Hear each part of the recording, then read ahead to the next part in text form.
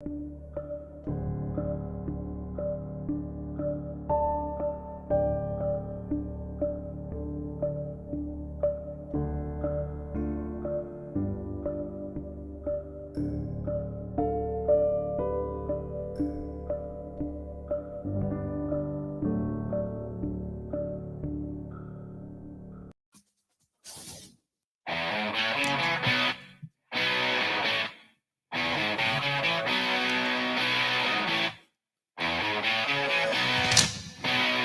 day. Welcome. The Wednesday edition of the Bill Michaels Show. How we looking?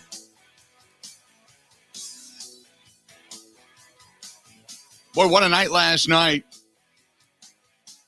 Mike Trout, big moment, struck out by his teammate.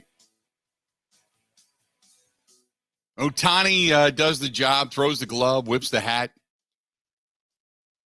The team from Japan, they win the World Baseball Classic. That was nice. Watching the Badgers last night get a win over Oregon on that god-awful court was nice. They're still dancing. And in the meantime, you've got now the New York paparazzi has made its way towards Malibu. And now they're tracking down Aaron Rodgers, trying to find out the next dating candidate. Things like that. That's going on. There's talk in New York now. Articles coming out saying, look, if the Packers don't want a deal. One article said, show them the New York, the New York salute or the Bronx salute, basically giving them the finger. And said to heck with them.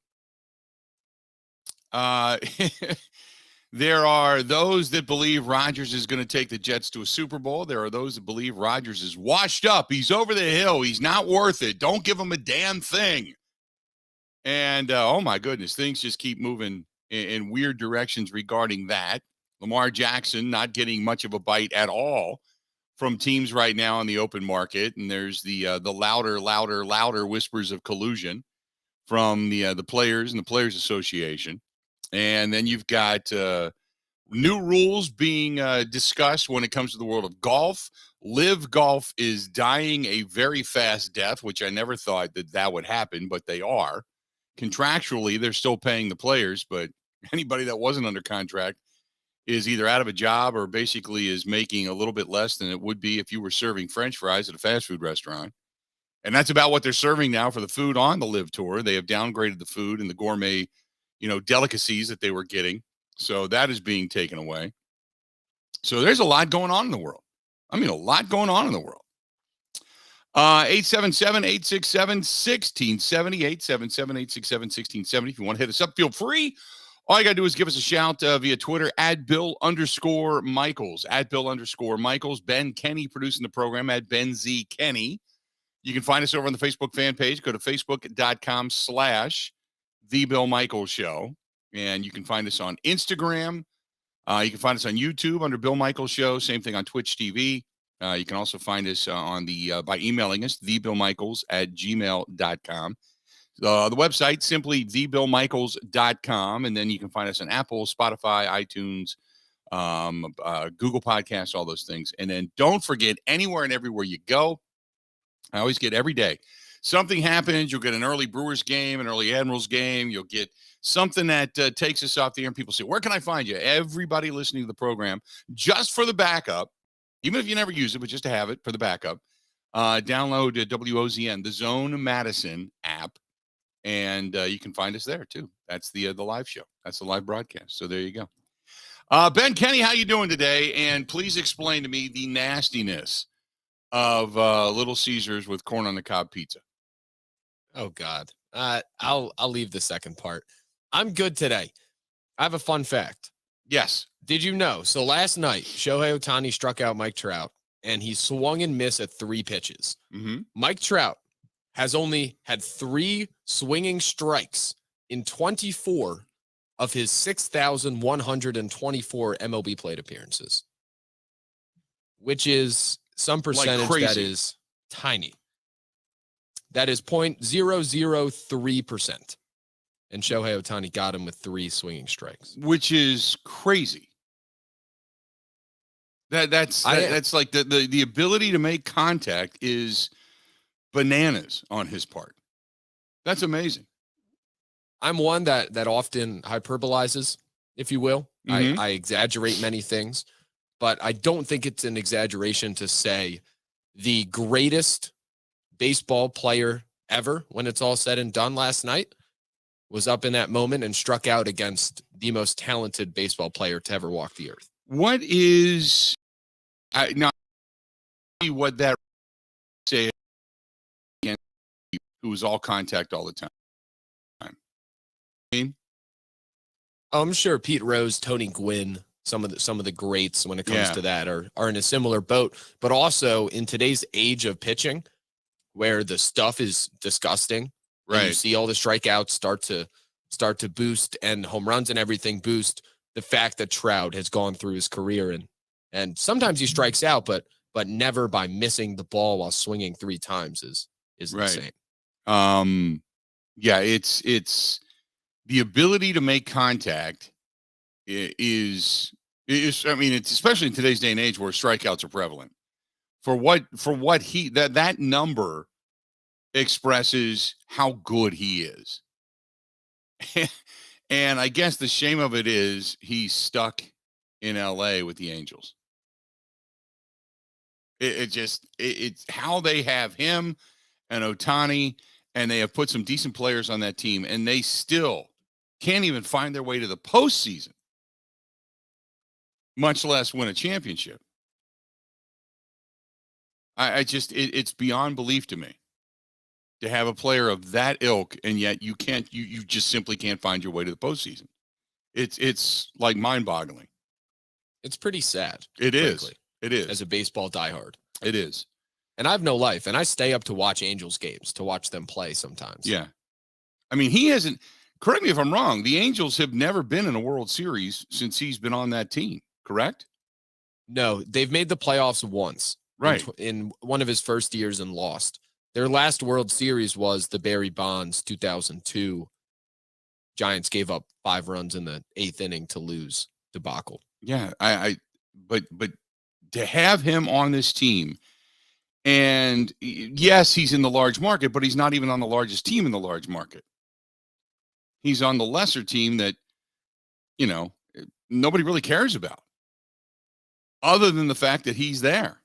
That's it. I mean, it's they brought in numerous managers. Managers have been hired and fired. Players have been put around him, and it just nothing has panned out in LA. It's just Nacho says it's kind of like when Robin Yount went to one World Series and never found his way back. Exactly.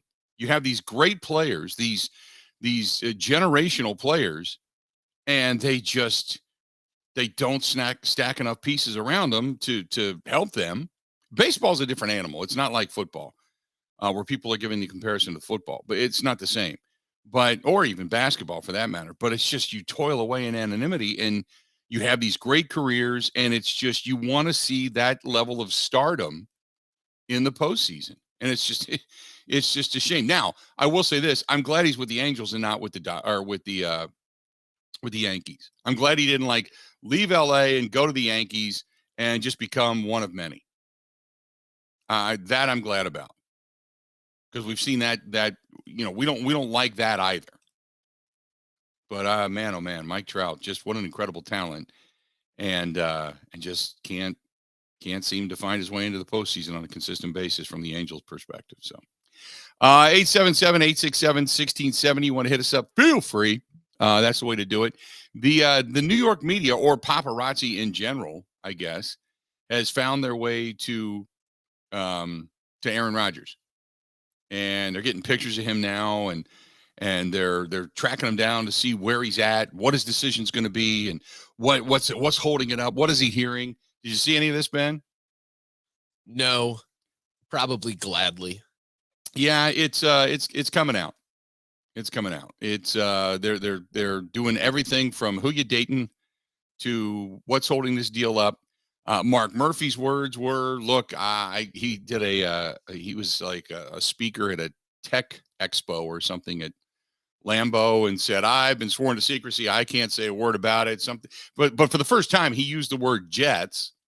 So we know that's, a definite discussion within the building. We know that now.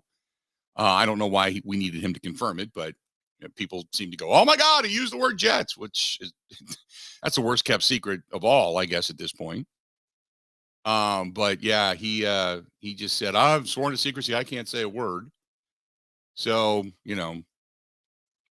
got that going on, and then the other breaking news of the day, I guess, if you want to call it breaking news, I guess doesn't matter to me. But we saw that the Brewers, Corbin Burns, has hired Scott Boras as his agent. And you know what that means? It means he's gone.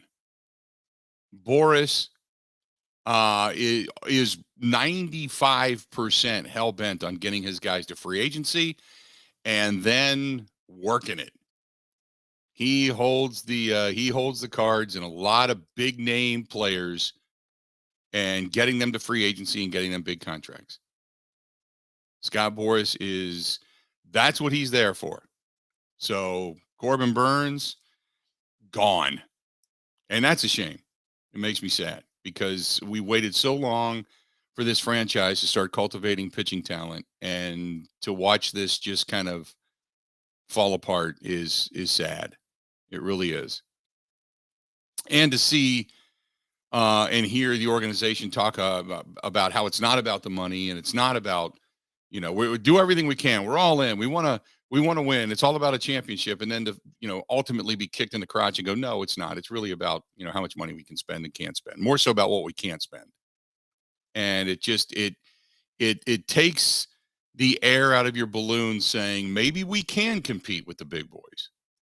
And ultimately it's, no, you can't. You can compete for a very short window. Sure. If everything comes together and, you start to get a little bit of talent, cultivate it all at the right time, and you can do it on the cheap, and you can find lightning in a bottle, and okay, sure, that way. But as far as on a week in, week out, year in, year out, consistent basis, no, you can't. And that's disappointing. That's disappointing. 877-867-1670, 877-867-1670. If you want to find us, please feel free. Give us a call real quick. Pro Football Talk says regarding Aaron Rodgers, it's time for the Jets to show the Packers the New Jersey State bird. The finger. It's been a week since the quarterback made the public plea for the Packers to, quote, be reasonable in their expectation from the Jets. And in the past 7 days, neither team has budged. The Packers, as Rodgers said, are, quote, digging in their heels. Rightfully so. Just because I said this yesterday, just because Rodgers said it doesn't mean they have to do it. He's a quarterback. He's not a king. Let's remember that. And people act like the Packers are just, no, we're not trading him. We're not. Wait a minute. The Jets were the ones that said they were all in. The Jets were the one that said they'd do anything to get him. I don't understand why the Jets aren't sitting there saying, what do you want? 2 first rounds? No, we'll give you 1 first round. Let's get this deal done right here, right now. Or whatever it is the Packers are at. I don't know what the asking price is, but regardless, it's like, come on. The Jets are the ones that flew out to meet the guy. Remember, they're the ones that said, we're in. And Woody Johnson was the one that said, it doesn't matter what it takes. I got to have him on our team. And then all of a sudden you get up to the finish line and then now you're going to start lowballing. I don't understand it. It's not personal. It's strictly business. And it's time for the Jets to take a page from the Marty Lyons playbook and give the Packers the business. These are the New York Jets, technically the New Jersey Jets. They should start demonstrating some of the attitude as their fan base would exhibit when dealing with difficult people in challenging situations. The Jets need to go to the offensive. They perhaps need to be a little offensive. They need to tell the Packers how it's going to be. Why do you think Packers CEO Mark Murphy suddenly opted to zip it? They know they're ruining a grift by acting like they have the upper hand. No, he's just not going to give it away. Why are people painting the Packers in a bad light in all of this? I have no qualms about the Packers holding out for what it is they want. And Andrew Brand has said it 1,000 times in this program. 9 times out of 10, nothing gets done until a deadline is set and that deadline approaches. Nothing says this week or tomorrow or today or whenever that if the Jets want him in so bad, then pony up. Then acquiesce. But every day that goes by, they act like we're losing. Oh my God, screw it. We can't deal for Aaron Rodgers. Move on. They're in a panic. Nobody in Green Bay is in a panic. I don't understand why it's suddenly this sense of urgency that if the Packers don't trade him, then the Jets should flip the Packers off, give them the bird, and tell them to go to H. Why? So anyway, they say the Packers don't have the upper hand because they owe Rodgers nearly $60 million fully guaranteed, and if they don't trade him by week 1, his $58.3 million roster bonus becomes a base salary, sending the salary cap number through the roof. Do they really think Aaron Rodgers, his salary cap number is going to be $58.3 million come day 1 of the regular season? Do you really think that this whole thing's going to play out through training camp? I mean, Mike Florio wrote this, and there's times that I don't give Mike Florio credit because people hate Mike Florio. But in this particular case, Mike Florio is a dumbass. Seriously, how do you even begin to think that Aaron Rodgers is not going to be under center in New York, and that suddenly New York has the upper hand, and New York should be flipping off the Green Bay Packers? New York went all in. Their plan B really doesn't exist unless you go after Lamar Jackson or a different type of trade. So people are sending me this article about from Pro Football Focus or Pro Football Talk, written by Mike Florio, that it's time for the New York Jets to flip off the Green Bay Packers and tell them to basically bite me. I'm like, that's fine. Move on. Talk to you later. You went all in. You brought in Alan Lazard. You brought in Nathaniel Hackett again. All you got to do is look out west. See what that all did. As then you decided to let's go with plan B. We'll take Russell Wilson. Yeah, enjoy. Let's do this. We'll get to the phone calls when we come back. Hang in there. We got a lot of the Bill Michaels Show coming up next.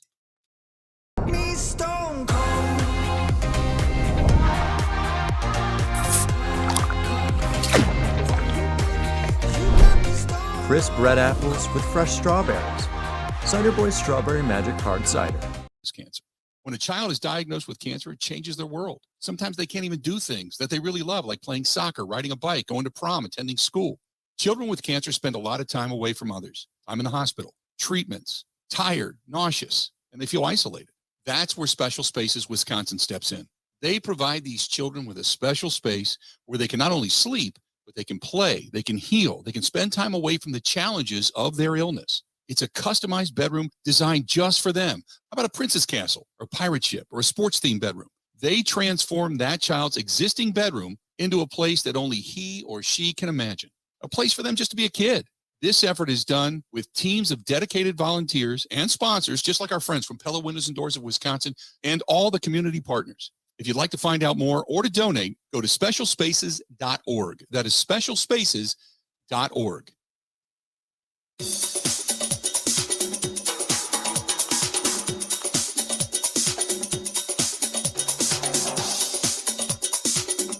Bill Michaels will resume in 3 minutes.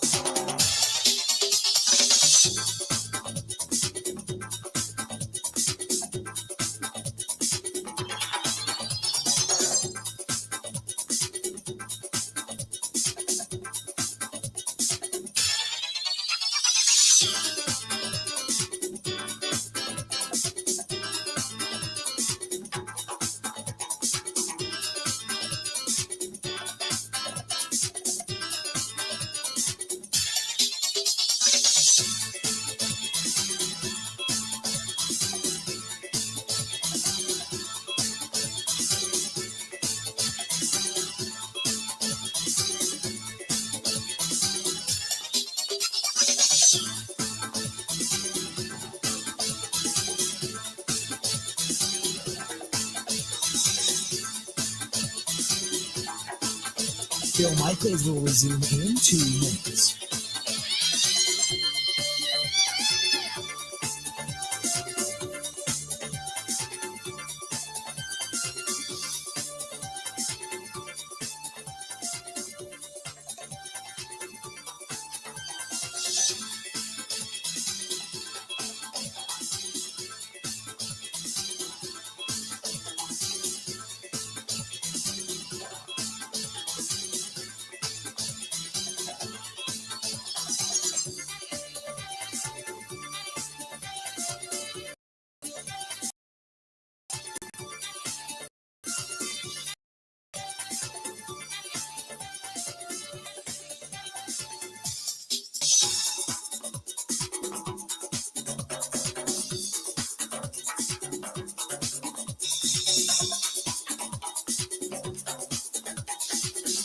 Bill Michaels will resume in 1 minute.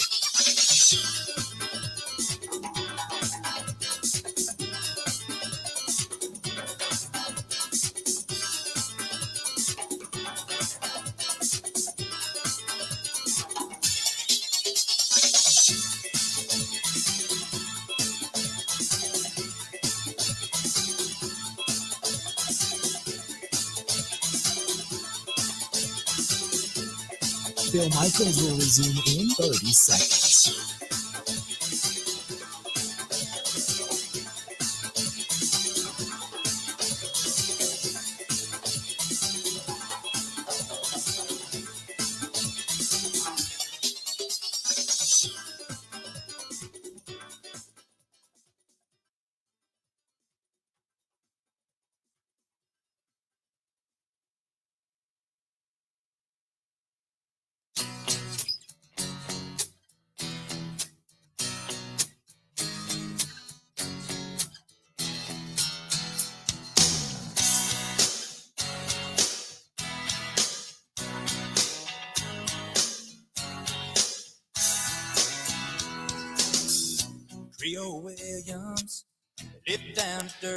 Welcome back to the program, the Bill Michaels Show.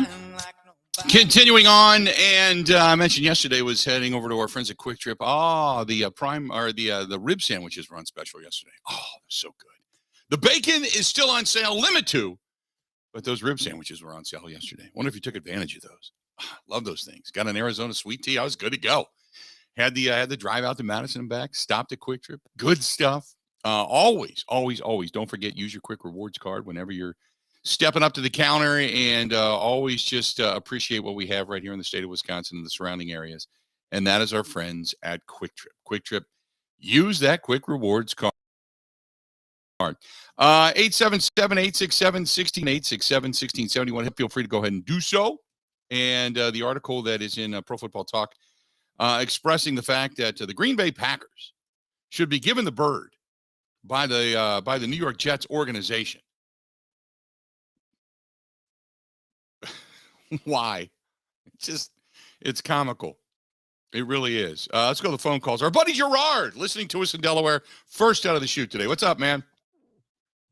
Hey, Bill, I got 3 things I want to speak to you about, if you don't mind. Sure. The first, WBC. I think the highlight last night was in the 7th inning when Japan's pitcher was on the mound. They did a real good close-up of the huge hickey on his neck.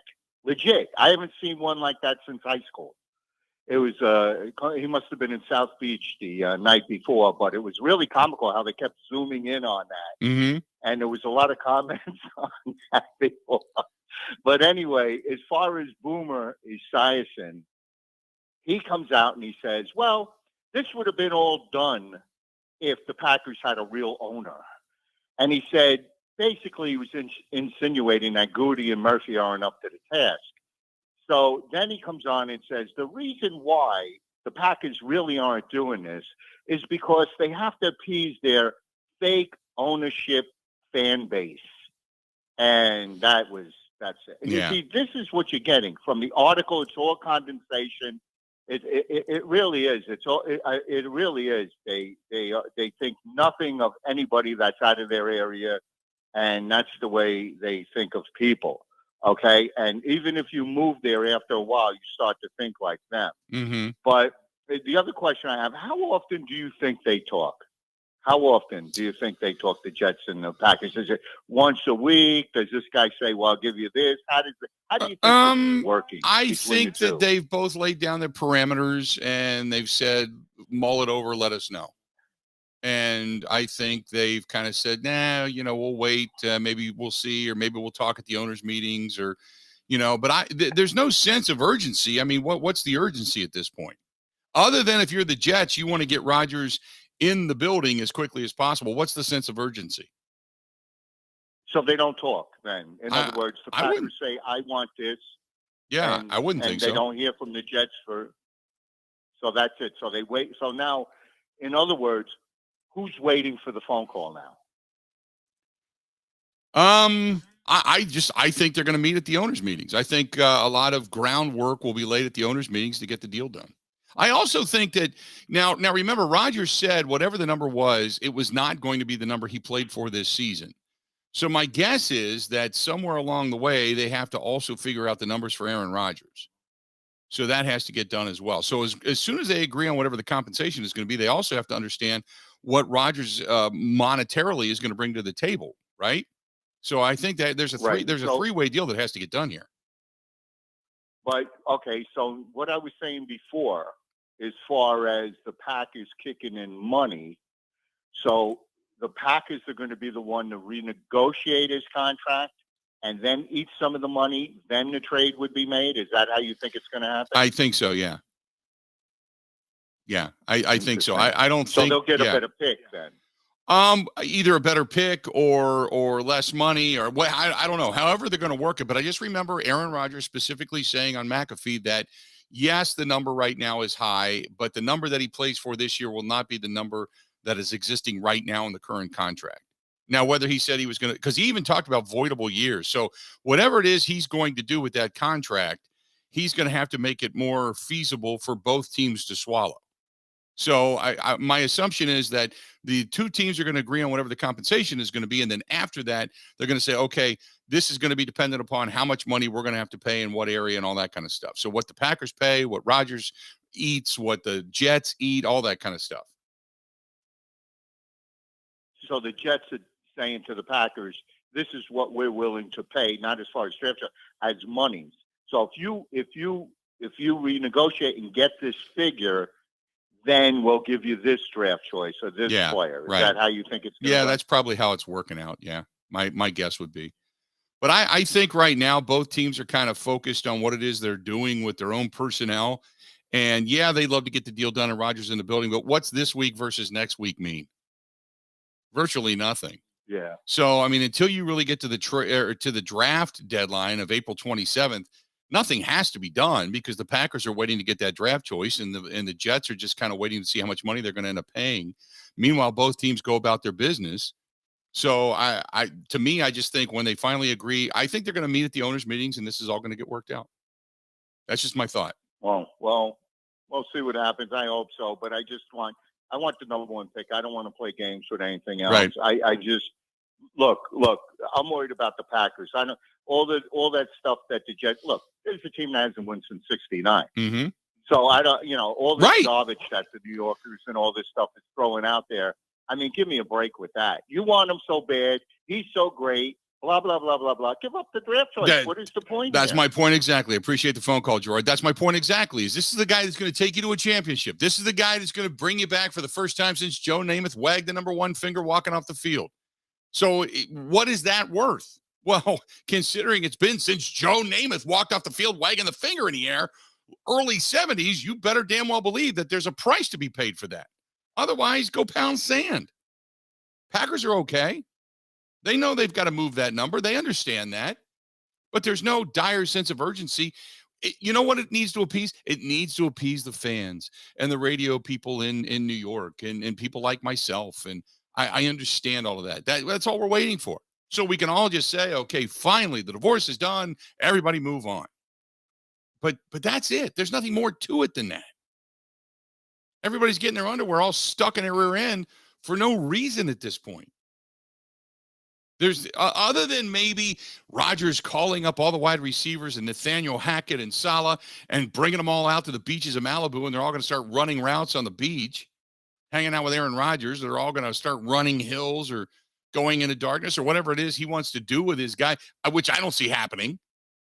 Other than that, why does it have to be today? Why does it have to be tomorrow? Why does it have to be first week of April? Why? It doesn't matter. You know? And I'll tell you this, it's kind of nice having Green Bay being the smallest market in all of Major League Sports.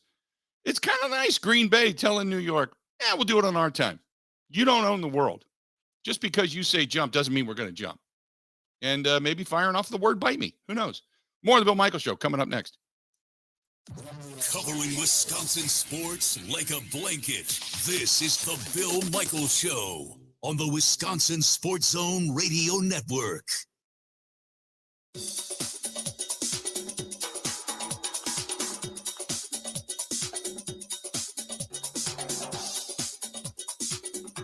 Bill Michaels will resume in 5 minutes.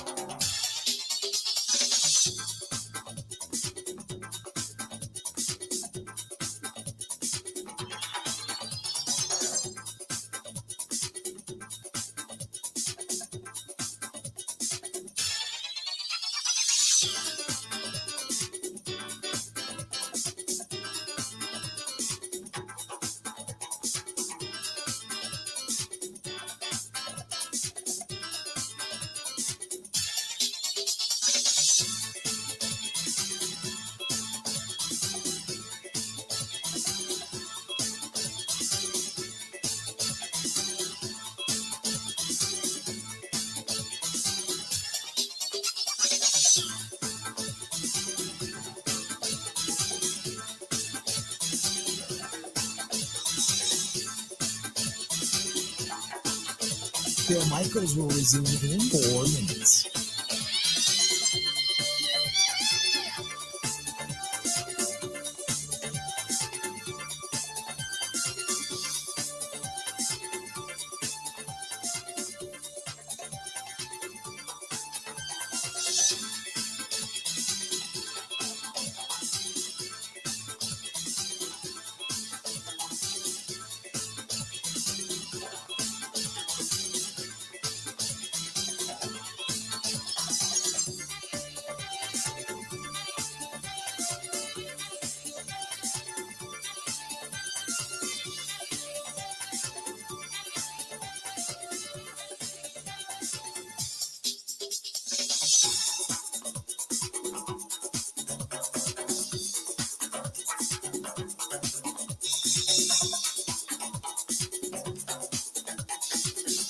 Bill Michaels will resume in 3 minutes.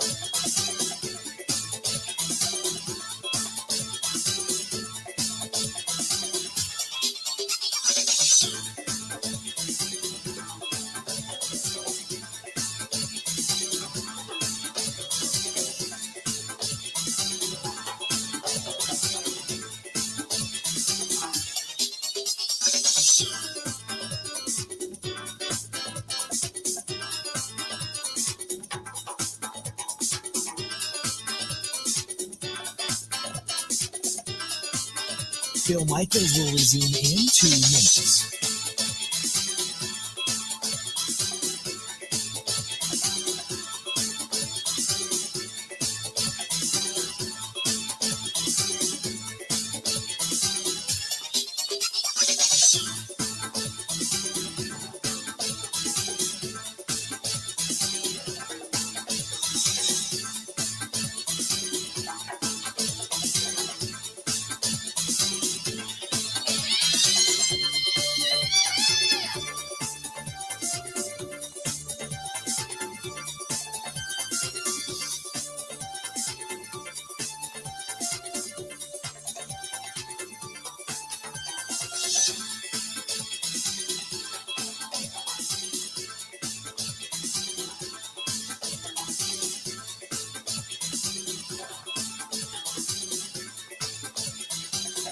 Bill Michaels will resume in 1 minute.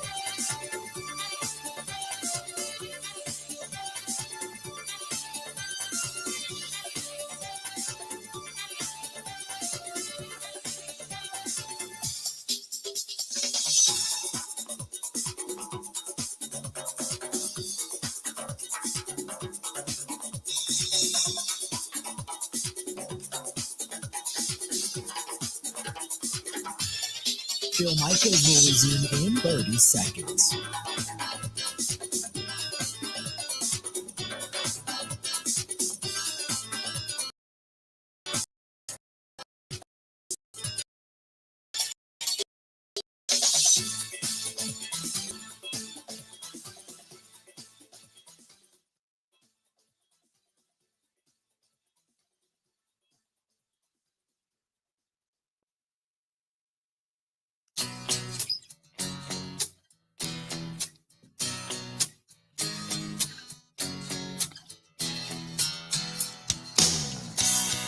Welcome back. Good to have you. Hey, our friends over at Steel Tank Brewing, Steel Tank Brewing Company, and which is really good guys over there.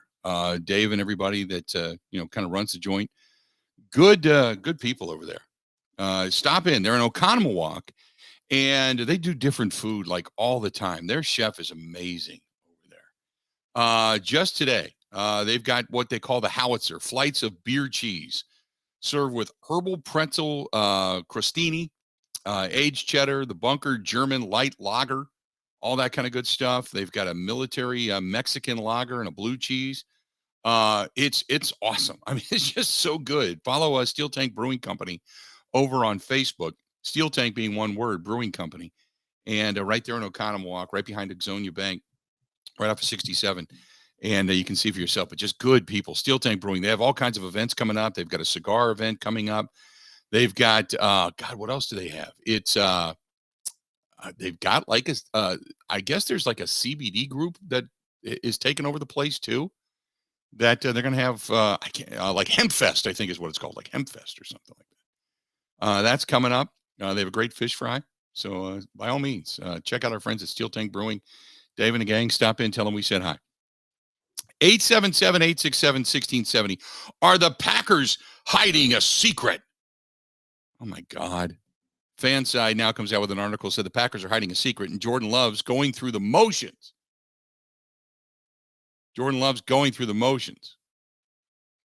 That Packers president and CEO Mark Murphy acting especially squirrely this week and may have a major revelation on the tip of his tongue. But we'll get back to that in due time. First, some controversial comments about the uncontroversial quarterback, and then the mildly bruising news of Colts getting the Paris Campbell replacement. So they go through the whole deal. They say that the pundits are already comparing Jordan Love to Aaron Rodgers. Oh, yeah. Because, Rodgers, he took over after Brett Favre left Green Bay for the New York Jets. And it's the most natural way to describe the quarterback transition in Green Bay. Okay. Just TJ Hushmanzada, who he's a former player, but I don't put a ton of stock in what TJ says, but he said that Jordan Love is motion, the way he's throwing the ball, just like Aaron Rodgers. Okay. So the Packers are hiding secrets, and all of this is crap, by the way, for people that are sending it to me. There's no facts here. You just see the headline and people go, oh my God, the Packers are hiding something. Something's going on. Yeah, something's going on. They're hiding something. They're laying the deal. They're laying the groundwork. But beyond that, it's like, relax. Relax. People are getting all up in arms, man. No reason to. Not at this point. Just relax. RELAX.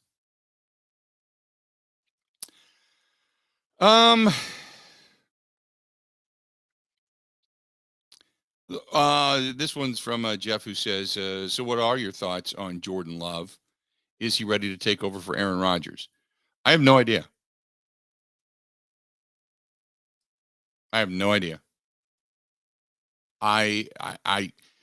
Again, For those that have heard it, I apologize. But to answer your question, I have said from the beginning, I wasn't a fan of the pick. I watched his college tape. It wasn't overwhelmingly impressive. His last year, everybody wants to blame on Gary Anderson. He was throwing picks because he had lost some of his receivers, and Gary Anderson was his offensive coordinator. Okay, so he threw picks. I've seen him throw in preseason. I saw him throw in the Kansas City game. I saw him throw in the Detroit game.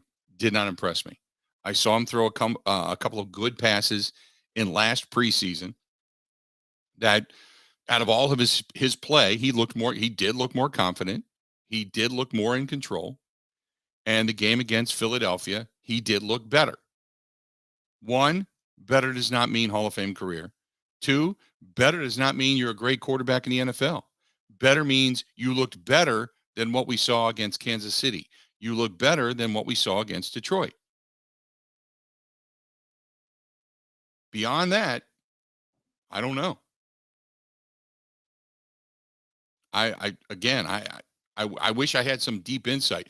I felt good when I saw Aaron Rodgers up close and personal for the first couple of years, backing up Brett Favre. I felt good in saying and talking to the guy that this guy was an intelligent guy, and if his ability was half as good as his intelligence, he would have been a Hall of Famer. And sure enough, it panned out. I looked brilliant. I thank Aaron Rodgers for that because he actually made me look smart. I've listened to Jordan Love talk. I've watched him play. I think he is intelligent. I think he's likable. But that does not make you a great quarterback.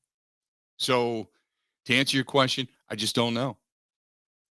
As far as the fan in me goes, I hope that he's all of that. But the skeptic in me, the realist in me says, first of all, the likelihood of the Packers finding another great quarterback in back-to-back-to-back succession, never been done in the history of the NFL. Not in the modern Super Bowl era, going all the way back to the late 60s. So that's first. So the odds are against you there. Secondly, from what I've seen, it doesn't leave me brimming with confidence. It makes me excited for what the future may hold. Can we get out from underneath this cloud? Can we get out from the drama? Can we just have a normal offseason? Can it just be a normal training camp? Can it not be about whether it is or isn't your final year? Are you or are you not happy? Who is and isn't in your trust circle? Can we just watch a quarterback just drop back and throw the damn football to the guys that are actually open? Can we watch a quarterback drop back and run the offense? Can we watch a coach and a quarterback not tiptoe around each other's feelings for fear that they're going to say something erroneous in public, that suddenly there's going to be this rift that we're going to have to, in some way, shape, or form, publicly overcome? I'm just looking for a sense of normalcy. That's it.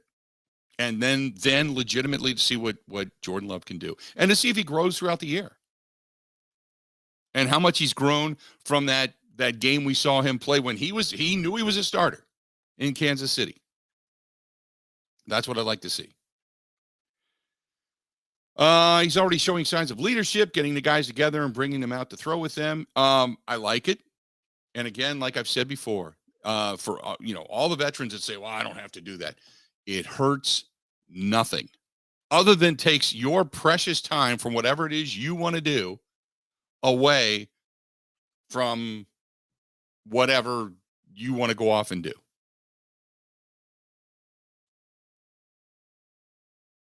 Other than that, I don't care.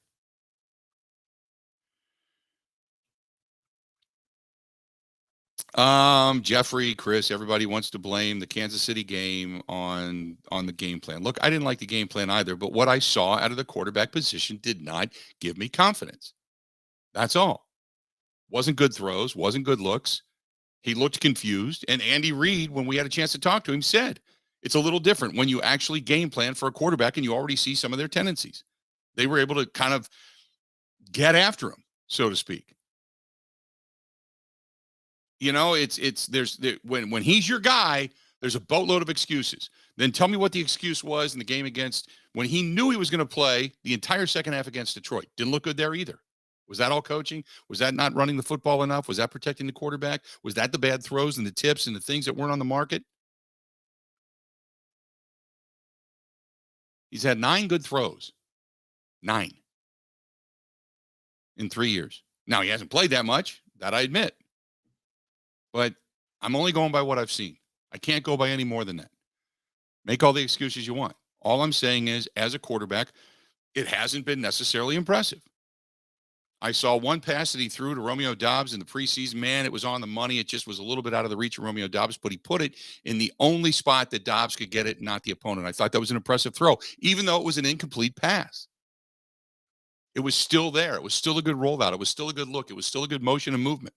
I thought it was impressive, which is something I had not seen out of him to that point. I thought the zip with which he threw the ball against Philadelphia, I thought it was solid. I thought the pass to Christian Watson, I thought that was solid. The play fake was solid. I like some of the things I saw. 877-867-1670, 877-867-1670. Chris says, don't you actually have to get a chance to practice with the ones to get comfortable? Chris, I don't ever want to hear that excuse again.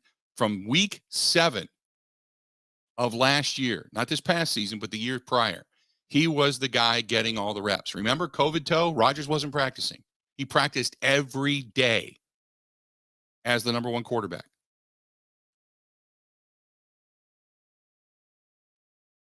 Remember that. Again, you're searching for excuses to say he's going to be great. That's fine. If he is, he is. But don't – he practiced with the number 1s every day when Rodgers couldn't practice because of the toe. And Rodgers wasn't always taking all the snaps this past season because of the thumb. Yes, he's taken a ton of snaps with the ones. 877-867-1670. Hit us up. More of the Bill Michaels Show next. Ready? This is the Bill Michaels Show on the Wisconsin Sports Zone Radio Network. I'm Gina Della from Pella. Unparalleled service from beginning to end. That's the Pella promise. And it all starts with a free consultation right in the comfort of your own home. Don't imagine. See for yourself how Pella can help change the beauty and curb appeal of your home. Or visit one of our 3 showrooms where you can experience the latest in technology and design innovations, like the new hidden screen, exclusively at Pella. Don't wait. Visit PellaWI.com today.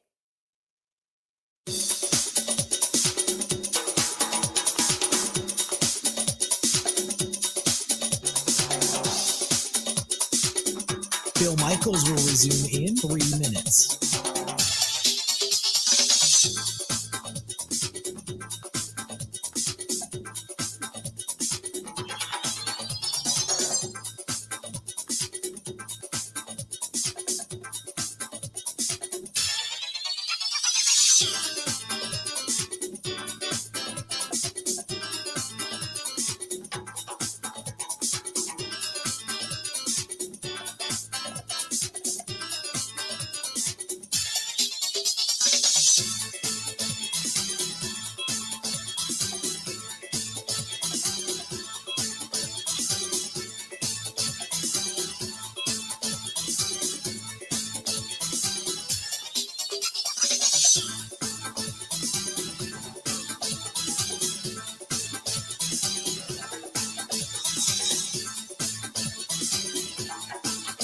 Bill Michaels will resume in 2 minutes.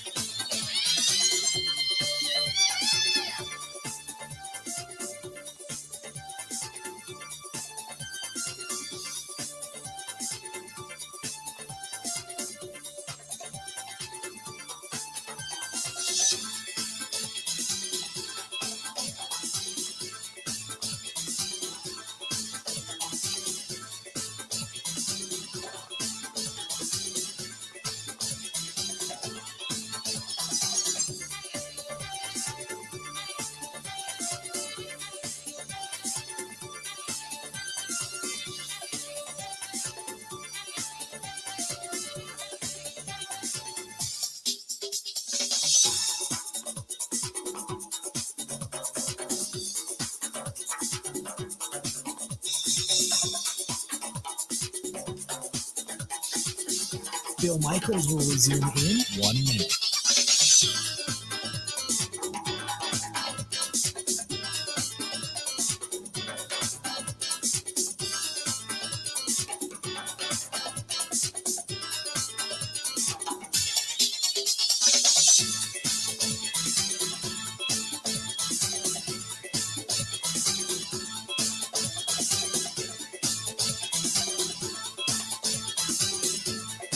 Bill Michaels will resume in 30 seconds.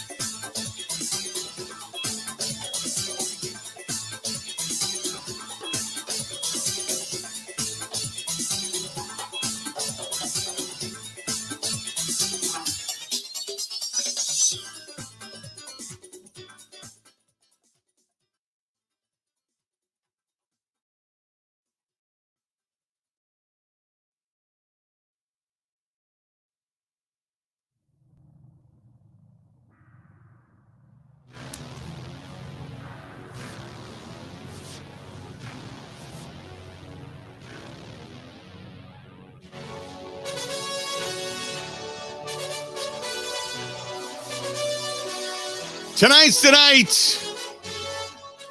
Had a little meeting yesterday out and back to Madison, but tonight it's just work around the house. Taking off, heading down to Illinois tomorrow for the next couple of days, and then I got to get back and some parties and stuff over the weekend that are going on. But tonight, just me and relaxation and getting some work done around the house. That's about it. Computer stuff. But tonight, heading down to Robert's Specialty Meats. Going to do a little grilling tonight. I know we got some rain coming. That's fine. I'll be under the roof of the tiki bar, but I got the grill all ready to go. The gas is on. We're set up for summer. I'm ready. I can't wait. So tonight, a little bit of grilling tonight. Got some grocery shopping to do, but a little bit of grilling tonight. Go to Robert's Specialty Meats, Waukesha.com. That's Robert's Specialty Meats, Waukesha.com. Right there on Sunset Drive in Waukesha, as a matter of fact. Again, Robert's Specialty Meats, Waukesha.com, whether it's the Al Capone roast, sausages, brats, you name it, the ribs on a stick, the garlic Parmesan chicken skewers, which are so good. That's our friends at Robert's Specialty Meats, Waukesha. Just give them a shout. Let's go to Mike. Mike, welcome to the program. What's going on, man? Thanks, Bill. Thanks for taking my call. You bet. Very much enjoy it. I met you at the State Fair a couple of times and enjoyed that also. Oh, thank you. I got a question on the salary cap. If the Packers take responsibility for some of the salary for Rodgers, either this year or next year, does that count against our salary cap? And if it doesn't, can we sweeten that pot a little bit to make the draft choices better? Well, right now, Rodgers counts against the salary cap. Right now, the Packers are under the salary cap with Rodgers in the way they have it. Now, if indeed it goes to game one, first day of the regular season, then all that money's added, and that would ultimately hurt the Packers. So the Packers would need to get to that adjusted, so to speak. But we all know that's not the number, because Aaron Rodgers even stated he can't, he knows whether it's the Packers or the Jets, it doesn't matter. He can't handicap a team. He's going to have to renegotiate that. So I think the money, until it's decided upon, you ultimately worry about it, but it's not something that is overwhelmingly dictating all decisions right now. It's something that I think compensation and what you're going to get in return, it's what the Jets are going to get. It's if the Jets are going to have a shot at a second season or not. I know that they're going to have to do the dance with Rodgers too, about going to whatever and thinking about stuff and figuring out what he wants to do and where he's going to be. I'll be honest with you. I get the sense that if this season doesn't go the way the Jets hope and the Jets fans hope, that Rodgers won't be back, because I get the sense that the fans in New York are already tired of it. They're already ready to just say, to hell with this, I mean, articles are being written about, well, the Jets should just say screw it and move on. I mean, they're already tired of this. And we've been dealing with this for how long now? 3 years? And almost 5 to 7 years with Favre prior to that. So yeah, they're not going to wait. So I get the sense that if things don't go the way they wanted in New York, that Rodgers probably won't be back. So I'm sure they're probably trying to work out the what ifs as far as compensation goes and the money and the contract for Aaron Rodgers. But I think right now, and that's the reason I kind of, knowing the owners' meetings are coming up, I think you're going to see Mark Murphy and company, and they're going to see Woody Johnson, and they're going to, slap high fives or share a beverage or whatever. And they're going to say, let's get it done. Let's be reasonable. The Packers are not unreasonable people when it comes to the understanding of value, but they want to do all of this in a right way, I'm sure. So, but beyond that, I'm not, I'm not concerned about salary right now and salary cap. because until they figure out the numbers, none of it matters. We can sit here and play devil's advocate on everything. We can call Kurt Engels and have him break down every salary cap number that you could possibly think of, and Andrew Brandt do the exact same and say, well, if they did this, we could do this, and if they did that, we could do this, and on and on and on. But until the actual deal is done and they get what they value, because we don't know what they value Aaron Rodgers as. Do they look at Aaron Rodgers as yeah, he's a tremendous player, but he's old and he's only worth a third rounder? Well, the Packers are probably like, wait a minute, if he's going to win you Super Bowl, he's worth a first rounder. Yeah, but if he doesn't, then he's only a second rounder. Well, but if he plays a second year and you get 2 years out of him, then he's a first and a second rounder. And you see what I'm saying? So my whole thing is, it's going to be a lot of banner. It's going to be a lot of back and forth, and it's going to be a whole lot of crap and speculation until we actually find an answer. That's just, I don't know. That's just kind of where I'm at. And I'll be honest. I'm really enjoying watching New York go nuts. I really am. Because everybody's got an opinion. Everybody is, like I said, they're already tired of it. They're coming after Mark Murphy. They're coming after the Packers fan base. They're already ready to move on. And it's been, 2 weeks? Holy crap. 2 weeks and you're ready to say screw it? And you're writing stories about how the New Jersey Jets should show Wisconsin and the Packers the New Jersey State bird? That's where you're at already. Boy, did that go sour fast. Holy crap.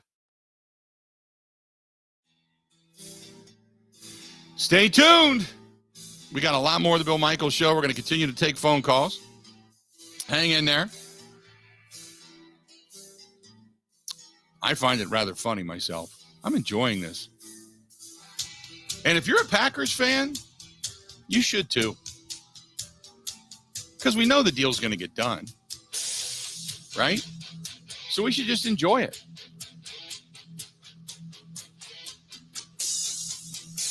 Got the New York Post article. Aaron Rodgers steps out for coffee as the Jets trade drama persists. I love it.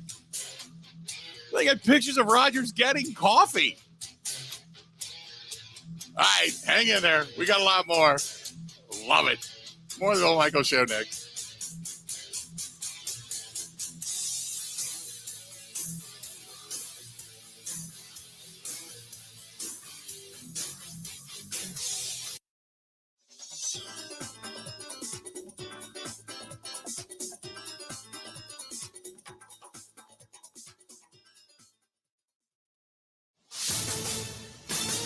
This is a Wisconsin Sports Zone update. Powered by Max Klesmit's team high 18 points. Second-seeded Wisconsin would rally from an 8-point deficit to knock out the top-seeded Oregon Ducks out of the NIT with a 61-58 victory, sending the Badgers to Las Vegas for the semifinals. Here's more from Klesmit, who scored 14 of his 18 points in the second half. It's been enjoyable to win these 3 in a row. Obviously, the goal is to win the championship at the end, and trying to take it one game at a time, one day at a time right now. So, with that being said, I think that's just a credit to all the guys coming in, working every day. Wisconsin will now face North Texas in the NIT semifinals, March 28th in Las Vegas. To the NBA, the Milwaukee Bucks won 22 of its past 25 games. It owns the NBA's best record, and having the last 2 nights off, they're back into action tonight when they host the San Antonio Spurs at the Fiserv Forum for a 7 o'clock tip. You're worth so much more. Have you ever had the choice to accumulate wealth or go into debt? Let's play Would You Rather. Would you rather have $190,000 in total compensation or be $29,000 in debt? That's the choice between paying for a bachelor's degree that might not even land you a job or an apprenticeship with LIUNA that will lead to job security, a pension, stability, and a lifetime of great wages. You're worth so much more. Go to liunawisconsin.org/join to learn how to accumulate wealth instead of debt. As Luke Fickell looks to put a stamp on Wisconsin football, he says mental toughness comes day one, and that starts Saturday for spring ball. That's where I think the toughness comes in. On day 1, day 2, day 3, even day 10. It's not that difficult. When you get to day 24, when you get to day 25, are you still challenging yourself to grow mentally? Are you still challenging yourself to grow even with the workouts on the off day? So there's a toughness beside this thing that is far different, I think, mentally than just putting the ball down and playing. The Badgers' first game is September 2nd. For the Wisconsin Sports Zone Network, I'm Ebo.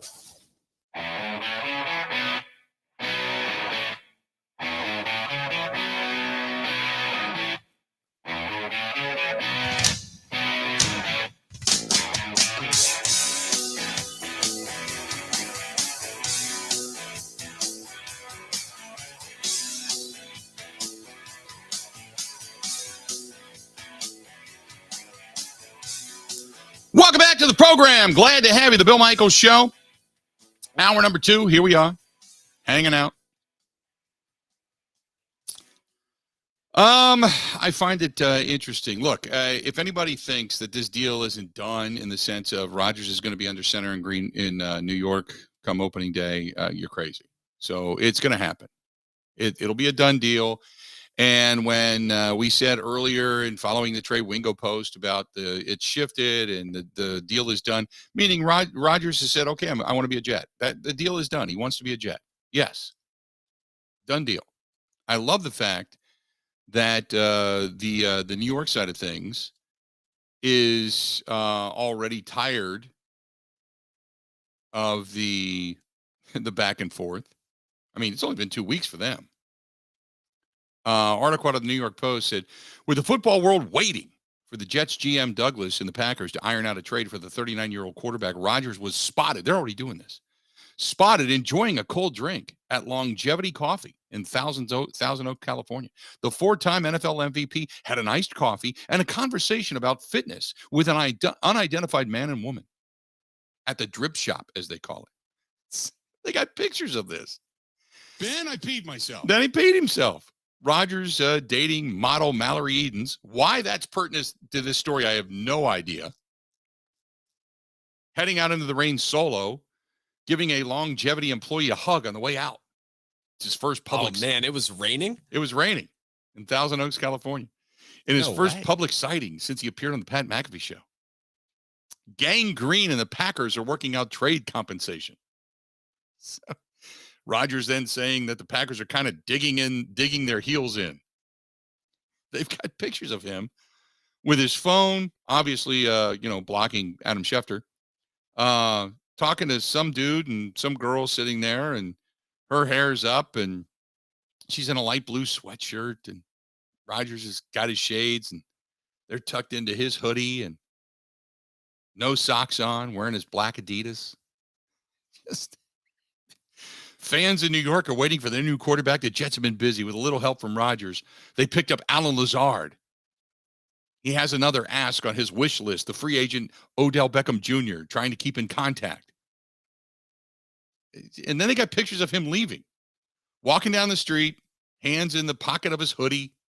Just, they're stalking the guy now. Oh, they say no need for coffee with this kind of energy around Rodgers right now. And then just below it in the New York Post, they have model Gabrielle Epstein revealing her racy new swimsuit, the Circumboob, and Paula Gretzky posting bikini selfies. It's all in the same thing. It's like, come on, man. Come on. Tough couple weeks for Paulina Gretzky. Right? With all the LIV news. Oh, fewer benefits. Right? Yeah, she's not even, they're not even doing private jets anymore. They've cut out the private jets for the LIV crew. That's a shame. Yeah. I love it.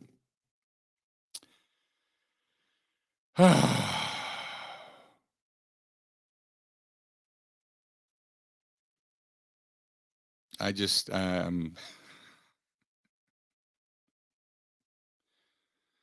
what's funny is even with Wilson, the Jets have a better team than the Packers. Packers need this trade more than New York does. Not really. Not really.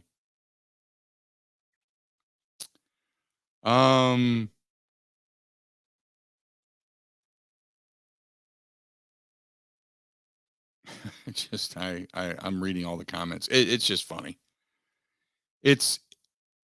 I'm doing what we do for a living. We get to comment on all this stuff, and it is as the world turns, and I completely understand that. And sometimes you just got to step back and go, man, what a merry-go-round. What a whole bunch of crap flying off that thing. And that's kind of what it's like. I'm of the mindset of it's going to get done. It's a done deal. Rodgers does not want to come back to Green Bay.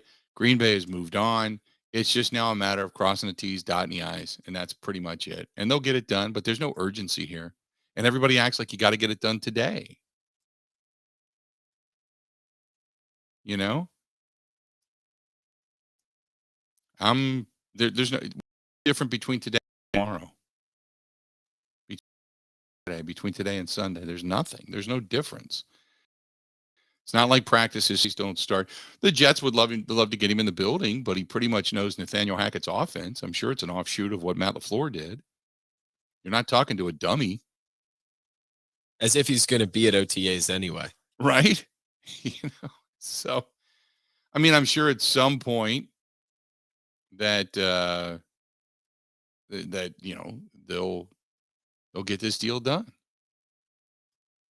And if the Packers, for whatever reason, don't get the deal done by the NFL draft, then you do it after June 1st, get next year's trade compensation. Now, you would love to have the Jets' 13th pick, but you would love to get draft compensation going into next season, the next draft, which my assumption would be conditional, because let's say the Jets win the Super Bowl. Then you're going to get the 32nd pick. Well, that doesn't mean a hill of beans. So you're going to take the first and what? The second?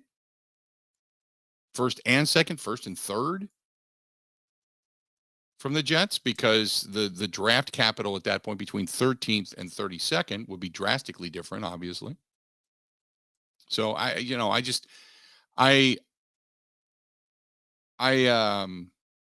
not, but the Packers also get to spread the money out over 2 years. After June 1st, when they would trade them, which means they actually gain compensation in the salary cap area over the next 2 years. So I'm good with that too. So I'm saying there's this whole thing of, oh my God, you got to get it done. We got to be done with this. No, if I'm good against, and if Rodgers, if his painting of the mental picture is correct and Gutekunst has dug his heels in, good. As a fan of the Green Bay Packers, get the absolute positive most you can. Dig your heels in. Because you don't have anything to worry about until the first game of the season, which doesn't happen until September, which would mean the Jets would panic because all they would have to work with is Zach Wilson. That's it. Packers have quarterbacks. So I'm good with that.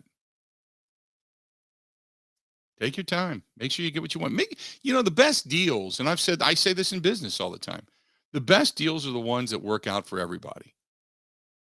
Packers get what they want. Jets get what they want. Everybody walks away feeling good about it. And I hope Rodgers plays well. I hope he makes the Jets relevant.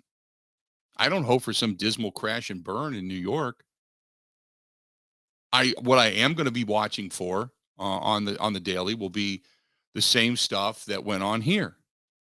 I'm going to be happy to listen to New York radio, wondering why Rodgers is going deep on a 3rd and 2.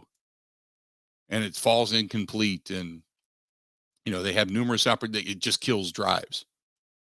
Or why Nathaniel Hackett has him out of shotgun 87% of the time. And they have empty backfield all the time. The best teacher I've ever had in my life. And that goes from school to football. He just makes learning fun. He makes learning fun. That's Nathaniel Hackett. He makes learning fun. The more you know.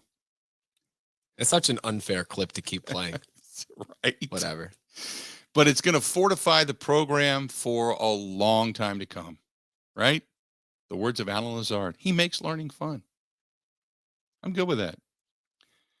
Such good blocking schemes. Right? The only thing that I think the league is waiting for is how much they're going to put the New York Jets into nationally televised games. That's it. I think CBS is salivating at the thought of some of the matchups the Jets are going to have. Certainly Rodgers and Josh Allen. That's going to be a matchup that they're definitely going to be all involved in. They can't wait for that. Tua and Aaron Rodgers. Can't wait for that. Can't wait for that. We'll know what the schedule is too coming out here shortly. Do you ever wonder, Bill, if yeah. the Packers actually not having an owner is a good thing for them in this case? Boomer brings up, if they had an owner, it'd be done, and it's such a joke how it's run. And I'm sitting here thinking about the negotiation part, and maybe if there was an owner, definitely if there was a more poor owner that doesn't run the best ship, they would be there to pressure Goody and the GM almost to get it done. There would be maybe ownership pressure. Yeah. But here you don't have it because that guy doesn't exist. Yeah, I would venture to say that I've said all along I love the Packers setup. At times it will drive you nuts because it moves like an iceberg. But overall, you don't, because it depends on your owner. Say you have Jerry Jones, who is the face of the team, still doing radio, shooting his mouth off, giving away state secrets on the continual, and creating nothing but controversy around your locker room, your head coach, your team. There's Daniel Snyder, who robs and diminishes the value of his property just because by walking through the door as the ultimate sleaze. There's Haslam, who threw the complete league into an off-kilter state by a really dumbass contract that he gave to a rather mediocre quarterback. You could have those guys. Or you could have the Rooney family that just sits back and lets their GM do their thing. You could have the McCaskey family, who's been, the son has been inept. They have gone through GMs and head coaches like they ate a bad meal at I don't even want to diminish any particular ethnic restaurant, but they had a bad meal at a restaurant and they can't get off the pot. They just keep blowing them out. So I like the structure the Packers have. It's not always conducive to what everybody wants, but it's stable. And there's 2 or 3 sides to this. One is the making of money and the business of all of this. Yeah, right. You could have the Ford family over in Detroit, who's finally, at least seemingly, starting to get it right after years of ineptitude. I mean, I remember growing up in Cincinnati. Paul Brown was great. Mike Brown was an idiot. Once Paul Brown had passed the team over to his son and then passed away, Mike Brown would rather spend an extra $22 on his badass hat than pay any money to anybody on that team to actually fortify the football team. They kept throwing money at Kajana Carter, for God's sakes, who fell off a treadmill and busted his knee. I just, with the whole thing with ownership, be careful what you wish for. But again, I go back to the opponents for the Jets this upcoming season. Tell me this. How many of these games do you think are going to be one of the primetime games on CBS, Ben? It's not going to be the Commanders. How about the Eagles? By primetime, you mean the 3:30? Either the 3:30 game on CBS or a Sunday night or Monday night game. The Eagles? Definitely. Chargers? Hurts versus Rodgers. Chargers, maybe. Kansas City? Yep. Buffalo? Yep. Probably both times. Dolphins? Probably, yep. Dolphins will be good. Bill Belichick and company up in New England? Yeah, probably. That's the home. Now the away. I mean, it'll be like what the Packers have been. Right. The Packers have been the late game on Fox. Every week they aren't on primetime. Right. Then there's Dallas. Yep. Feels like it. The Giants? Probably not. Then Daniel Jones. There's the Browns. Suck. The Broncos. The Raiders. What, Rodgers versus Devontae. Oh. Thought on that. And then there's again the Bills, the Dolphins, and the Patriots. So you would figure the Bills games would be. That's a tough schedule. Now that you go through it. Maybe one of the Dolphins games, maybe one of the Patriots games, the Dallas game, the Giants game, the Eagles game, the Chiefs game. I mean, there's 7-8 games. That's 8 games right there. That's 8 games right there, and maybe the Raiders game because of the whole Devontae thing. If the Raiders are somewhat, even remotely relevant, but That would be 8-9 games. That's half their schedule would be probably because of Aaron Rodgers prime time now in some way, shape, or form. Either the late afternoon game on CBS or would be the game, say, on Monday night or Sunday night or Thursday night for that matter. So I just by the walkthrough of the door of Aaron Rodgers, and you're right, that's a brutal schedule. That's all if they don't start losing. Correct. They'll do it early in the season, but if they get to 3 to 4 losses and they're no longer they're the draw because of the star power. Mm-hmm.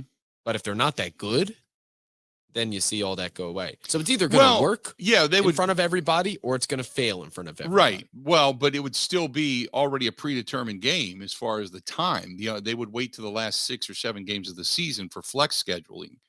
But most people are not going to get rid of Aaron Rodgers, especially when it's going to be against a team like Dallas, a team like Buffalo, a team like the Patriots, Tua, Kansas City, or the Eagles. Right. They wouldn't get rid of Rodgers versus Hurts, Rodgers versus Mahomes, Rodgers versus Prescott, Rodgers, New York versus New York. You know what I mean? Or Rodgers versus Josh Allen, Rodgers versus Tua. They wouldn't get rid of those games. They'd still keep those games just because. So, I mean, that's one of the reasons I'm sure the league probably wants to get it done because they like to schedule this stuff. But I think everybody knows, Rodgers is going to end up in New York, and it's going to be a done deal. It's just a matter of crossing the T's and dotting the I's. 877-867-1670, 877-867-1670. Hit us up. Hey, terrific. The best Italian food you're ever going to put in your mouth, whether it's spaghetti and meatballs, lasagna, the salsina, penny pasta. You've got the chicken marsala, which is just absolutely out of this world. And I know people don't necessarily go to an Italian restaurant for like veal chops and stuff, but they have some steaks. Unbelievable. Down at Calderon Club, Old World 3rd Street, downtown Milwaukee, right next door. San Giorgio, authentic, very verified, certified VPN Napolitana Pizzeria from out of Napoli, Italy. And they've got that as well. Both of them absolutely tremendous. Stop into either place. Tell Gino, Robin, everybody down there hello. Alex, which is the best waiter you're ever going to have. Just a great guy. Just great people down there. That's Calderon Club in San Giorgio, Old World 3rd Street, downtown Milwaukee, across from the Hyatt. And stop in, tell them we said hi. More of the Bill Michaels Show next. This is the Bill Michaels Show on the Wisconsin Sports Zone Radio Network. Jeff, what was the final straw at home that had you call Pella? I walked into my son's room and there was frost on the hardware on the inside of the house. My wife was getting upset with the drafts coming through the doors. That was it. Putting new windows and doors in your home is a big decision. With all the options that Pella has, everybody on your staff has done a great job of making a really difficult decision super simple. And I can't wait to have them in my house. Order today and get 0% interest for 48 months. Visit PellaWI.com today.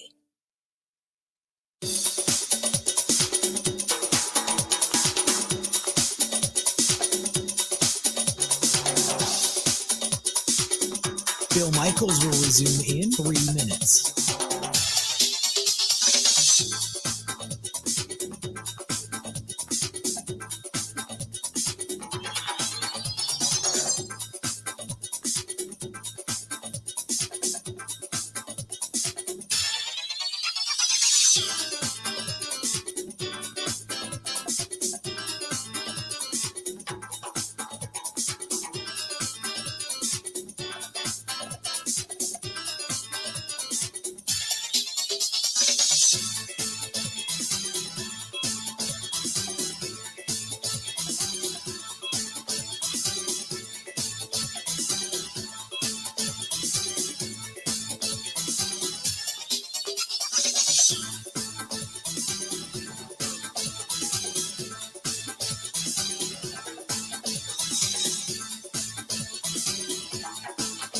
Bill Michaels will resume in 2 minutes.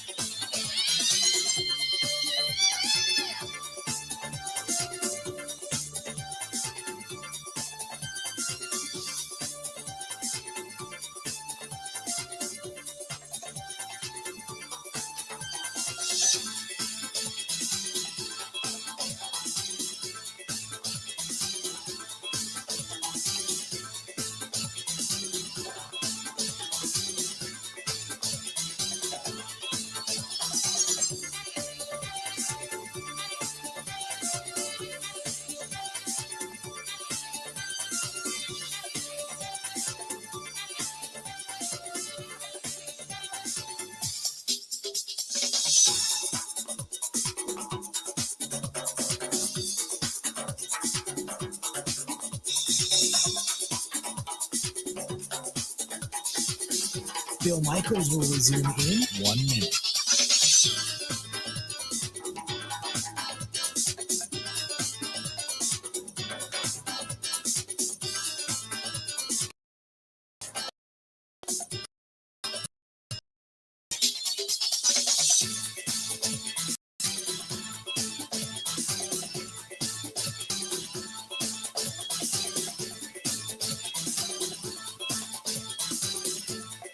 Bill Michaels will resume in 30 seconds.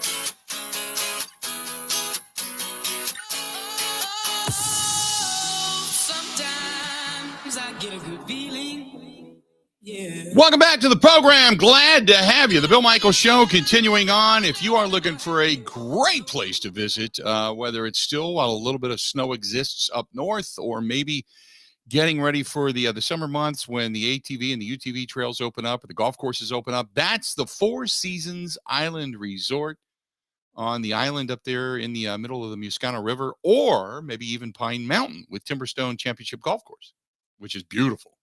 Either way, give our girl Barb a call, 715-938-5110, 715-938-5110.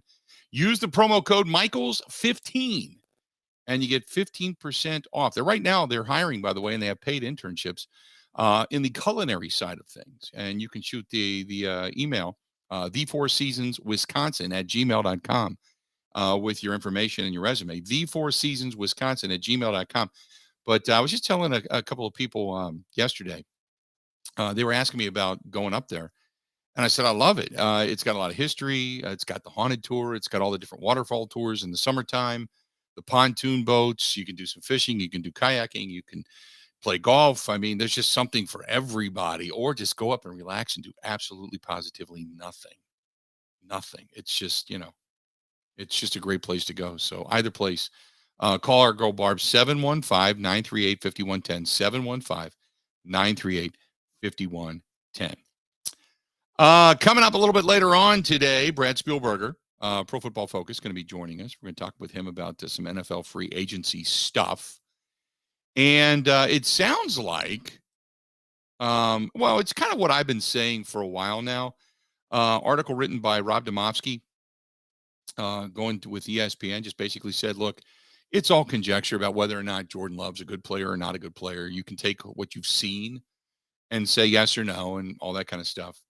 But only the people in the building know. This goes back to what maybe he was listening to the program and took the idea that we had and heard some things on Sirius XM. But when we talked to Charles Woodson out at Super Bowl and sat down with him via the interview, and Charles said, go ask Jair, go ask the guys in the locker room. They'll know. Don't ask the offensive guys. That's their guy. They have to be good to him. But go ask Jair. Ask Adrian Amos now that he's not with the team anymore. They'll give you an honest answer. Ask those guys. Is Jordan Love ready? Because he got a bunch of starters reps in practice when Rodgers was down. Not only with the thumb, but the year prior with the whole COVID toe thing. So go ask them. They'll tell you. Those guys inside the locker room know if he's ready. Gutekunst, he's not going to diss his guy in public, so of course he's going to say he's ready. Not to mention, if you want to turn around and trade him by any chance, you can't say, oh, God, no. What a mistake I made. Whoa, holy crap. What's he supposed to say? Bill, yes. Bill Huber did come on our show last week and say that some of the chatter he's heard is that there were some, quote, holy bleep moments each practice. Yep. But that's the most of what we've heard, I feel like. Right. Not much else from the other players, except for like Aaron Jones, who's out there during Super Bowl, and Devondre Campbell during the season. It's been kind of reserved, but the chatter has been somewhat positive. Not overwhelmingly so, I'd say. Yeah. It's not over. I agree with you. I think there's optimism. I think there's hope. There's nothing concrete that makes you go, wow. Bill Huber was probably one of the only guys to say, yeah, there was some holy blank moments, a moment in practices this year that Jordan Love looked pretty good. And as Packers fans, we all hope that's the case. But the article comes out today, ESPN-wise, and it says in there, only if you're there every day watching a kid does it become clear to you that somebody is making the jump of being a real player. According to the former NFL coach, Todd Haley. We're not in there, so we don't see what he does with his time, how he prepares, what his notes are like, how he practices, how he works out. The fellow coach, Charlie Weiss, remember him? The only guys that really know are the guys that are there. For all the other analysts that try to act like they all know, they're all full of blank. Why would they be okay with Aaron leaving if they didn't have some confidence in who they have behind him? I think the Packers are high on Jordan Love, higher than I would be, but I don't know him, according to Charlie Weiss, which is fair commentary. So we'll see. It's now we sit back and just watch it all go, and eventually it's going to cross the finish line, and everybody's going to be there and go, oh, okay, it's done. And then we all just move on to the I'll tell you this, though. We all move on to the mainstream of football. You talk about one of the most scrutinized guys this season in training camp. Ben, if you had to look at guys that are going to be highly scrutinized this year in training camp, if you had to go through your list of top 5 or top 10, would Jordan Love not be on that list? Scrutinized in terms of all eyes on them no matter what? Every throw they make, every interception they throw, every touchdown pass they throw. Rodgers is going to be scrutinized. Jordan Love is going to be scrutinized. I mean, there's going to be some other players, Garoppolo in Las Vegas, no doubt. Whatever they end up doing with Trey Lance and company out in San Francisco, there's going to be guys that are going to be watched. But probably one of the top 3, 4, 5 guys going to be Aaron Rodgers and Jordan Love for everything they do in training camp, from the time they walk out the door in the red jersey, the first couple of passes, you're going to see them talking to the coach, spinning the football on their fingers. I mean, everything they do is going to be captured. And the only thing we can hope for is that the Jets are one of the hard knocks teams. That's what we can hope for. That would be the best. That'd be incredible. That would be incredible. Remember, though, all of the news stories to come out of training camp and every update is always positive, right? Oh, yeah. Best shape of their lives. Yep. Oh, added 15 pounds of muscle. He works ready so for hard. A career year. Works so hard. So even if Love, he's got his legs under him. Oh, yeah, boy. Better than he's ever looked, So even if Love struggles, I mean, there are going to be a lot of highlights posted, and then I'm going to spin it to say positive things. Do you think Rodgers arrives at camp the way he did this past year, in the T-shirt and the jeans and the long hair, and kind of walking in via a movie figure? Or do you think he just shows up in jeans and a hat or sweatpants and shoot? Does he come in with the bravado?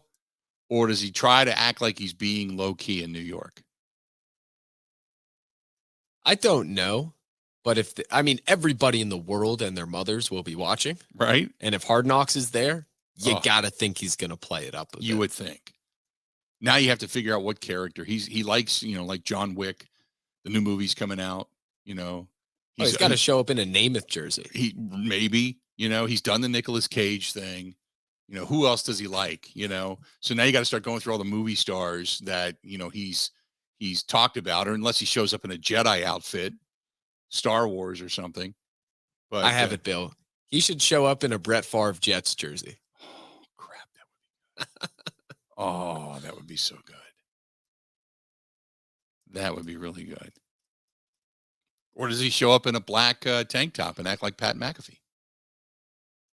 Maybe he shows up in a Hawk jersey. Who knows? 877-867-1670. If you want to find us, please feel free. Go ahead and give us a shout. We would love to hear from you. Hey, our friends at the Milwaukee Admirals, they are still efforting towards a Calder Cup, getting themselves to the postseason. Good hockey, good team. And this might be the year. This might be the year. Check out our friends. If you're looking for individual tickets, maybe a group, maybe you want to buy out one of the end zones down behind the net, just right in the net, take one of those pucks right there into the glass next to your face. Oh, jump back. That's our friends at the Milwaukee Admirals. Go to MilwaukeeAdmirals.com. That's MilwaukeeAdmirals.com. Good hockey action still to come. Covering Wisconsin sports like a blanket. This is the Bill Michaels Show on the Wisconsin Sports Zone Radio Network. Gaze into the crystal ball. What do you see? A win, perhaps? This March at Potawatomi Casino Hotel, find your fortune with a share of $500,000 in cash and prizes. Play with your club card, and each Thursday you could discover thousands in reward play, or up to $10,000 in cash. We predict great things for you. Find your fortune only at Potawatomi. Visit paysbig.com/fortune5. Must be 21 years old and a club member to play.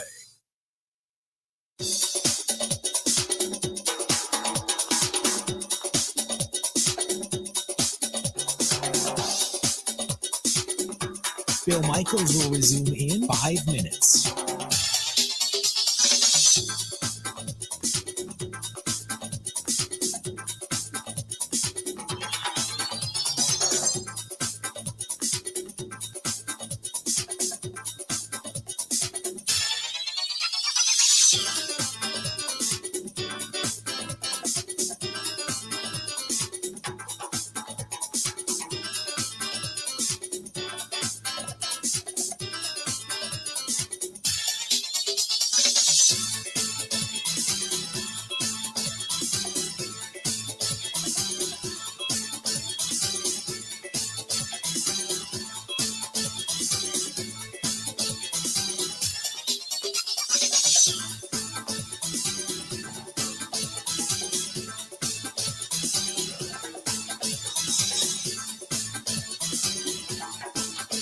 Bill Michaels will resume in 4 minutes.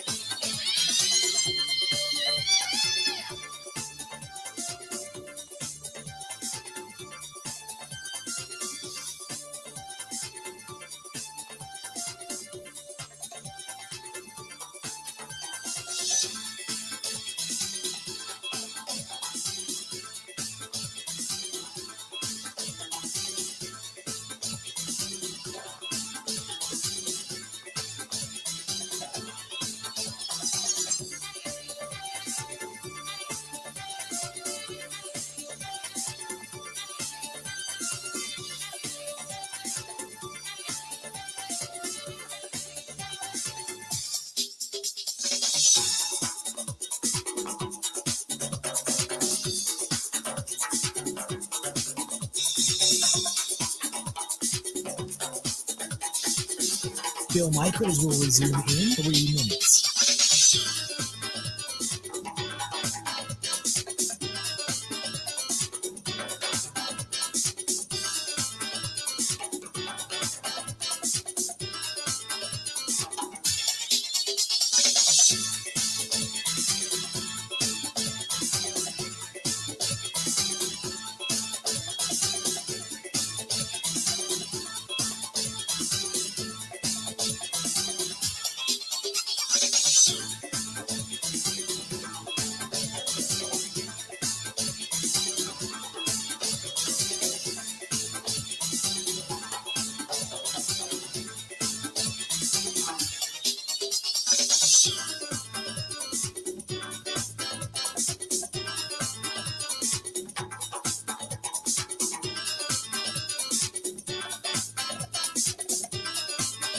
Bill Michaels will resume in 2 minutes.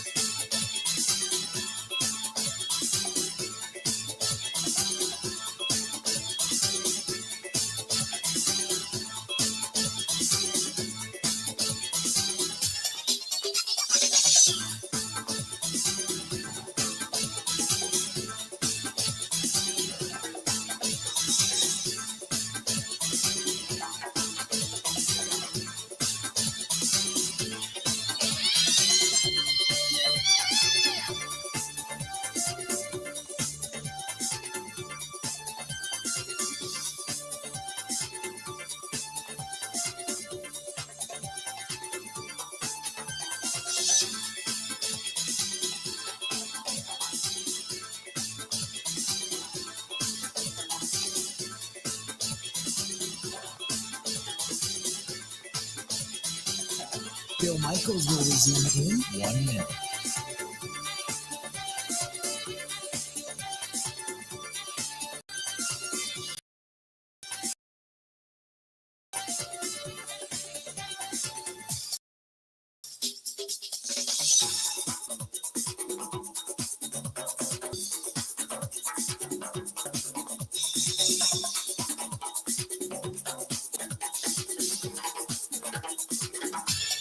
Bill Michaels will resume in 30 seconds.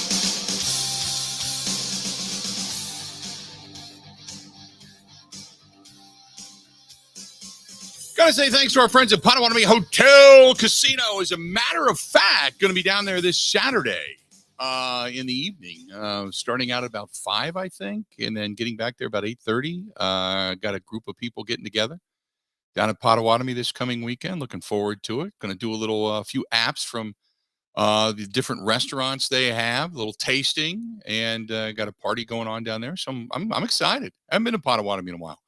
Want to get back down there. Go to paysbig.com. That is paysbig.com. Bingo is back. Dream Dance Steakhouse is back.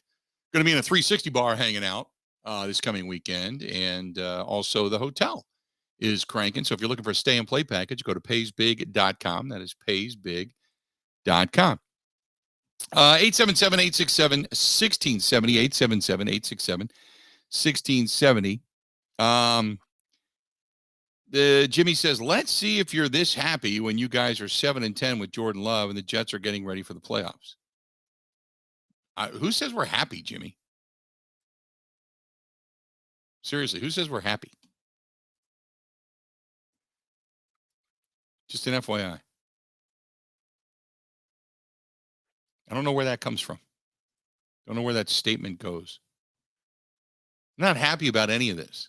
It's an ugly divorce for a Hall of Fame quarterback. Some people are ready to move on. Some fans are. They don't care. They look at it as it's been somewhat of a failure. It's been dismal. It's been 3 years of disappointment and paying a whole lot of money to a quarterback who hasn't given them what they want. And in the biggest moment last year against the Lions, couldn't get the job done. That's what people look at. On the other hand, I said, be careful what you wish for. For the people that say, let's bring on the Jordan Love era. What happens if he sucks and you are 7-10 and you're 7-10 consistently? The only thing you can say is you're getting out of salary cap jail in a couple of years. Maybe you're going to be able to draft another quarterback at that point in time. And then the search is on. It's year after year after year after year after year of hoping that's the right guy. I agree with you. I'm not happy about any of this. You gotta laugh at some things. You know, what is the old Jimmy Buffett song? If you don't laugh, you'll go crazy, or we'll all go insane. You know, if you don't laugh at it, what are you going to do? Right?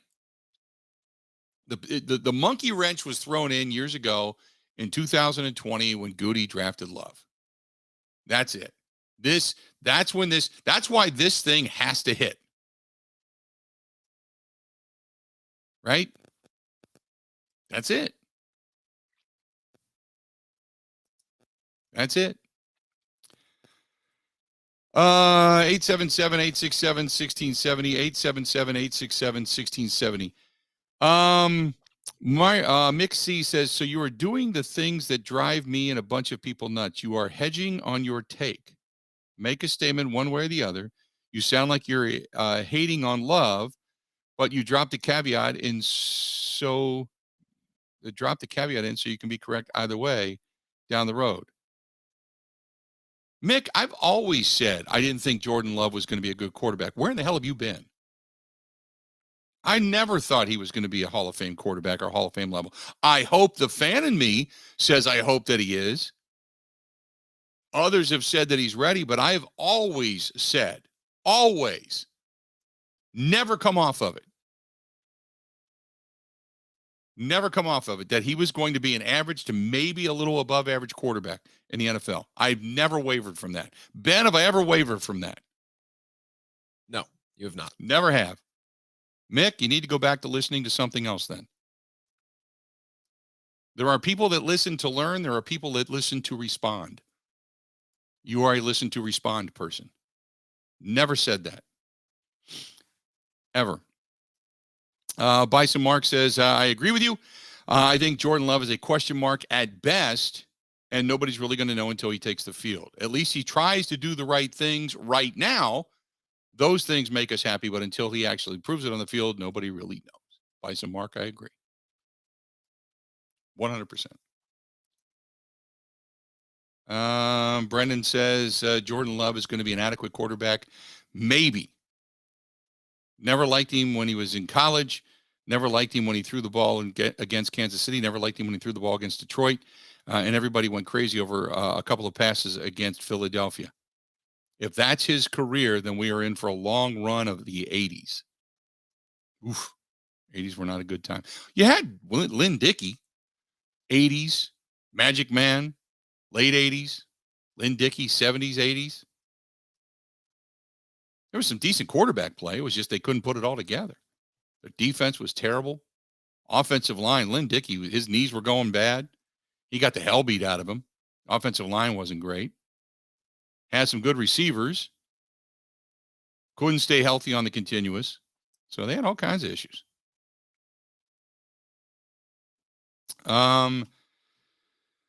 Buck says, I think the Packers are going to be 10-7 this year. Book it, guys. I think they're going to surprise people. I don't. I think this is going to be a year again in which they miss the postseason. If I had to pick the team that is most likely to win the division at this point, I don't know if I'm ready to proclaim the Detroit Lions the best of the division, but they have done a lot to get better. I still would probably, and it pains me to say, but I'd still probably have to say, offensively speaking, they still have a higher powered offense. It's going to be year two of the coaching staff getting acclimated. I think it's going to be the Minnesota Vikings, but maybe a coin flip. But I'm going to say the Vikings take the division. Detroit comes in second. Detroit makes the postseason. Minnesota makes the postseason. The Bears and the Packers are left out. I like Kevin O'Connell as a head coach. I really do. I know they went with their defensive coordinator, Brian Flores, is nothing to sneeze at either. Remember, they replaced their defensive coordinator. They've been trying to kind of retool that defense because the defense was the Achilles heel. They still have quality pieces over there on offense. I mean, you obviously still have Justin Jefferson and Kirk Cousins, Dalvin Cook, Alexander Madison. They still have good. Now they have Jalen Naylor, KJ Osborne. Who am I missing here?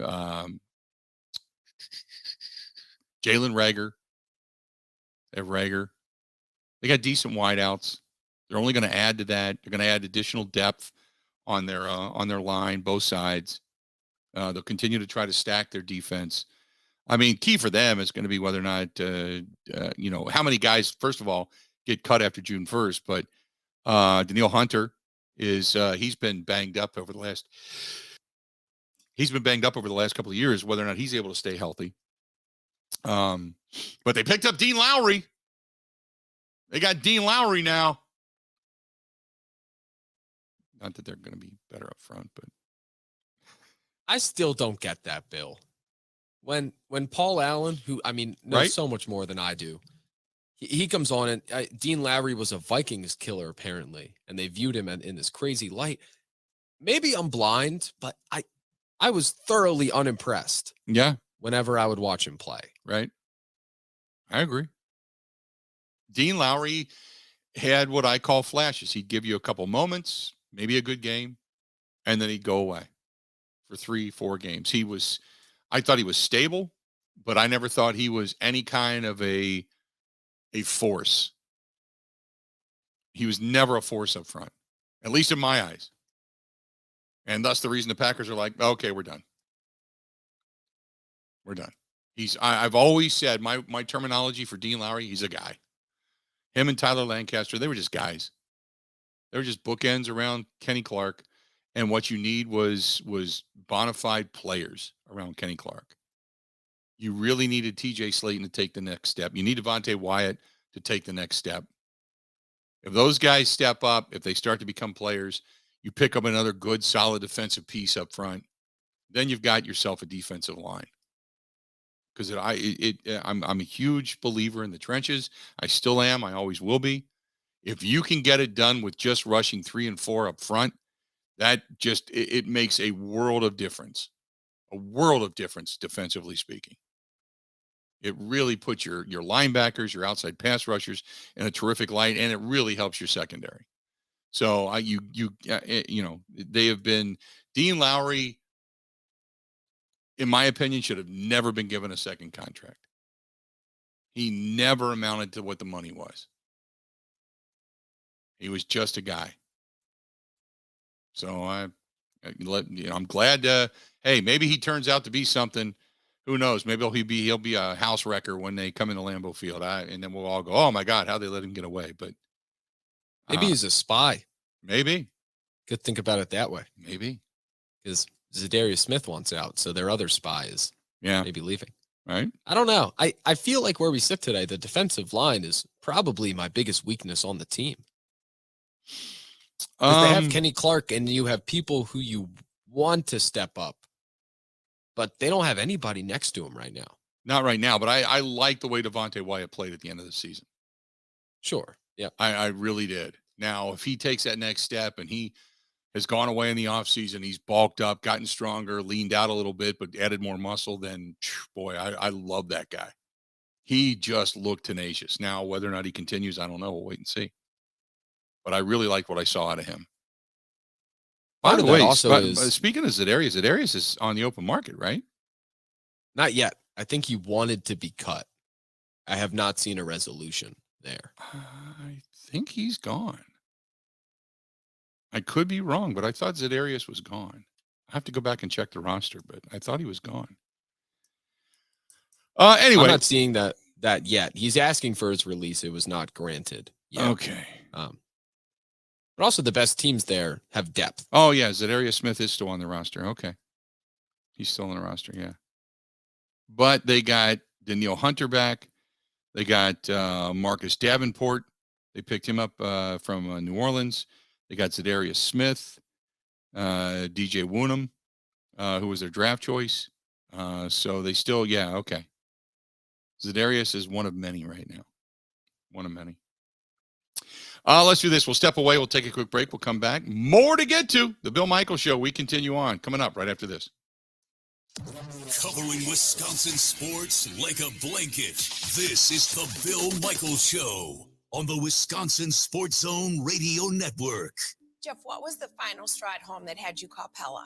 I walked into my son's room and there was frost on the hardware on the inside of the house. My wife was getting upset with the drafts coming through the doors. That was it. Putting new windows and doors in your home is a big decision. With all the options that Pella has, everybody on your staff has done a great job of making a really difficult decision super simple. And I can't wait to have them in my house. Order today and get 0% interest for 48 months. Visit PellaWI.com today.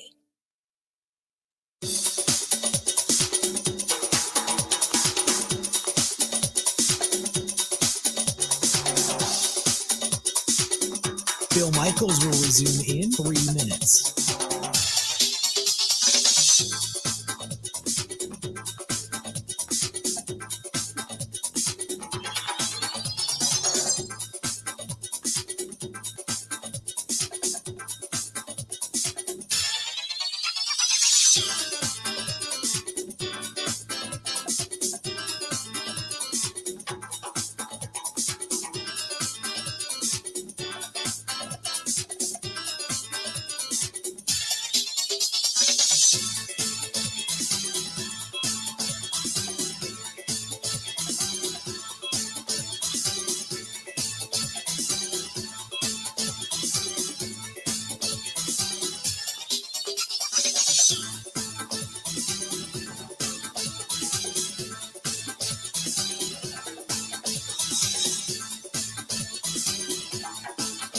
Bill Michaels will resume in 2 minutes.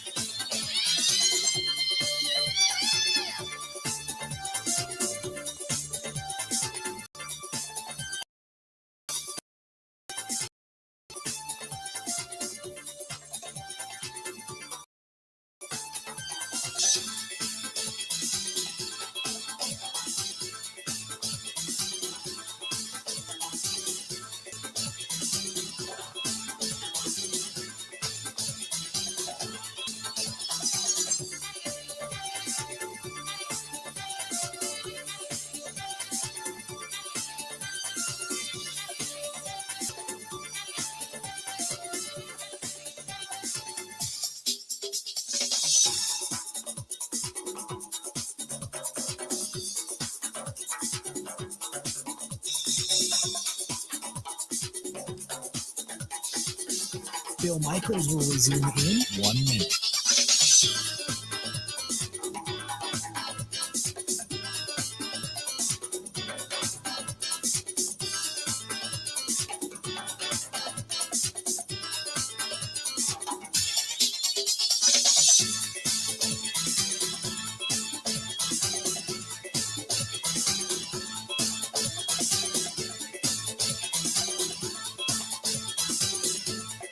Bill Michaels will resume in 30 seconds.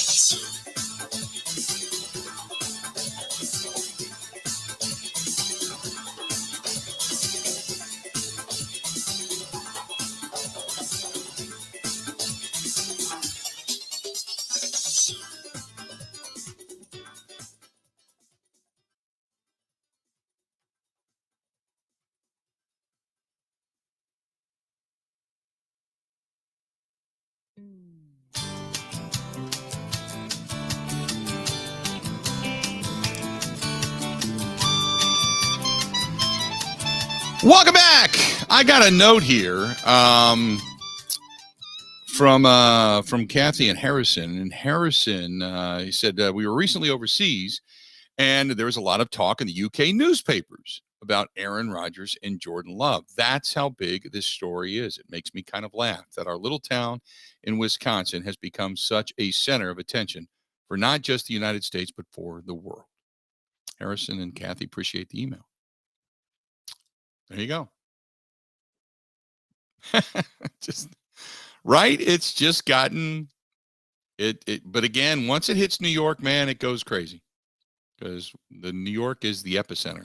Remember, what was it last year, the year before, when all the tornadoes were ripping through the Midwest and ripping through the South, and they did a day or two on them, like, oh my God, the tragedy and such. And then all of a sudden the big storm hit, like the New York area, the New York, Boston area, and was moving its way up the Eastern Seaboard. And you'd have thought it was the end of the world.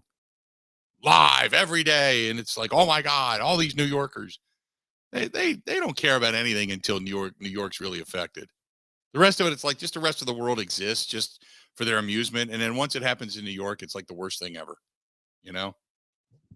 Okay, whatever.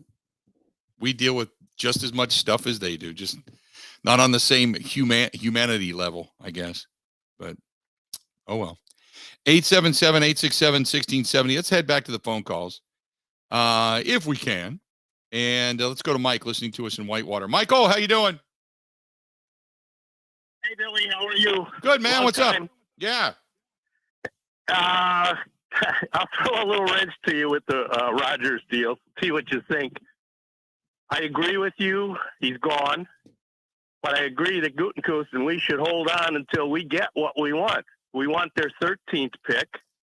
Keep them till June or wherever. And if we don't get it from then, let them retire. Yeah, we're going to hit a cap hit and everything else. But the drama's out. We can come back and play for us or, retire. Right. Yeah, they don't. Once you get past the draft, then you'd have no incentive to make it a trade at that moment. Not for the Green Bay Packers perspective. I completely agree. Appreciate the phone call, Mike, as always. He's right. If the Jets don't acquiesce by the NFL draft, the Packers have no incentive to get a deal done prior to June 1st. None. After June 1st, if they trade him or that money comes due or he retires, then they can split it up over 2 years. Then it becomes something completely different financially. So, no. The deal to get done, the Jets want to get him in as soon as possible. The Packers want to get the draft choice. That's the sense of urgency on both sides. After that, let him retire. I agree. You're not getting anything for him this year. You don't want to walk away with nothing in your hand if you're the Packers, but if he does it after June 1st, then at least you get to divide that money up over 2 years. So you get some salary cap space. You get a little relief on that. And then, I mean, as far as the Jets go, well, the Jets, they have Zach Wilson, and that's it. Now, there's talk about Matthew Stafford. There's talk about other quarterbacks they could possibly trade for. But like any other team, the teams are going to want draft compensation, and they're going to want it right now.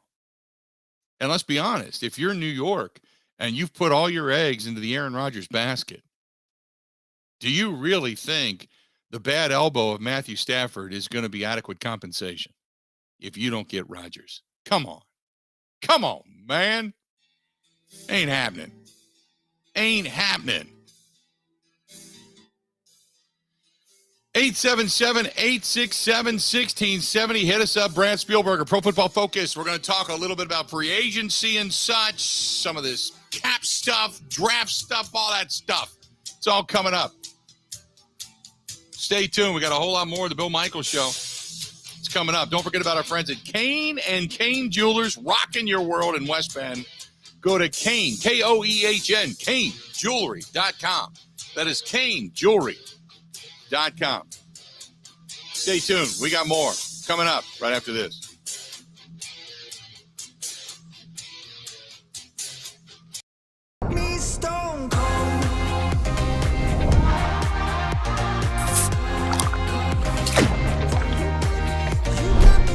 Crisp red apples with fresh strawberries. Cider Boy's Strawberry Magic Hard Cider.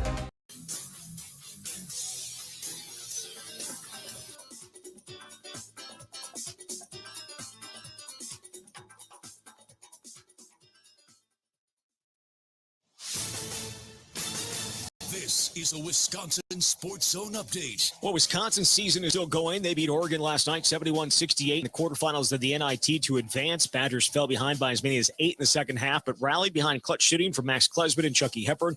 And then Klesman says they used their experience of some tough losses in close games early in the year to finish strong.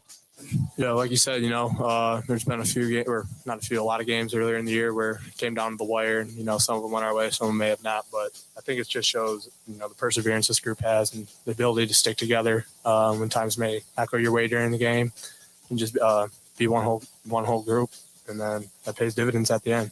Wisconsin now advances to face North Texas in the semifinals in Las Vegas next Tuesday. Turning the Bucks, they're back in action tonight as San Antonio visits for the lone time this year. Milwaukee's still very much in a fight for the top seed in the Eastern Conference. They'll interplay tonight, sitting 2 games up on Boston, 3 games up on Philadelphia for home court advantage in the playoffs. After tonight, just 10 games left in the regular season. Tip is set for 7. For nearly 40 years, ABC of Wisconsin has been helping men and women transform themselves into well-paid, productive members of their construction teams. Today, we have 2,000 active apprentices in 10 different skilled trade programs, and we educate individuals in more trades than anyone else. To get your career started, go to buildyourcareerwi.org or just search online for ABC of Wisconsin. Well, there's still no movements on the potential trade between the Packers and Jets for Aaron Rodgers. Two sides continue to be at a stalemate over compensation for the 4-time MVP. There's no real deadline for a deal, though. If the Packers want 2023 draft compensation, it need to be done by April 27th. And Wisconsin can hold their pro day tomorrow. 9 former players slated to take part. With this Wisconsin Sports Zone Network update, I'm Zach Heil.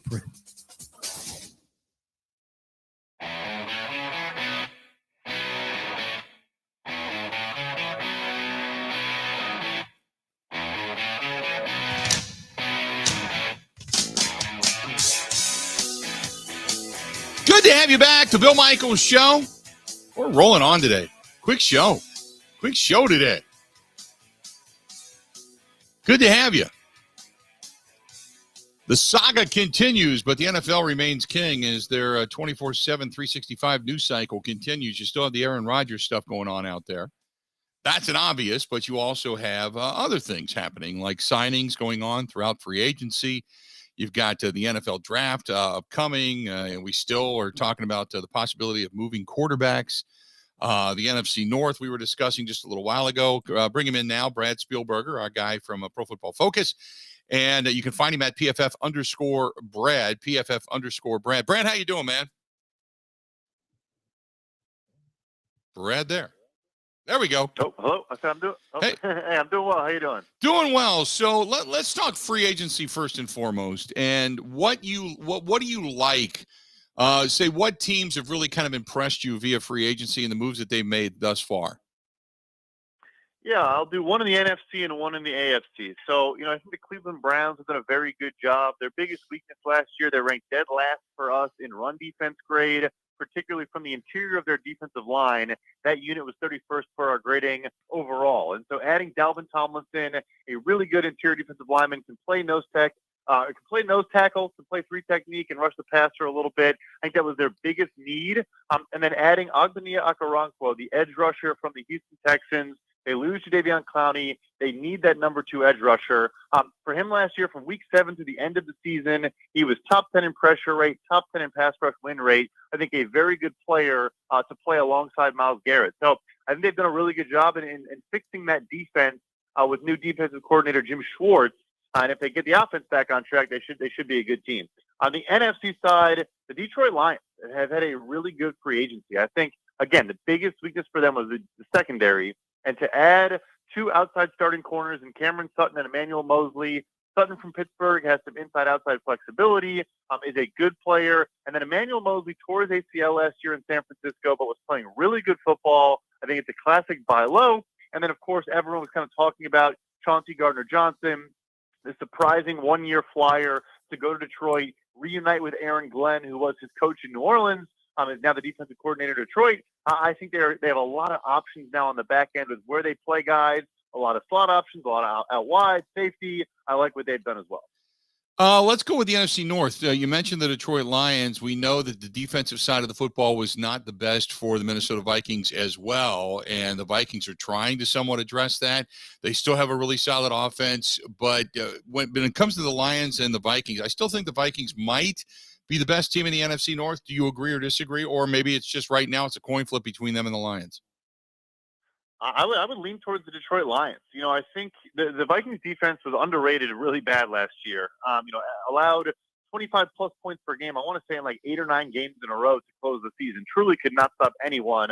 I think Daniel Jones owes some money to the Minnesota Vikings defense, frankly. So, yes, they did add a couple nice pieces I really like. I like bringing in Marcus Davenport on a one-year flyer from New Orleans. Aaron Murphy, the cornerback from Arizona, I think fits in the new system they should have with Brian Flores. Dean Lowry, the former Packer. I know he didn't have a great year in 2022, but I thought he was very effective as a pass rusher in 2021 and is a solid depth addition. So I feel like they could be about the same on defense, maybe a little bit better because, of course, they do lose Dalvin Tomlinson. They do lose Patrick Peterson, a couple other guys. But, yeah, to me, Detroit right now, as crazy as it sounds, I think they are the team to beat in the NFC North. Where does Chicago stand in all of this and the moves that they have made? I think they've been solid. I do like the addition of Nate Davis, the guard, for their interior, their offensive line. They needed to do something there. Heard a lot of good things about him, specifically in this outside zone rushing attack, which Tennessee runs a very similar, rushing attack, the last couple of years. So I like the fit there. For the defense, I get there's been some confusion of why do you trade away Roquan Smith and then go and pay a Tremaine Edmonds a similar contract. I think to them, they say, hey, we got a second-round pick, and we still signed a player that we think is a better fit in our defense. And the Bears thought Smith was more of a 3-4 off-ball linebacker and didn't fit as well as a weak side linebacker like Tremaine Edmonds should. A really good coverage player, long, rangy. I think they like him better. But for me, the biggest thing is, I don't care if they have Brian Urlacher or Mike Singletary back there. Their defensive line is still one of the worst in the NFL. And so I just wonder why they allocated so many resources to linebacker when they still have such a poor defensive line. I wanted to ask about the Packers in all of this because the Packers are sitting here. They've made a couple of moves. They've tried to fortify their secondary, obviously letting Dean Lowry go. They've cut a little bit of what I consider to be some of the dead wood off the tree, although I'm not a big fan of losing Adrian Amos and the knowledge he had, and they have to fix that secondary position. But overall, they've got a solid offensive line. They've got a decent defensive front. I think they can add some depth there. They need a tight end because they're bereft of tight ends now. But where do the Packers fit in all of this? And I know the ultimate question mark is Jordan Love, but where do the Packers fit into all of this right now? I mean, didn't see much. I guess a couple years ago with the Smith brothers was a very surprising for them to really, and I guess Adrian Amos as well. Like you said, I think they do still have a lot of pieces there. I think you're counting on growth from the draft class last year. Losing Dean Lowry and some other guys, figure Devontae Wyatt steps in there and makes a more of an impact in his second year. The safety situation is interesting, though. There are still a lot of players available, so I wouldn't panic just yet, but it is viewed as a very poor draft class. I don't think they can count on getting a starting caliber player in the draft unless they use a really early pick there, which I don't think I would advise. So, look, I still think you shouldn't hit the panic button yet. If they believe in Jordan Love, we should probably trust them to figure that out. I think the offense got better and better as the year went on, and the chemistry developed with those young receivers, and they gained confidence.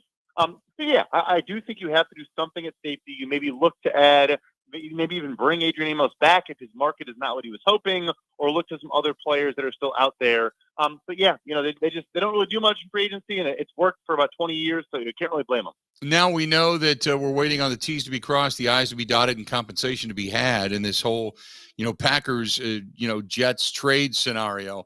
I don't think there's anybody that thinks that the Packers and the Jets aren't eventually going to make a deal. So when you start to look at the trade value charts, the Jets don't really have a secondary option as Zach Wilson. The Packers could wait till after June 1st and actually seek, monetary compensation by dividing up that cap hit.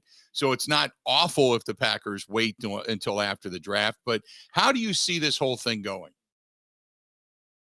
Yeah, I think the funny thing is there's been all these conversations about leverage, who has the leverage, who has more leverage. Realistically, for me, I think in a weird way, neither side has leverage. Like the Packers clearly do not want to, carry $60 million in cash on their books.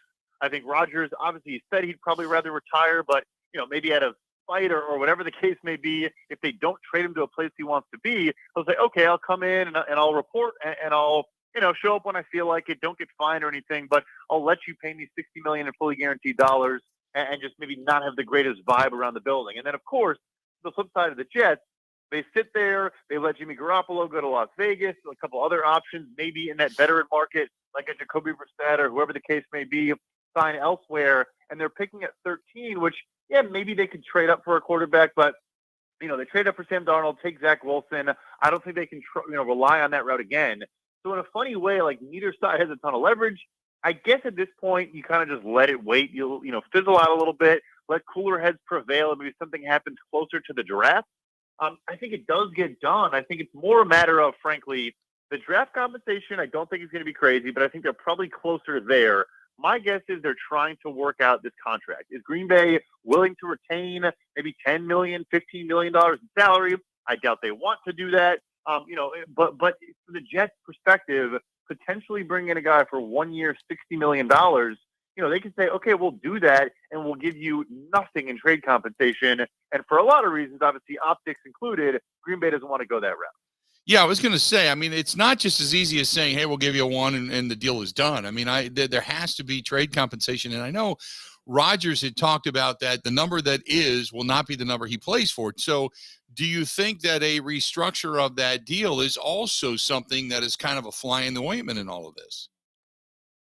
Yeah, potentially. At this point, maybe he is having conversations with the Jets about what he'd be willing to do and how he can rework his contract to make it more, amenable from a cash perspective. The cap, I don't think is a concern, but from a cash perspective, just not wanting to go into, like I said, maybe paying $60 million for one season of the guy. It's a scary proposition. So it's possible that is more of the holdup, and they're looking to maybe, like I said, chop 10 or 15 million off of that number, and that makes it a little bit more, amenable to them. But it does seem like there also is something going on between the teams themselves, and it's not just a Rodgers issue at this point. I also wanted to ask you, because people tend to look at this as, hey, if the Jets get Rodgers, man, they're a Super Bowl contender. I don't even think they're the best team in their division. Do you? I think they're still a hair below the Buffalo Bills in that division, but I think it's really, really close. I think the thing is, New York's quarterback play last year was below replacement level. Like, it wasn't just bad. It wasn't just below average. It was literally, these guys should not be playing in the NFL level bad. And I think Mike White is a solid backup. Signed a solid deal with the Miami Dolphins, but gets hurt right away in a game against the Buffalo Bills and tries to play through that a little bit. So we weren't even seeing a healthy Mike White. And we're already talking about a guy that is a journeyman, backup quarterback at best. So that to me is if Rodgers can come in, if he can, maybe recruit a couple more guys, get Mercedes Lewis in there, get a couple other players he's apparently advocating for. Like I said, I agree with you. They're just below the Bills, but I think it's really, really close. I don't think it's some big gap between them and the Buffalo Bills because the roster outside of quarterback, to me, the Jets are ahead of the Bills by a decent margin. First couple of weeks of the season, Tua was fantastic. They put up 42 against the Ravens. They get a win. Then obviously he got hurt against Buffalo, hurt again against Cincinnati. And after that, he was down for a while. Then when he comes back, he starts to play well.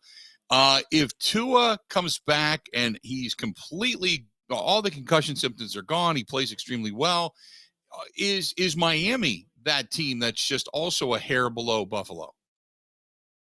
100%. And I'm glad you went there because I think if you look at this market, if you were looking to bet on it or something of that nature, the Dolphins are third in odds right now, and it's a decent drop. It's about, the Bills are around even money. The Jets are about plus 220, so 2.2 to 1, and the Dolphins are all the way down at about 3.5 to 1, plus 350 in that range. And to me, you are basically betting on Tua Tagovailoa staying healthy. But look, the team already exercised his fifth-year option. They're the first team of any to exercise the option on that 2020 draft class, which I think is a showing of confidence, a sign of belief in both his ability and his health. And I love what they've done, not just the Jalen Ramsey splash. I think bringing in David Long, the linebacker from Tennessee, was an under-the-radar phenomenal signing.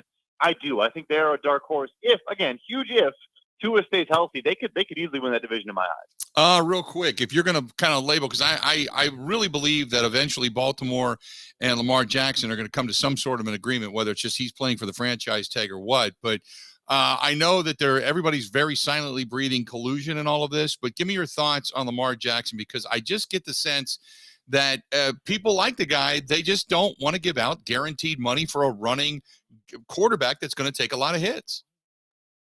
Yeah, to me, I think the collusion thing as it relates to not wanting to do the contract, I don't necessarily agree with. Like you said, not even just a running quarterback, any player in the NFL, teams do not want to follow this precedent. I mean, Aaron Rodgers led the NFL in fully guaranteed at signing dollars at $101.5 million before Deshaun Watson got $230. So more than double the next highest player. And I don't think any team wants to even come close to that number. Like I said, whether it's Lamar Jackson, who, I agree, he missed 5 games at the end of the last 2 seasons. That is part of it as well. But for me, if you want to, shout collusion and get into the weeds of the conspiracy theories a little bit, to me, the fact that he gets franchise tagged and then an hour later, we have about a half a dozen teams coming out and look, not just through, the usual mouthpieces of the NFL, the big name reporters. We saw the Atlanta Falcons team reporter who works for the club and posts on their official website. And all respect to those people, but they don't get scoops. They don't put out original information. It's not really their job. That was bizarre to me. And I think, A, the guaranteed money is part of it, but B, not having an agent, the league does not like it. We've seen it cause problems. It sounds like there was an article today that someone is calling around the league on behalf of Lamar Jackson, trying to drum up trade interest, which is not supposed to happen, not supposed to be legal in the current situation. So that, I think, is also an underrated aspect of this. Is A, I agree with you on the contract, and then B, I think there is kind of some, teams are viewing it or the way they're talking about him. If he had a big power broker agent, I don't think you see those tweets coming out, an hour after he gets franchised. Great stuff as always, Brad. I appreciate it. And as we get closer to the draft and teams start to have more maneuvering going on, we'll talk again, okay? Sounds great. All right, buddy. Appreciate it. There you go. Brad Spielberger, Pro Football Focus. You can get his stuff at PFF_Brad, at PFF_Brad. Always good to get him on the program. Wealth of information for those guys over there at Pro Football Focus, too. Good stuff.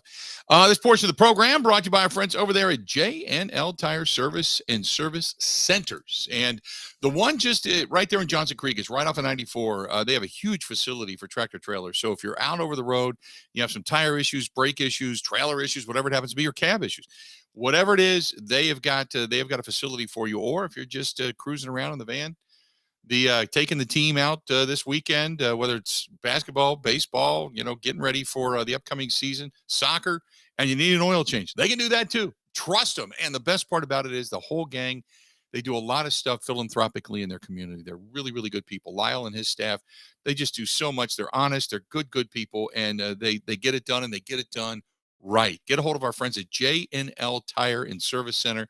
There's one in Johnson Creek, just above 94. You can't miss it from the highway. Then there's another one out there in Watertown on Boulder Road. So either place, you can't go wrong. Check out our friends at J&L Tire and Service Center. JNLTire.com. That is JNLTire.com. More of the Bill Michaels Show coming up next. Ready? This is the Bill Michaels Show on the Wisconsin Sports Zone Radio Network.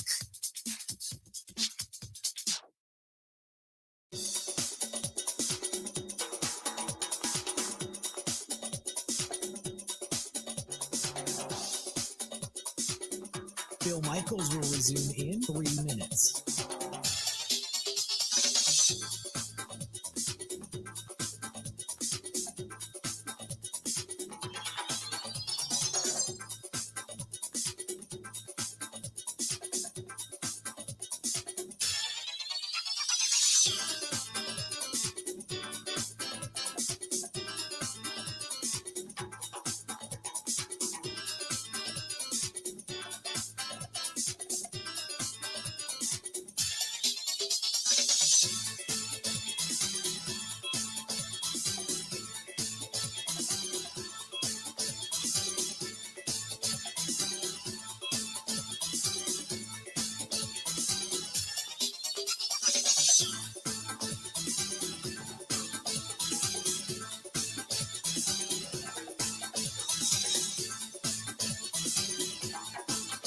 Bill Michaels will resume in 2 minutes.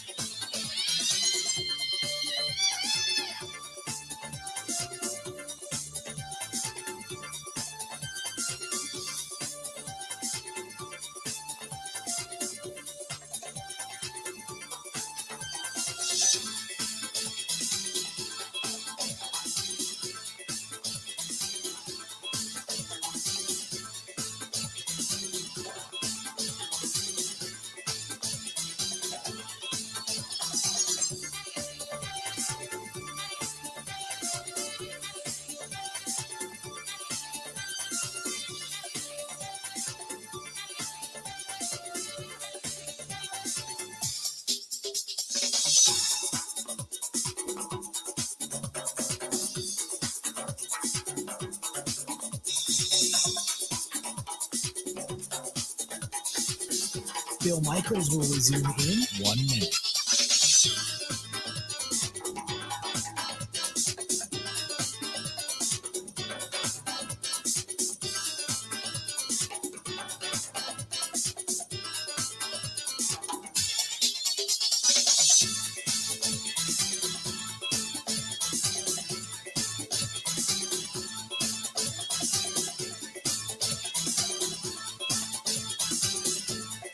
Bill Michaels will resume in 30 seconds.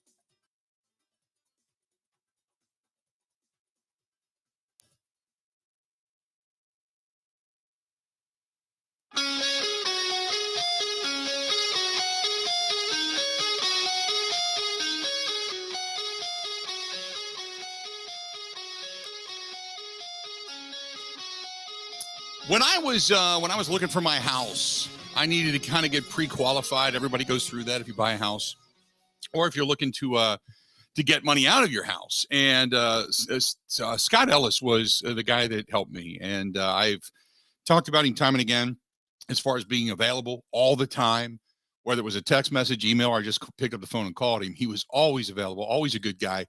And I know right now the markets are weird, and they're trying to slow down housing, and they're trying to slow down inflation and raising interest rates, but he has got what's called the 2-1 buy down. And if I told you right now, instead of 6.5% or 7% or 7.5%, that you could maybe do 4.5%, I think it would raise some eyebrows, right? Ooh. Get a hold of Scott. And I don't claim to know all this stuff, but he does. And he is the one that steered me in the right direction. And I sit here today happily at just under 3% interest on my house and my mortgage. So I'm telling you, he did a phenomenal job for me. Now, granted, the market was a little different then, but still did a great job. Call him 414-791-7771. 414-791-7771. That's my buddy Scott Ellis and Homeside Financial. And you can ask him about the 2-1 buy down, among other things. But you might as well put your money to work for you, too. If you have a house and you're looking to maybe some equity and just start sitting pretty until the market comes back, again, get a hold of him. 414-791-7771. 414-791-7771. Got a lot of stuff to get to, man. There is an article Bill Huber had out, and I wanted to kind of go over this. That the Packers, obviously, it's been reported they want at least a first-round draft choice for Aaron Rodgers. We just talked about this. That's what the ask is. So for everybody else that's saying a 1, 2 twos, a 3, a player, it's just what you're doing is you're trying to get out from underneath some of the salary, and you like to get a draft choice in return. The Packers know that the Jets need Rodgers. They've got some leverage in their favor. Now, the Jets, they know that the Packers, they want to start Jordan Love. They want to get out from underneath Aaron Rodgers' contract and have some leverage in that favor as well. It's going to take these two teams to eventually come off the schneid and meet somewhere. Something's got to give, and it will. They're going to cross the T's, dot the I's, get all this stuff done, as we mentioned, and eventually it's also going to come down to Rodgers and the contract and what they end up doing and or restructuring or whatever. They're going to make it happen. There's really no plan B at quarterback for the Jets right now. There isn't even a competent backup available in free agency at this point, let alone a quarterback good enough to elevate the rest of this team. Remember, that's the big thing here. People say, well, once Matthew Stafford gets into the mix and they start looking at him, it's like, he's not Aaron Rodgers. Matthew Stafford's good. He's not great.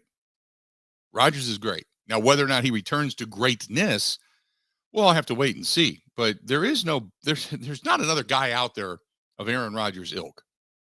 The Packers can't be burdened by the contract of a quarterback who's no longer in their plans as well. We all understand that. And a team executive continues to believe that Rodgers is indeed worth a first-round pick, even given the financial considerations. But if the Jets, if they don't want to give it up, remember, they need a left tackle as well. And at number 13, that's kind of a sweet spot to get that particular player. So here's the workaround. Would this be acceptable? A 2023 second-round pick, a 2023 third-round pick, and conditional picks in 2024. If you look at the, quote, Rich Hill trade value chart, the Jets slot with those day 2 picks in 2023 add up to the equivalent of a 29th pick in the first round.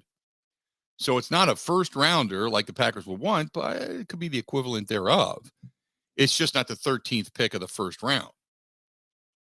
Now, value, yeah, but getting that guy,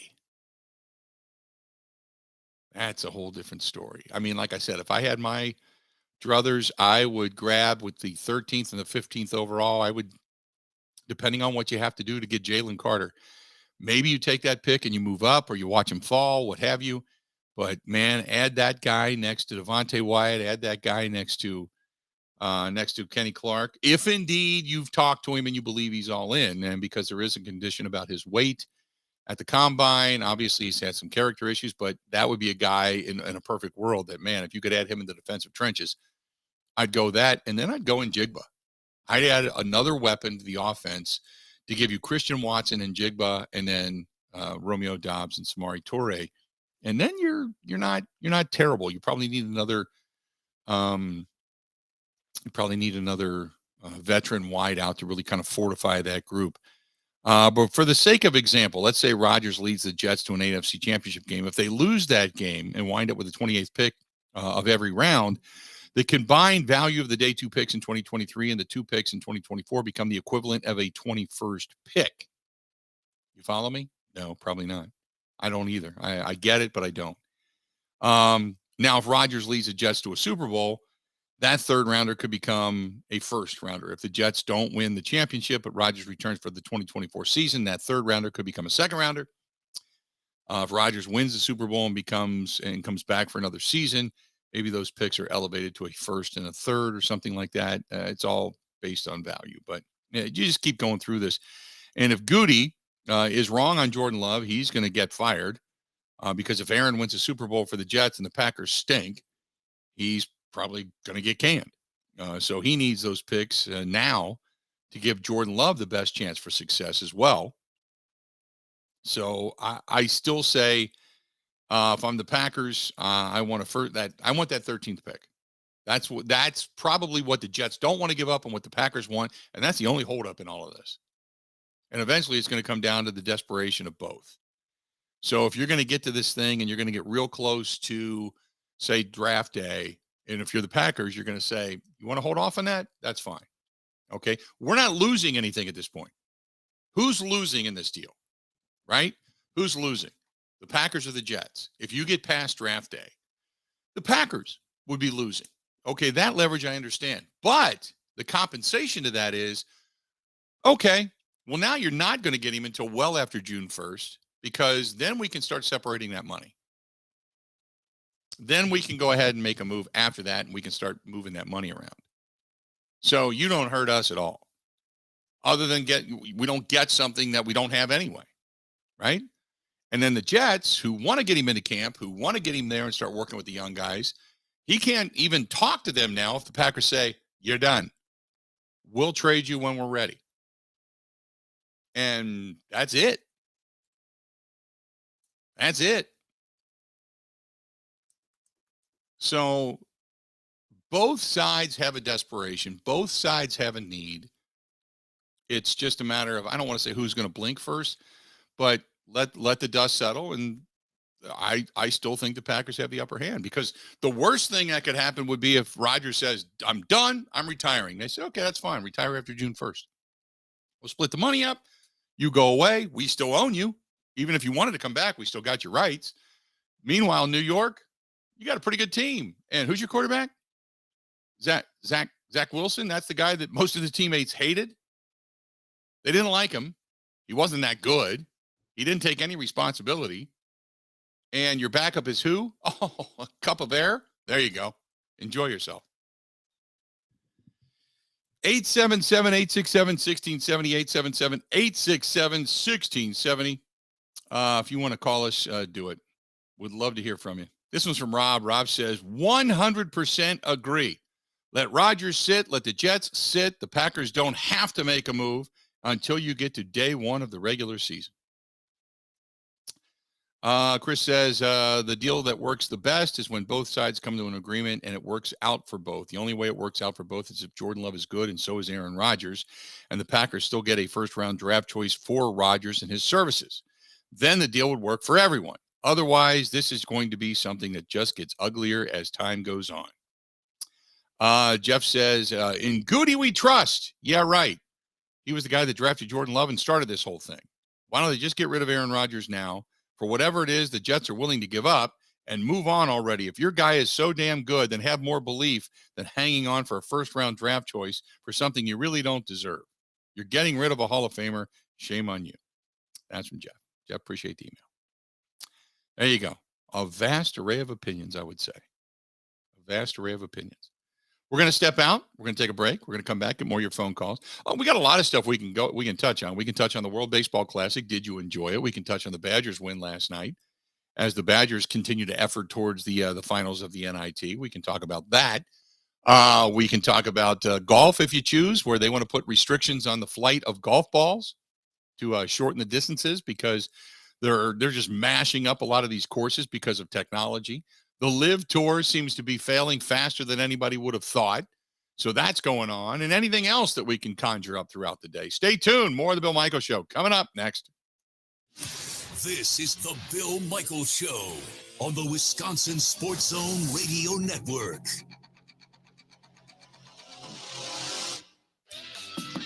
It's here. Fillets, roasts, ground beef, a variety of meats delivered right to your doorstep by ScholzeFamilyBeef.com.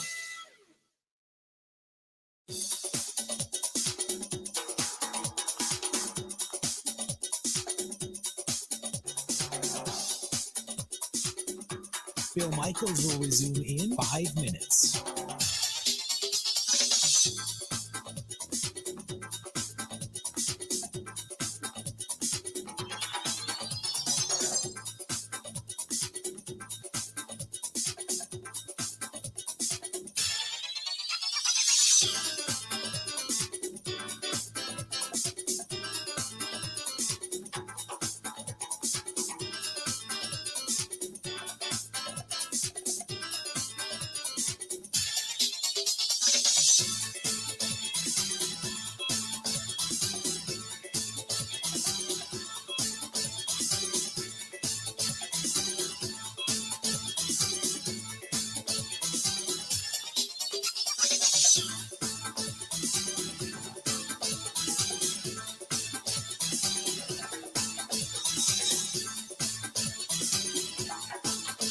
Bill Michaels will resume in 4 minutes.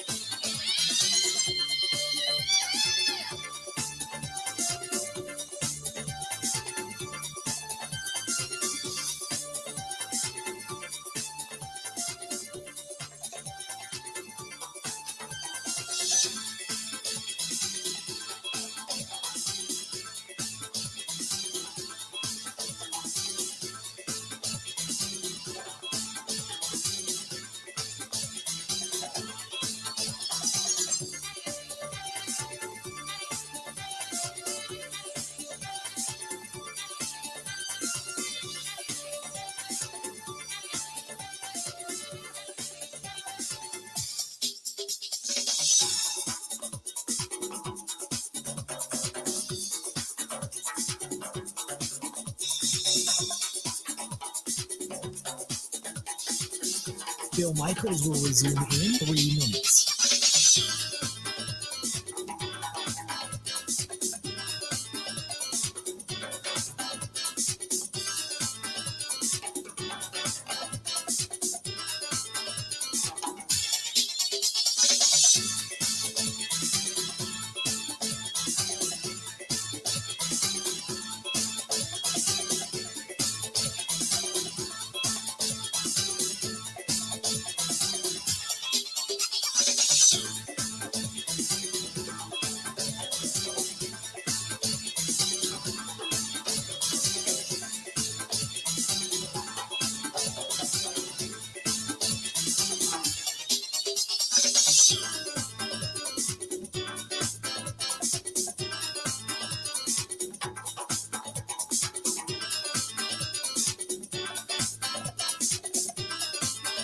Bill Michaels will resume in 2 minutes.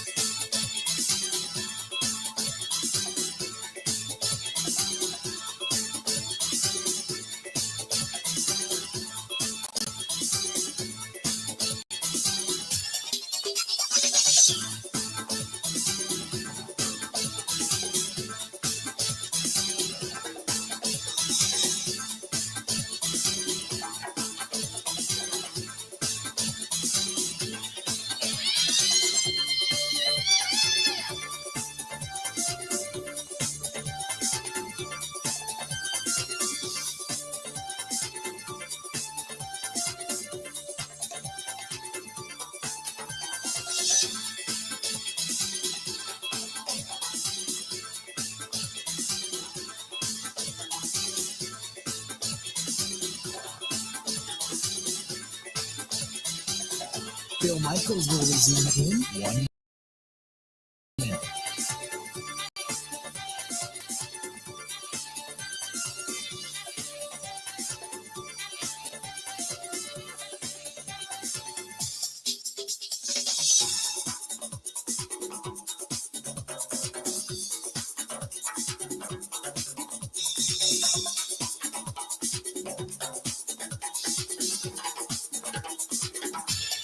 Bill Michaels will resume in 30 seconds.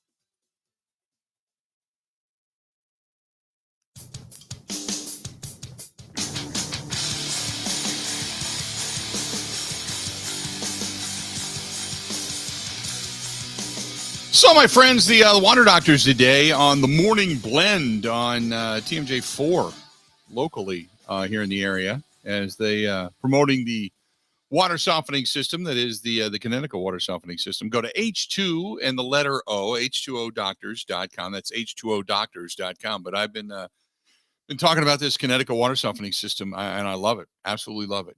I think about it every time. I think about these commercials every time, whether it's drinking water, showering, or I'm thinking about whatever it happens to be. 254-33 262-549-7733. Get a hold of my buddy John Atley over there, anywhere in the state of Wisconsin, for that matter, and they can help you out. And if they don't service your area, that's fine. They'll get you in touch with the nearest Connecticut water softening system dealer there. But John does a tremendous job, and they give back to the community. They work with Custom Canine Service Dog Academy and helping veterans with service dogs. So you can round up your equipment, your service, your supply, your salt order to the nearest dollar, $10, a whole lot more. And all of that money goes to the Custom Canine Service Dog Academy. And it helps get service animals for veterans in need. So they do a lot of great work. But get a hold of John and the gang at the Water Doctors, 262-549-7733,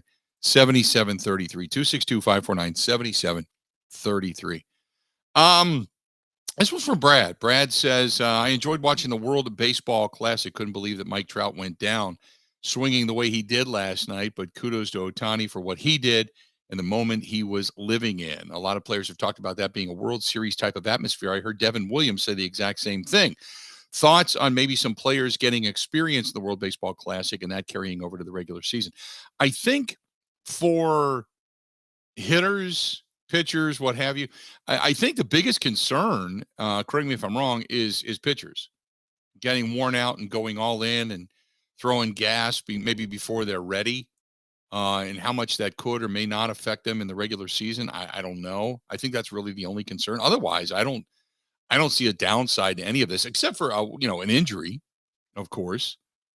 But I have not heard many players, if any, talk about a negative side of the World Baseball Classic. Ben, have you heard anything negative about the World Baseball Classic other than the Mets closer jumping around and losing a knee because of it?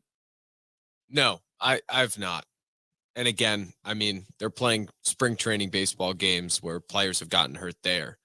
So, I mean, what's the difference between the two? Right. I mean, to me, yes, the one thing that concerns me is pitching and the ramp up period and then the ramp down to ramp back up. Mm-hmm. And I wouldn't love it for my starters to go. But think about like getting used to the moment where a lot of guys on the Brewers, for instance, haven't been to, well, most of them have not been to a World Series. Right. So they don't know what that moment is like. And you mentioned, I mean, Trout's never been in the playoffs once, but in general, experience wise, yes, it can get you hot and it's great to see the team come together and all that. But think about getting used to the big moment because the entire tournament pretty much is one. Right. So then you come back to the MLB and I mean, probably fewer fans, probably the atmosphere isn't as crazy in some places. Right. But now you've gone through it. Well, especially if you go to a team that doesn't have, postseason and or World Series aspirations, you go back to playing in front of 10,000 people and it's kind of ho-hum. And yeah, I mean, this was a charged electric atmosphere for every game. I thought it was really entertaining. And again, I didn't sit down and watch every game as many baseball fans did. But I mean, I do appreciate the fact that Rob Manfred has already stated, what is it, 2026? I think they've already said it's back for 4 sure. years. Yeah, 3-4 years. Yeah. So, I'm I thought it was enjoyable. Certainly last night was a lot of fun. Sat downstairs at the bar last night and had a beverage and watched both that and the Badger game, as a matter of fact.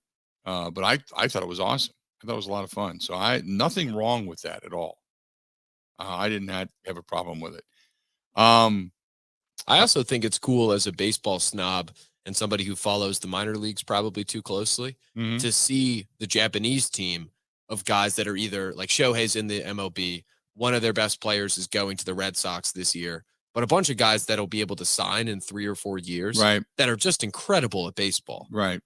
And to see like all the talent they have over there that guys that could end up being the faces of some franchises. Yeah. When they're able to come sign. It's cool to see all that. The money that, again, this is where the Brewers are completely out. The money that can be given to those players and money paid to buy them from their teams, if they're like an Ohtani, if they have that level of capability, it's crazy.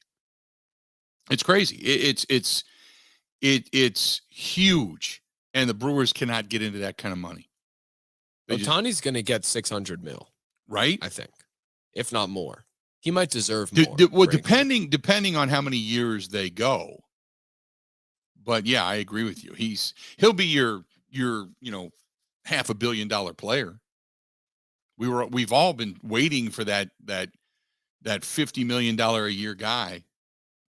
He's going to the freaking Mets. It's $500 million over 10 years, $50 million a year. We all know it's coming, which is ridiculous, but we all know it's coming. But that's where baseball is headed, to the point that you don't have the ability, if you're the Brewers, to even be in on a guy like that. It's not about it's to me, I get in the NFL that certain teams that have a all-star player or a Pro Bowl level player like an Aaron Rodgers, those guys eat up a lot of money. I understand all of that. But usually anybody that's on the open market, almost every team has a fair shot at going after. In baseball, they don't. And that's the inherent evil of baseball. That's my argument. It's not to be whether or not their teams are good or their teams aren't good and who has and hasn't made the playoffs and all that kind of stuff.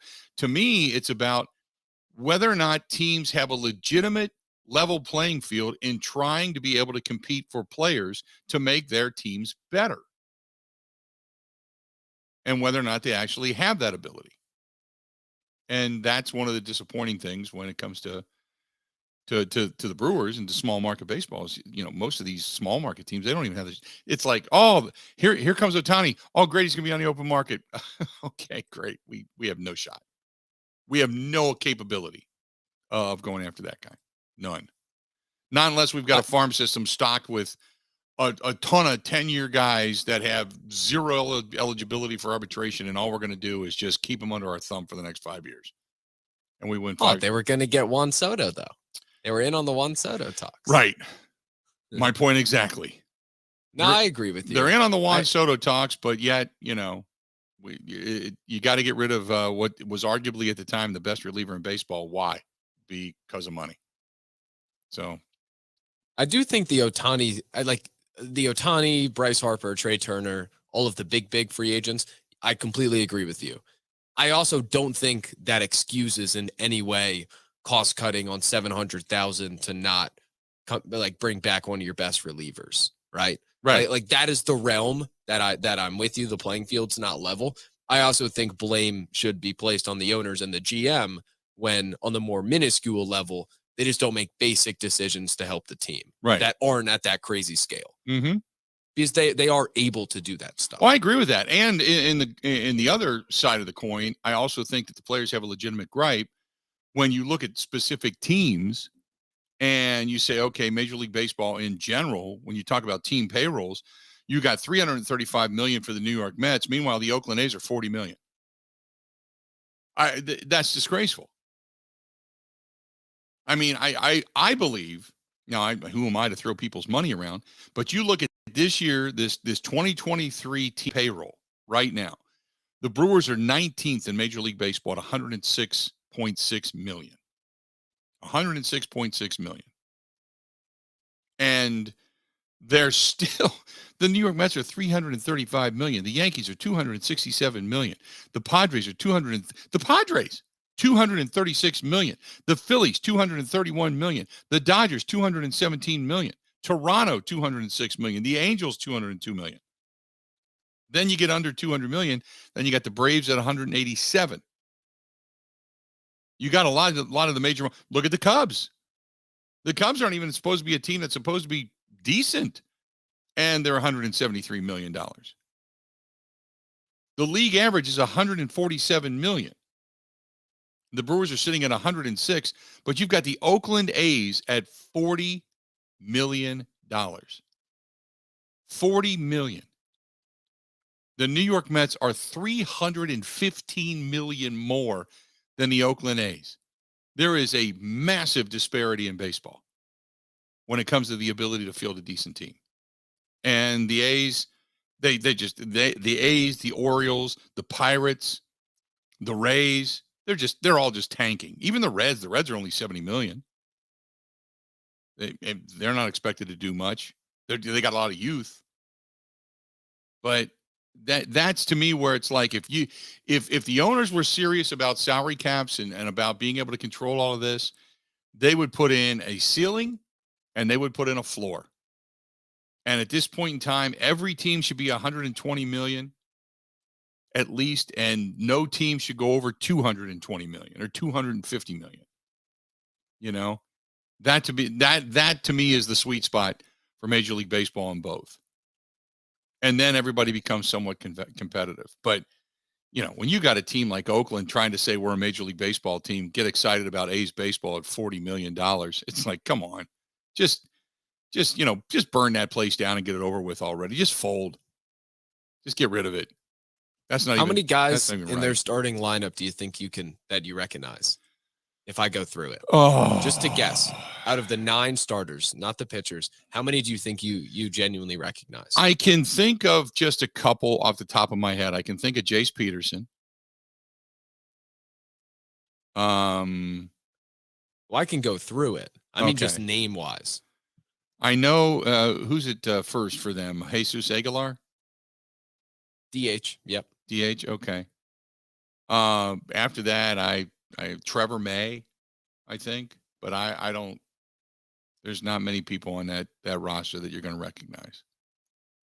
It's Tony Kemp, Ramon Laureano, who I do love, and I wanted the Brewers to trade. Laureano, I remember. Seth Brown. Don't know him. No. Aguilar, Jace Peterson. Okay. Their catcher is Shea Langillers. No idea. Connor Capel, Nick Allen, and Esteri Ruiz. Holy crap. How many of those guys are like coming out of AAA? How many of those guys are even? A lot. Are they? I was going to say, it has to be like almost a AAA team. Esteri Ruiz was on the Brewers. He was part of the, I forget which trade.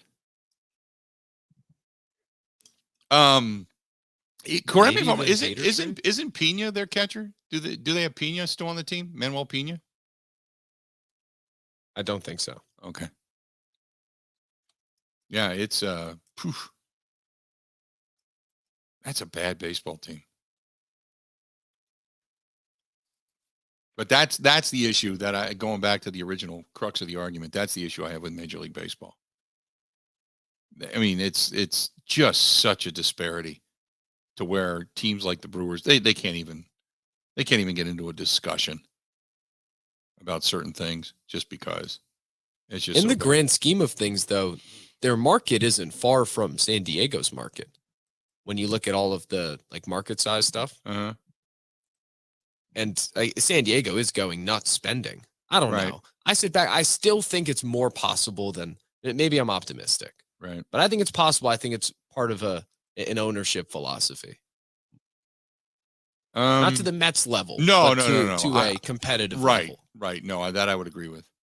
Look, there's arguments to be made on both sides. The players, they don't want to give up those high salaries. They don't want the owners to put a salary cap in. As they've already stated, we will never, ever accept a salary cap.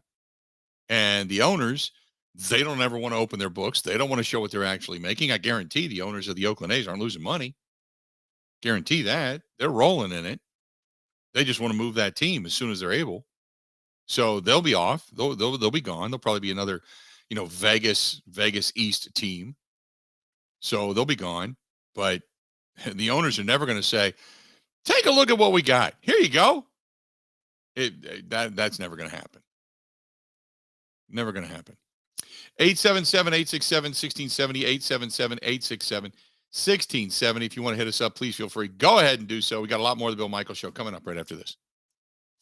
Covering Wisconsin sports like a blanket. This is the Bill Michaels Show on the Wisconsin Sports Zone Radio Network. Jeff, what was the final straw at home that had you call Pella? I walked into my son's room and there was frost on the hardware on the inside of the house. My wife was getting upset with the drafts coming through the doors. That was it. Putting new windows and doors in your home is a big decision. With all the options that Pella has, everybody on your staff has done a great job of making a really difficult decision super simple. And I can't wait to have them in my house. Order today and get 0% interest for 48 months. Visit PellaWI.com today.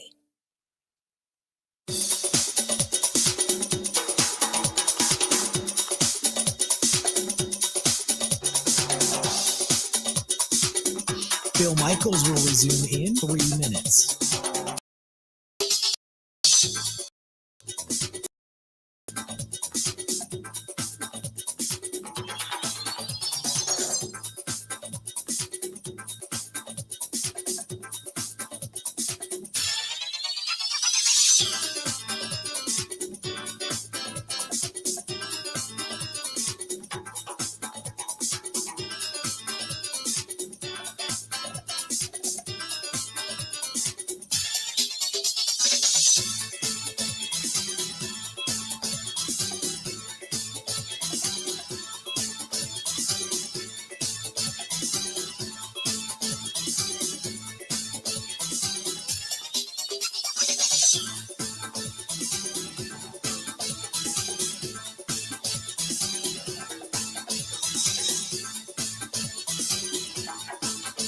Bill Michaels will resume in 2 minutes.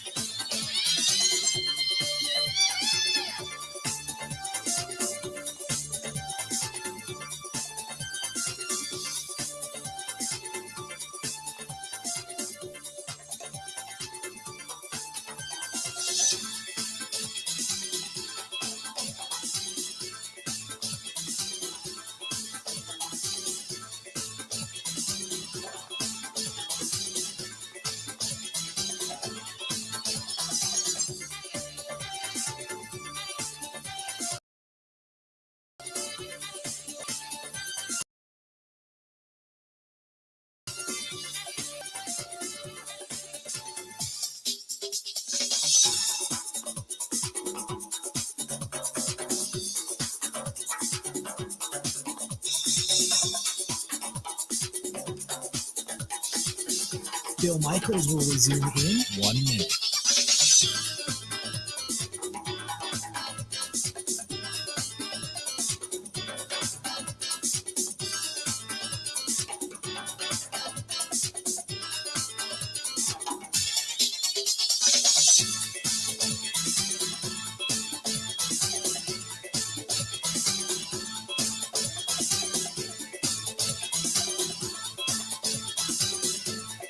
Bill Michaels will resume in 30 seconds.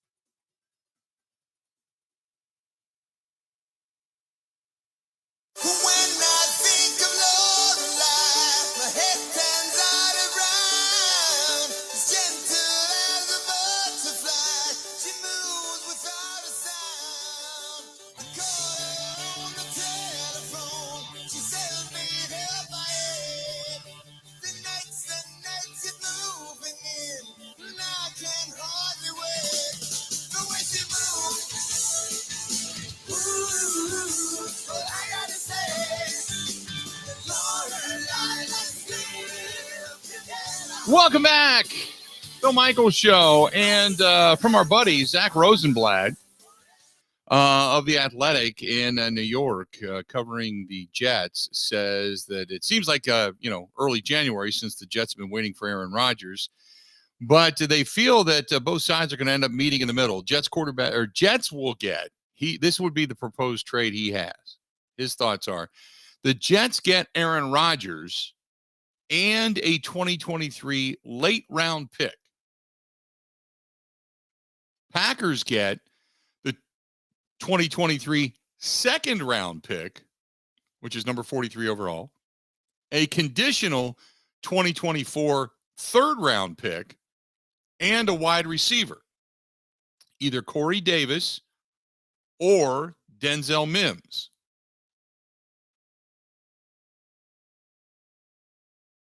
Would you be good with that, Ben? Say that again. The Packers give up Rodgers and a pick. Packers give up Rodgers and the 2023 late round pick, like 5th or 6th or 7th round pick. Sure. Packers get the 2023 second round pick, a conditional 2024 third round pick, which could move, and a wide receiver, either Corey Davis or Denzel Mims. I think the Jets are going to cut those guys anyway. See, I agree too. Why would you want somebody you're going to get cut? And Zach said that on our show, that Corey Davis might be the odd man out given his money situation with all the young guys they have. So unless it's Elijah Moore or one of the receivers that actually could make a big difference, I don't think I would. I think I would stand pat. I'm fine giving up the late round pick, but if I'm going to get a second and a conditional future pick and a wide receiver that I can maybe sign anyway, I don't think that's enough. See, Davis, to me, I don't want the trade because I don't want the $10, $11 million hit. And he's also been a guy that's been a little bit banged up. Mims, on the other hand, he's not owed a lot in the base salary, but considering his 4th or 5th on the depth chart, it's not like he's going to come into Green Bay and light it up. You know what I mean? Oh, he has 42 career catches. Over 3 years.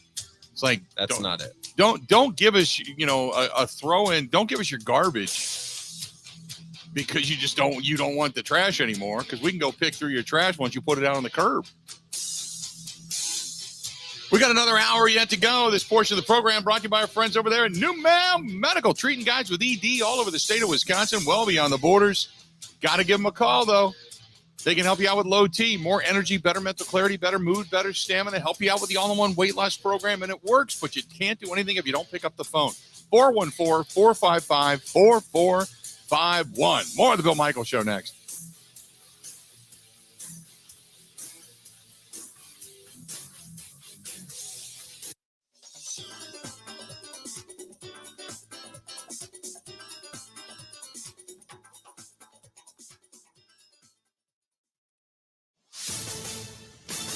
This is a Wisconsin Sports Zone update. Well, Wisconsin's season is still going. They beat Oregon last night, 71-68 in the quarterfinals of the NIT to advance. Badgers fell behind by as many as 8 in the second half, but rallied behind clutch shooting from Max Klesman and Chucky Hepburn.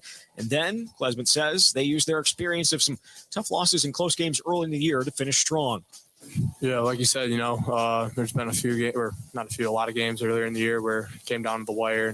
Some of them went our way, some of them may have not. But I think it just shows, the perseverance this group has and the ability to stick together when times may not go your way during the game, and just be one whole group. And then that pays dividends at the end. Wisconsin now advances to face North Texas in the semifinals in Las Vegas next Tuesday. Turning the Bucks, they're back in action tonight as San Antonio visits for the lone time this year. Milwaukee still very much in a fight for the top seed in the Eastern Conference. The Leonard play tonight, setting 2 games up on Boston, 3 games up on Philadelphia for home court advantage in the playoffs. After tonight, just 10 games left in the regular season. Tip is set for 7. Rural Mutual Insurance. Keeping Wisconsin strong. All business owners want the same thing, to make their business succeed. At Rural Mutual, they help that happen. As the 3rd largest writer of commercial business in Wisconsin, they take the time to learn your business so they can properly protect you. Call your local agent today or visit ruralmutual.com. Rural Mutual Insurance. Keeping Wisconsin strong. Well, there's still no movements on the potential trade between the Packers and Jets for Aaron Rodgers. Two sides continue to be at a stalemate over compensation for the 4-time MVP. There's no real deadline for a deal, though if the Packers want 2023 draft compensation, it need to be done by April 27th. And Wisconsin can hold their pro day tomorrow. 9 former players slated to take part. With this Wisconsin Sports Zone Network update, I'm Zach Heil.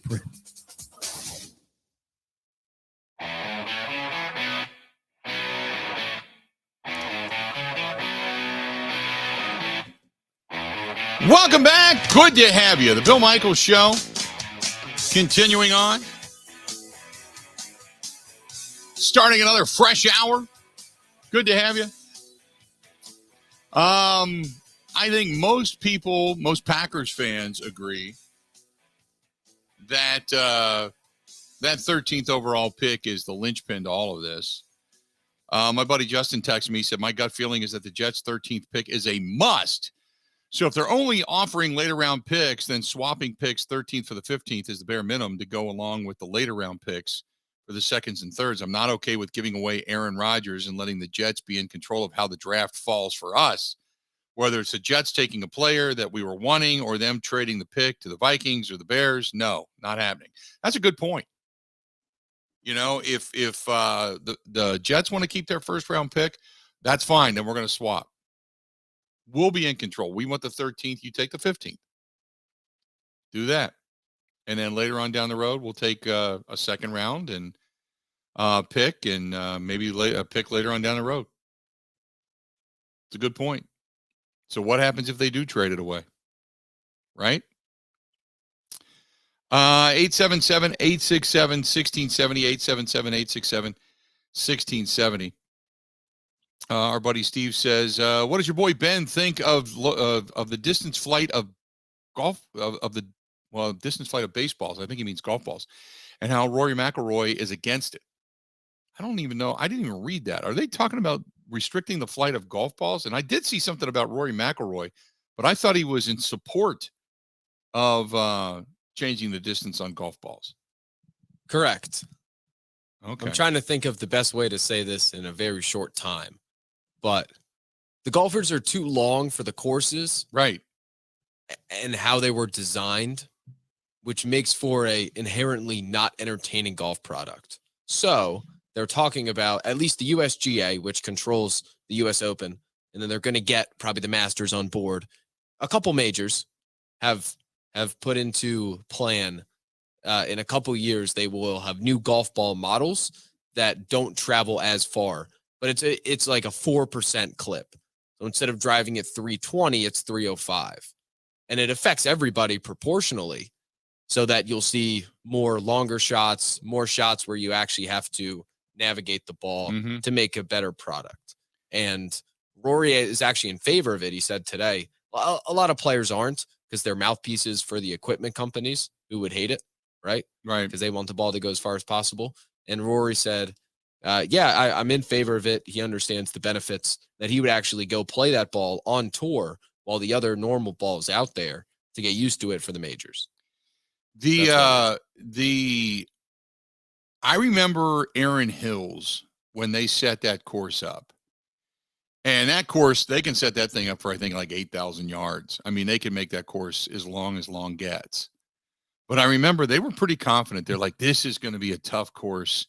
This course, depending on the wind and the gullies and how long they can make it, this is going to be a tough course. And Brooks Koepka, I think it was 16 under.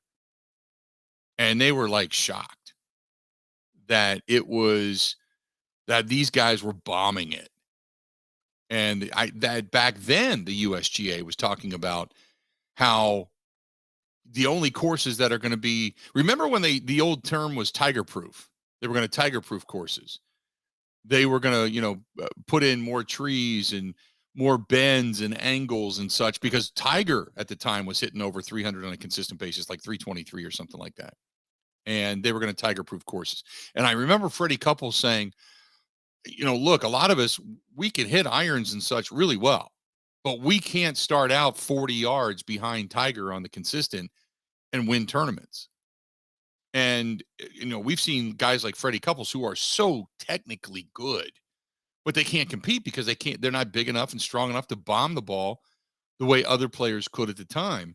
And now Tiger, he doesn't bomb it the way he used to, but he can still hit a ball 300 yards. And now that's not even the norm. Norm is 323, 325, 350. You're seeing some of these guys with roll get 400 yards. And you're right. It used to be a good par 4 was 450 yards. And a par 5 was anything over 500 yards. And now it's those are like par 3s to some of these guys. It's one long bomb, a pitch up, and a putt in. And and they're not that far off the green when they're pitching onto the green. So I have never been a huge fan of technology running the game. But that's with everything that they're doing now. You're right. Technology has become the determining factor in the game when it comes to being able to bomb the golf ball. I can only speak from my own experience, but I played with a TaylorMade R7 for years when it first came out, and it bombed. And then I watched guys that were as good as me, or maybe a little bit less, but they were out driving me by 50 and 60 yards. And I can hit a ball on the consistent 270, sometimes over 300, sometimes 250. It just depends on your hit, But finally, it got to the point where I just thought I tried a buddy of mine's driver, and he was hitting a Callaway, and I hit this Callaway, and I mean, it was a mash between the club. I mean, it was a mash, and it was 325 easy. And I'm like, okay, that's how much technology in the last 10 years has become that more efficient in hitting the golf ball. And I went out and immediately bought myself another club. No, I didn't buy the Callaway. I bought a Ping driver, but just because I hit the ball so well with it. But man, oh man, it's night and day because of technology. Wonder what these guys would be doing with the wood heads, Ben. Remember the old wood heads on golf clubs? Yeah. Yeah, the old oversized wood head drivers. Wonder what they'd be hitting now. Because that was when they went from the wood heads to the aluminum heads. That was it. That changed everything in the world of golf.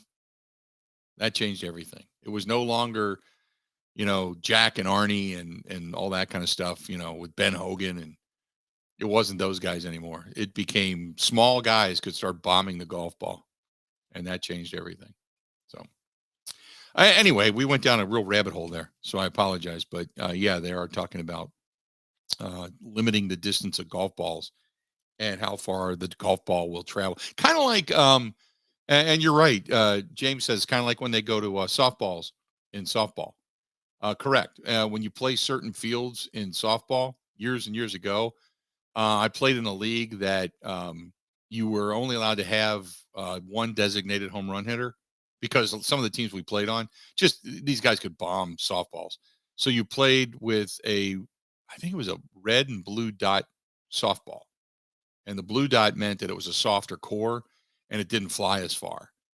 And so with the guys that we had, the mashers that we had, it would limit the distance. And instead of hitting, 340 yard or 350 foot shots out of all these ballparks, you were hitting 290 foot shots that were being caught on the warning track.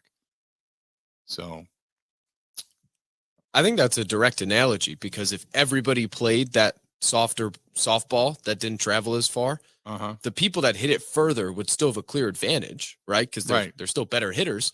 It's just instead of the ball going X distance, so it's out of the park every time, it is now, say, in the field of play. Right.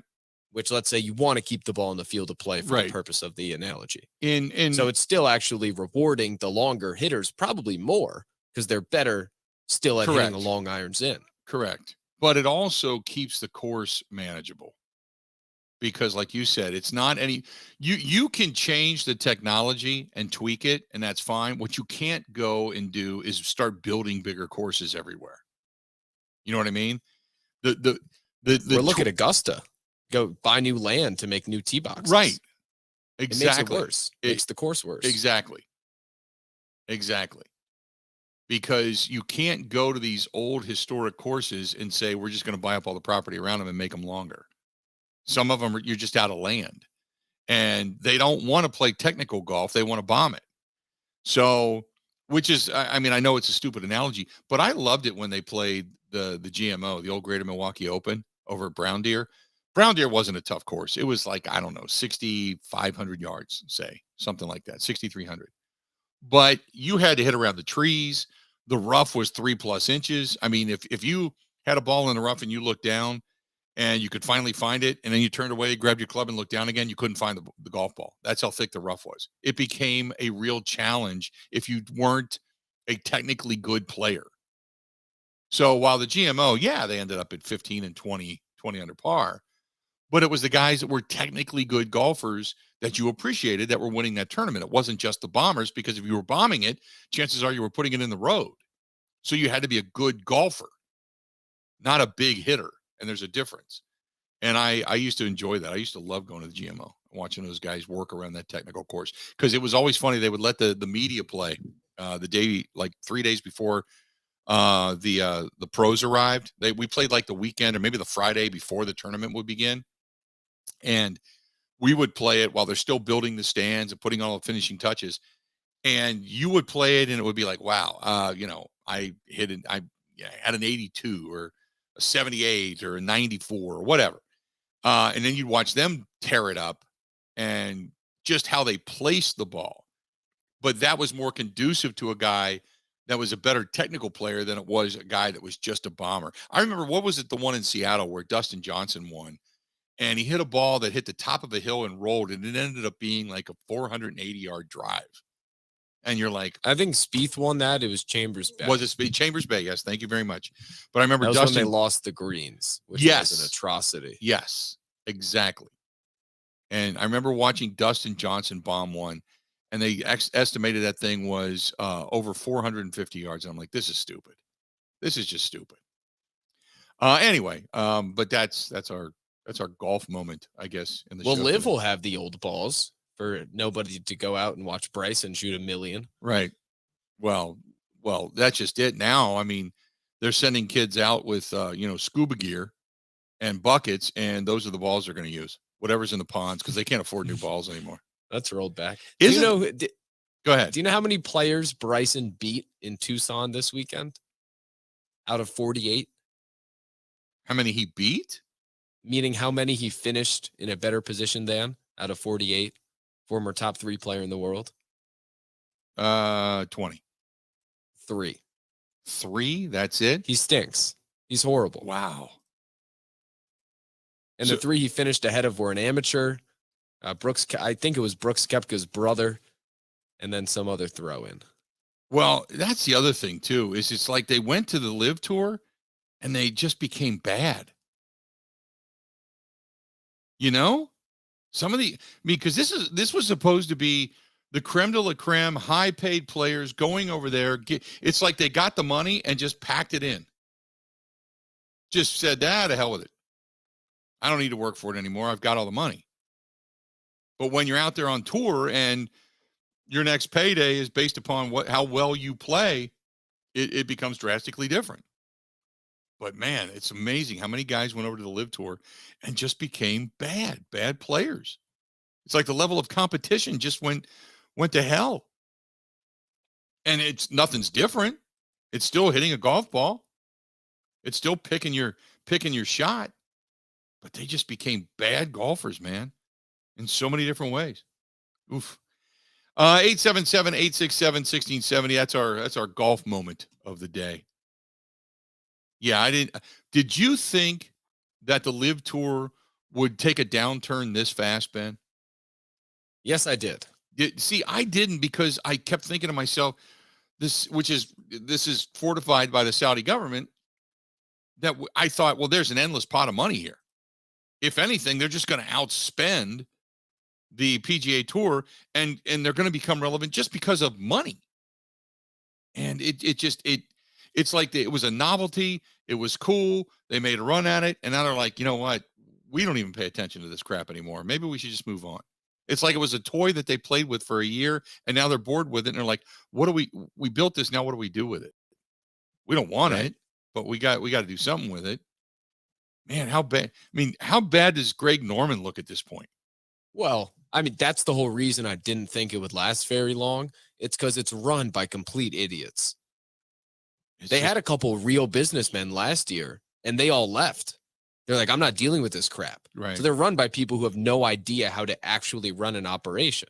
Therefore, no money back on the investment, obviously. Right. The broadcast stinks. Their talent pool is, not much to write home about.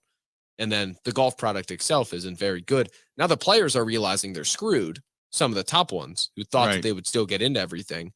And they probably want out because they're realizing 2 years when this folds, I'm done. I can't go play anywhere. Right. So they're trying to weasel their way out. It's, you hate to see it.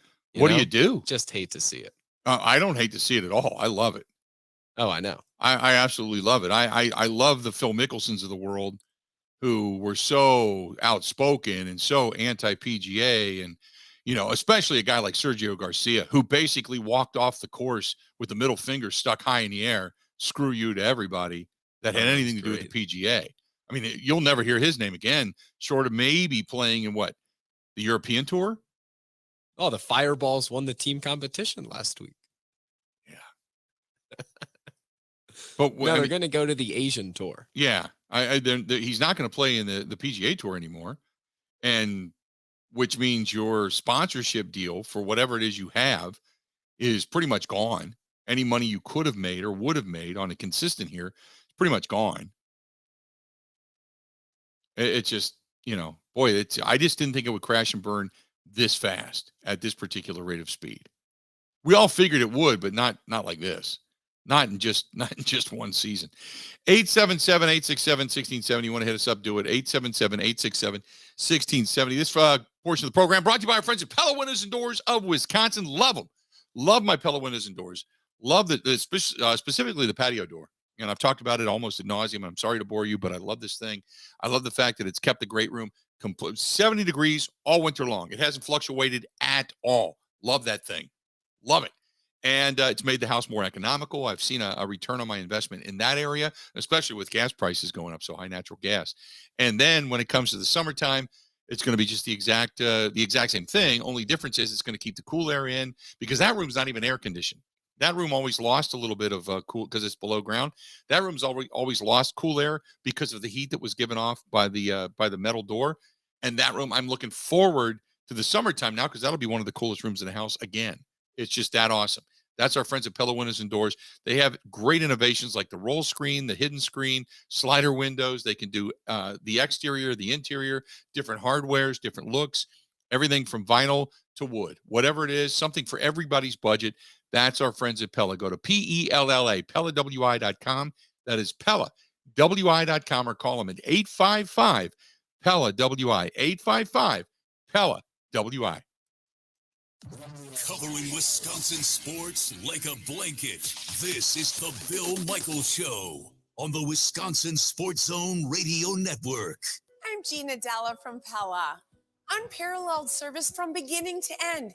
That's the Pella promise. And it all starts with a free consultation right in the comfort of your own home. Don't imagine. See for yourself how Pella can help change the beauty and curb appeal of your home. Or visit one of our 3 showrooms where you can experience the latest in technology and design innovations, like the new hidden screen, exclusively at Pella. Don't wait. Visit PellaWI.com today.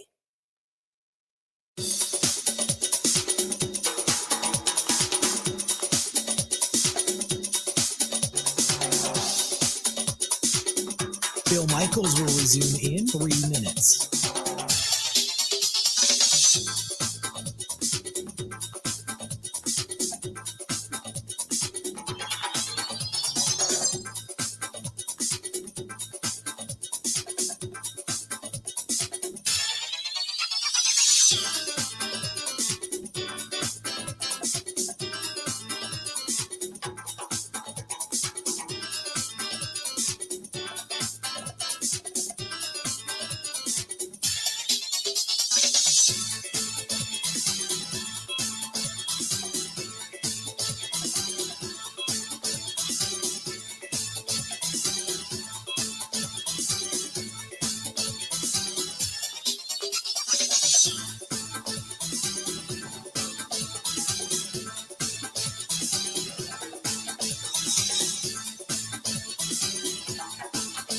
Bill Michaels will resume in 2 minutes.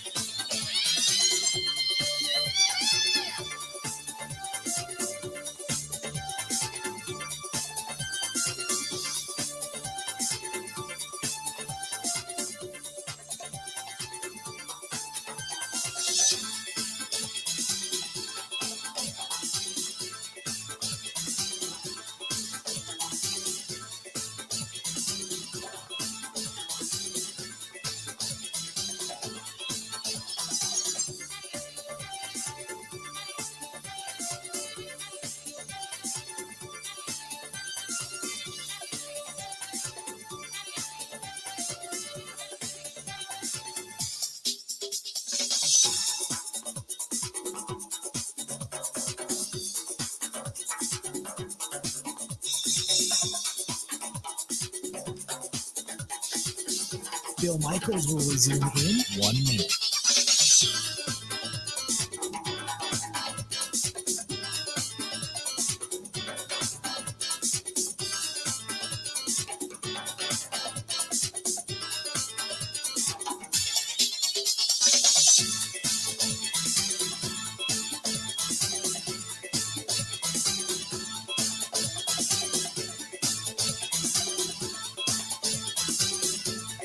Bill Michaels will resume in 30 seconds.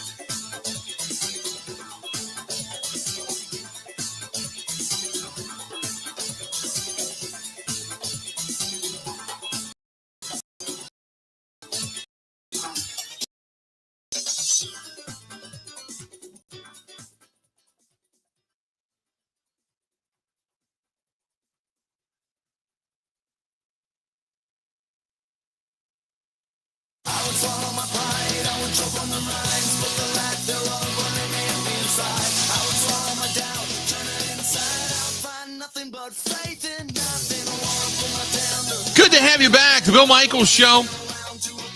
Continuing on. Hopefully you're enjoying your day. A good day. It's not bad outside. I was just ran outside real quick, threw a couple of things in the garbage. Came back in. Hey, by the way, speaking of not bad, as a matter of fact, really, really good. Our friends at Every Plumbing and Heating. They are out there in La Crosse and Trempealeau and Monroe County, Vernon County, Jackson counties, West Salem, Onalaska, Shelby, Holman. They have come on board because they want to be a part of the motorcycle ride and one of our good sponsors. They were founded, speaking of veterans, by a Korean War veteran, Clayton Every, back in 1969. They are a third-generation plumbing and heating company. So if you're in that area, La Crosse and Trempealeau, Monroe, Vernon, Jackson, go all the way through that. They put the extra emphasis on their customers and their employees and on satisfaction. And I'll tell you this, they are just good people. And they're not only looking to hire, but they're just kind of putting the word out that, hey, if you want to support a veteran founded company and you want to get a hold of them, go to 608-783-2803. 608-783-2803. 608-783-2803. That is Every Plumbing and Heating out in the La Crosse area. And thanks to them for coming on board and supporting veterans, supporting the motorcycle ride for Fisher House, Wisconsin. We thank you. Thank you so much. Good people. Our buddy Gerard hit me up over on Twitter, said, notice that the Jets' so-called football guys, media, are acting like Jets fans with their proposals on trades. That is, why can't you take them seriously? Ask them the next time if they were a Green Bay Packer GM, what is fair, and we'll see what their answers actually are. Yeah, that's the funny thing, is that if they were the GM of the Packers sitting there with Aaron Rodgers, you can't imagine that they would say, oh, yeah, do whatever. We'll take a third. You know, you wouldn't do that. Right? Wouldn't happen. But they feel like, that's what fair compensation is for Aaron Rodgers. And it's kind of comical, actually. I think first they would ask for severance packages because they have to watch the Pat McAfee show. Correct. Yeah. Throw something in the contract. Correct. A second, a third, and you can never speak in public. Right? Because now they're going to have to do everything we've been doing for a long, long time. What is this? The New York Jets and the Packers reportedly continuing the talks, blah, blah, blah. But as Rodgers mentioned, the situation clearly is in the Packers' hands. Okay. This is just another story. Fox out of New York saying that the backup plan now has become Matthew Stafford. Good luck with that. That's fine, but it's not Rodgers. That's a great backup plan. But that's all it is a backup plan. Because if he was that good, you would have gone after Matthew Stafford in the beginning. You would have said, you know what? It's come down to Stafford and Rodgers. And if we can't get Rodgers, then we'll get Stafford. And if we can't get Stafford, we'll get Rodgers. No, this is like we need some kind of a quarterback. We need somebody's hands under our center's ass. And we want a veteran. So let's see if we can't go get Matthew Stafford because the Rams don't want him. He's got the bad elbow. He was horrible last year. He played the good season and gets the kudos for it. He played the good season and won them a Super Bowl. That's great. But the defense was as integral, if not more so, than the offense with Matthew Stafford.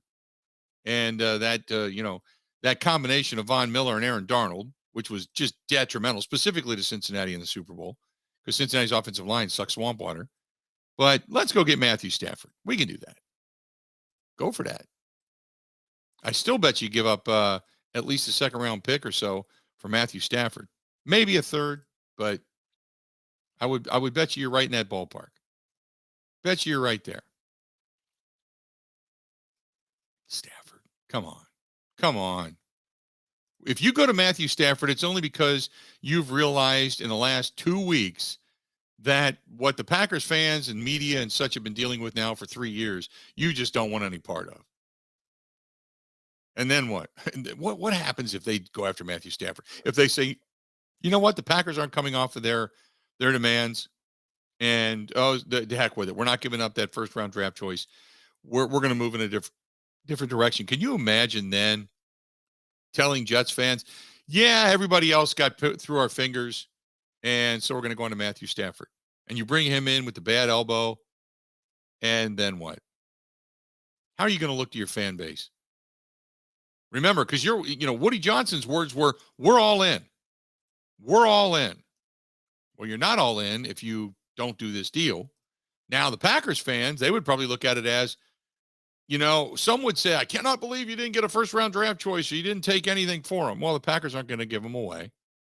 They wanted a certain level of compensation. But at the very least, the Packers, after June 1st, say, you want to play for us? We're going to restructure. Otherwise, we're going to, you can retire. You were 90% there anyway, so what's the big deal? And if you do, we're going to do it after June 1st. We'll spread the money out. So worst case scenario, the Packers get some salary cap relief. Best case scenario, they get draft choices and they move on with Jordan Love with absolutely no ripples in the pond. Unless Rodgers says, I want to come back. I want to play.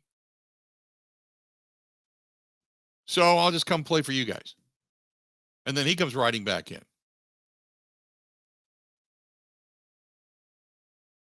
Right? Didn't Matthew Stafford almost retire because of the elbow issue? Yeah.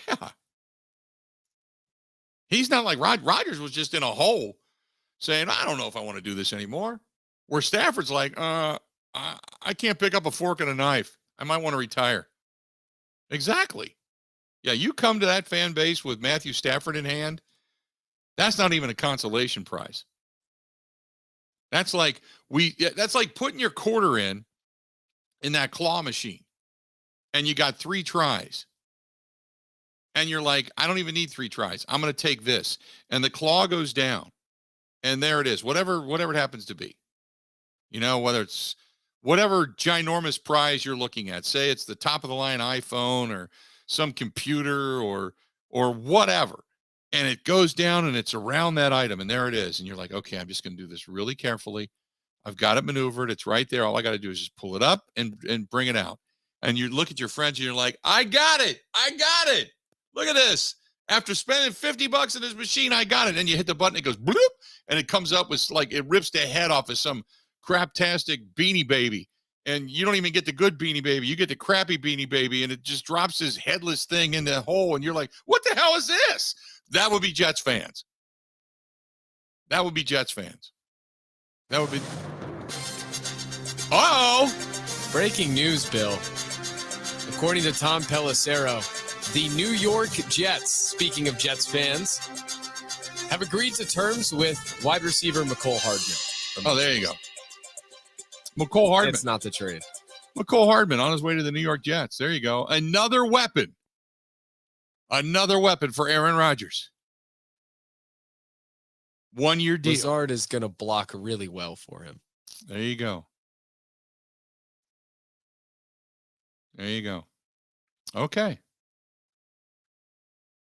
Yep, Lazard's going to be downfield. He's going to be blocking for him. And then when they get Cobby in there, Cobby's going to coach him up. And it is going to be just this magnanimous love fest. It's going to happen. I feel it in my bones. Oh, boy.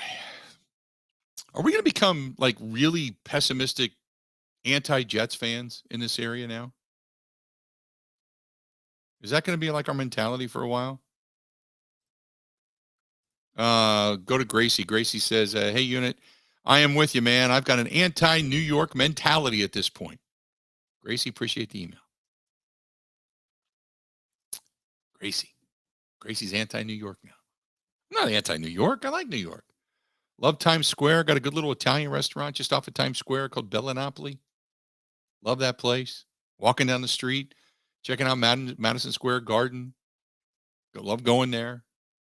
You know, love the bright lights and such. A little bit of shopping in that area. Some good foods, Broadway. You know, a lot of good stuff there. I'm not anti-New York. Love New York. Love my brethren there. But the mentality, yeah, well, yeah, I can do without that for sure. No doubt. 877-867-1670. Hit us up. We got a lot more of the Bill Michaels Show to get to. Our friends at Master Z's. Now, if you are looking for patio furniture, this is the time of the year, they have got those giant, oversized umbrellas. Now have lighting in them, and you can get all kinds of stuff. You got neons and LEDs, and you can change colors now. And oh man, they're so cool. Or if you're looking for just decor on your patio table, if you're looking for the Adirondack chairs, if you're looking for all of that stuff, it is all coming in mass quantity with our friends at Master Z's. And for indoors, not just patio furniture and umbrellas, but you got pool tables, shuffleboard, bunch of table games, accessories, dartboards. They've got it all, and they've got top quality stuff. People come from all over to go to Brookfield, Wisconsin, and Blue Mountain Road and check out our friends at Master Z's. Call them right now for in-store specials. 262-746-5931, 262-746-5931, or go right there to Blue Mountain Road in Brookfield, right there by Best Buy. And you can't miss it. Master Z's, high-end quality, high-end stuff, and high-end fun and high-end satisfaction. That's what they give you. More of the Bill Michaels Show next. Ready? This is the Bill Michaels Show on the Wisconsin Sports Zone Radio Network.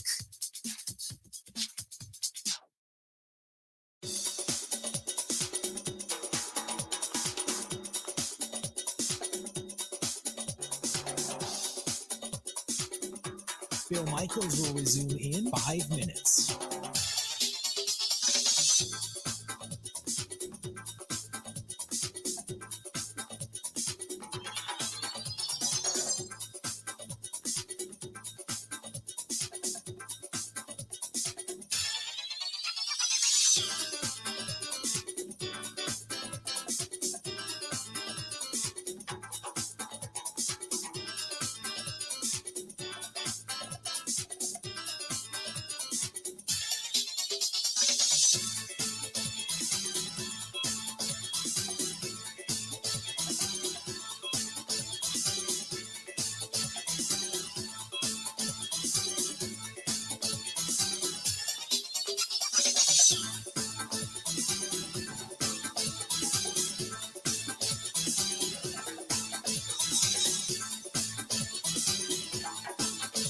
Bill Michaels will resume in 4 minutes.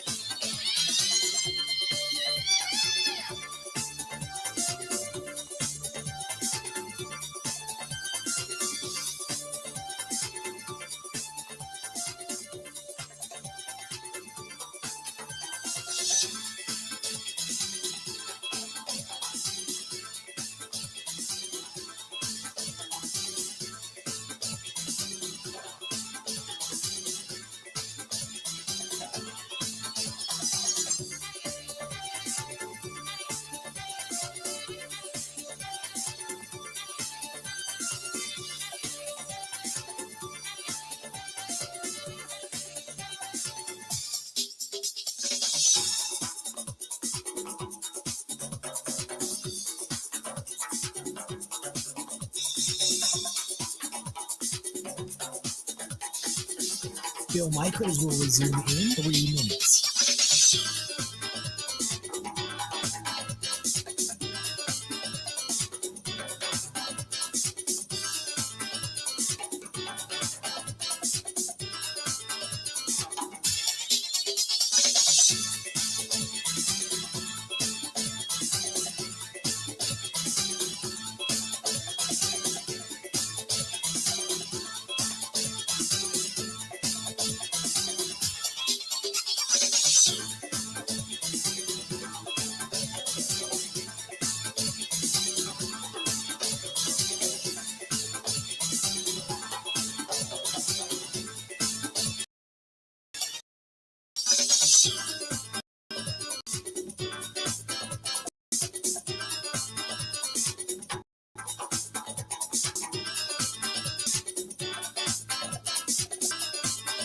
Bill Michaels will resume in 2 minutes.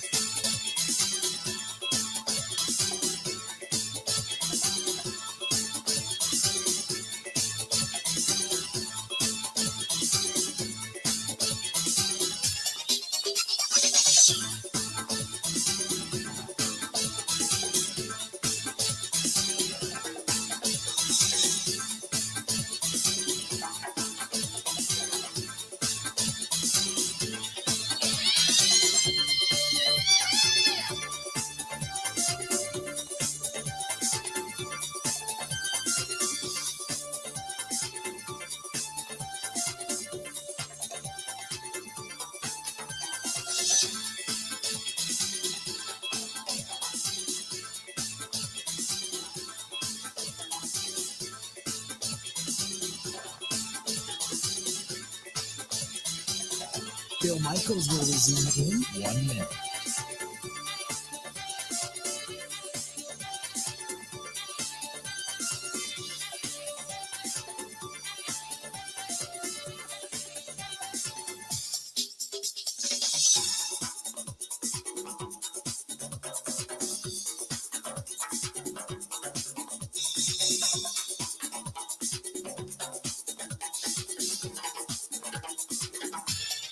Bill Michaels will resume in 30 seconds.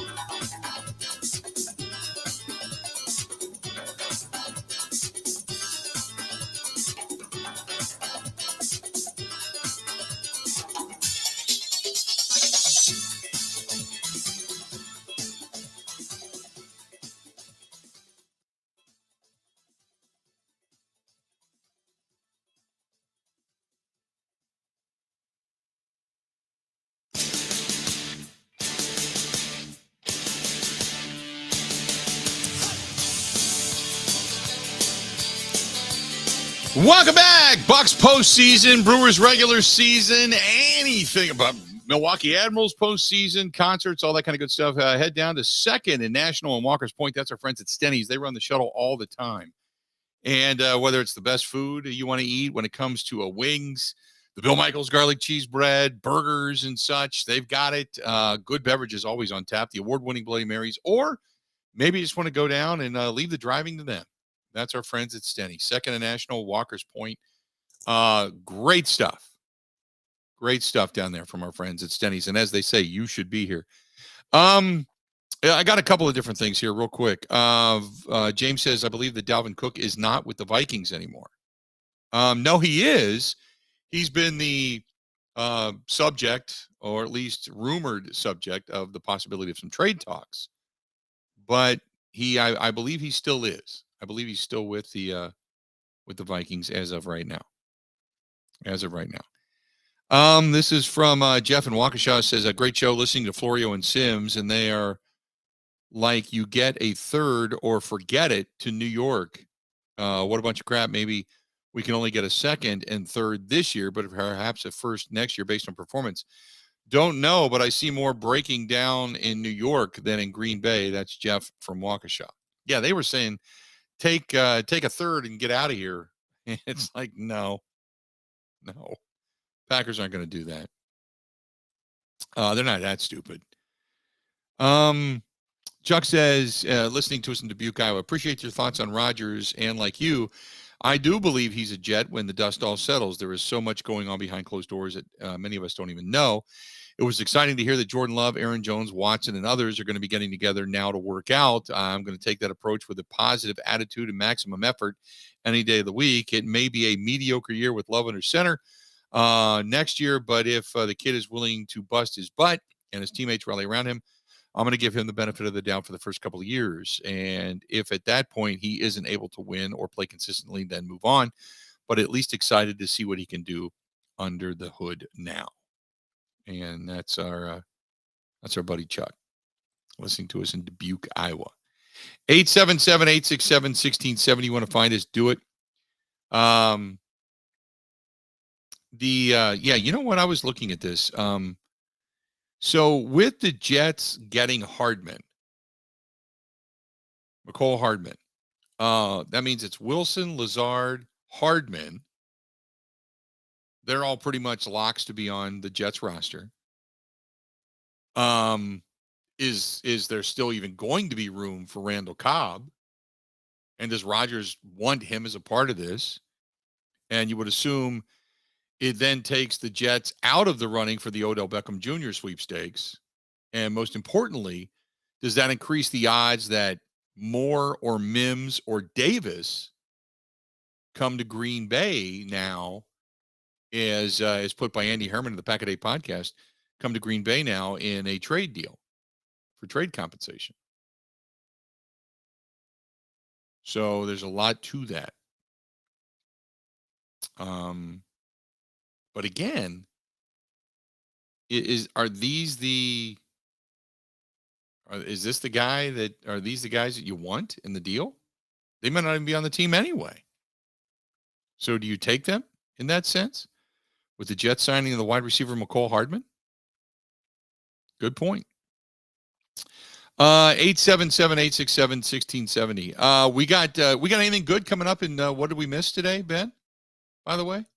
I would say so. We got It's some probably a subjective measure. Okay. I'm always excited for what did we miss. No doubt. Let's say this, a big hot seat. Someone's on the hot seat. Really?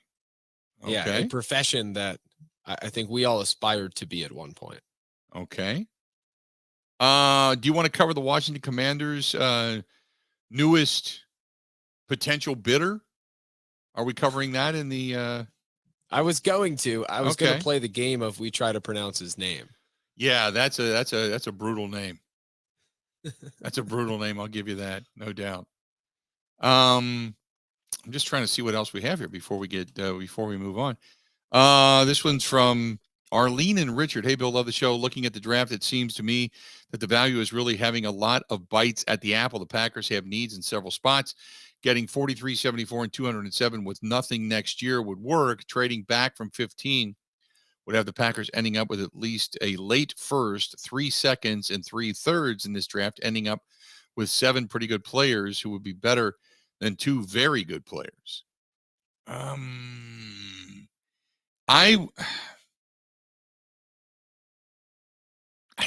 so tired of just trading for draft picks, though. You know, just moving back. I want to, if the Packers can get that 13th pick, which I don't know if they can or not, but I want a big defender and I want a weapon. I'm just greedy. You need a tight end. You need another wideout. You need a big body next to Kenny Clark. I'm greedy, man. I want those guys. I want first round draft choices. That's what I want. I'm greedy as hell right now. I just do. I'm greedy. I want it. I don't know. Maybe I am just greedy. 877-867-1670. Hit us up. More of the Bill Michaels Show. What did we miss? Next. This is the Bill Michaels Show on the Wisconsin Sports Zone Radio Network. One of the worst things that you can hear, you have cancer. The worst is when you hear the words, your child has cancer. When a child is diagnosed with cancer, it changes their world. Sometimes they can't even do things that they really love, like playing soccer, riding a bike, going to prom, attending school. Children with cancer spend a lot of time away from others. Time in the hospital, treatments, tired, nauseous, and they feel isolated. That's where Special Spaces Wisconsin steps in. They provide these children with a special space where they can not only sleep, but they can play, they can heal, they can spend time away from the challenges of their illness. It's a customized bedroom designed just for them. How about a princess castle or a pirate ship or a sports-themed bedroom? They transform that child's existing bedroom into a place that only he or she can imagine, a place for them just to be a kid. This effort is done with teams of dedicated volunteers and sponsors, just like our friends from Pella Windows and Doors of Wisconsin and all the community partners. If you'd like to find out more or to donate, go to specialspaces.org. That is specialspaces.org.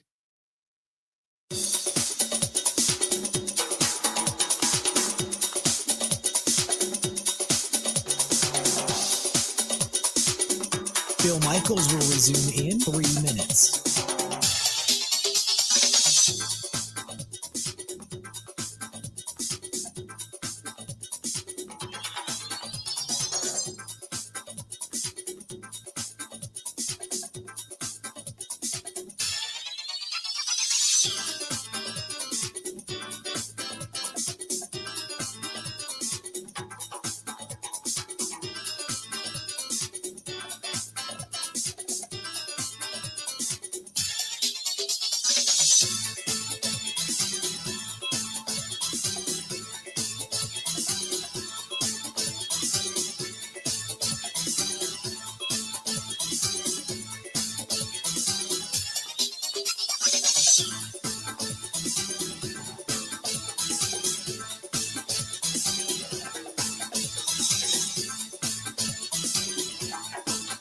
Bill Michaels will resume in 2 minutes.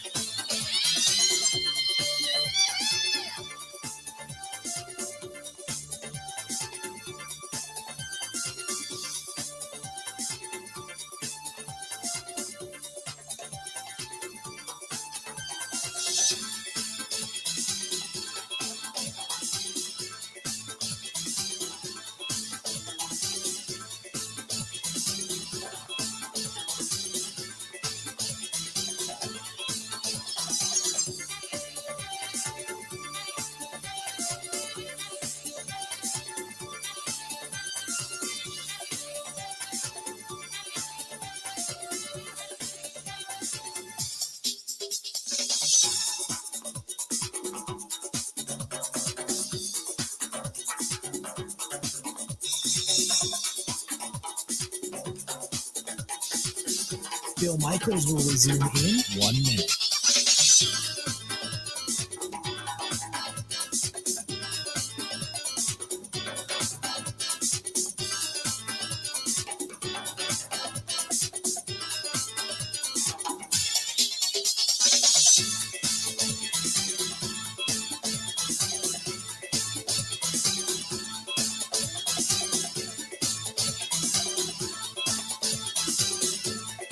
Bill Michaels will resume in 30 seconds.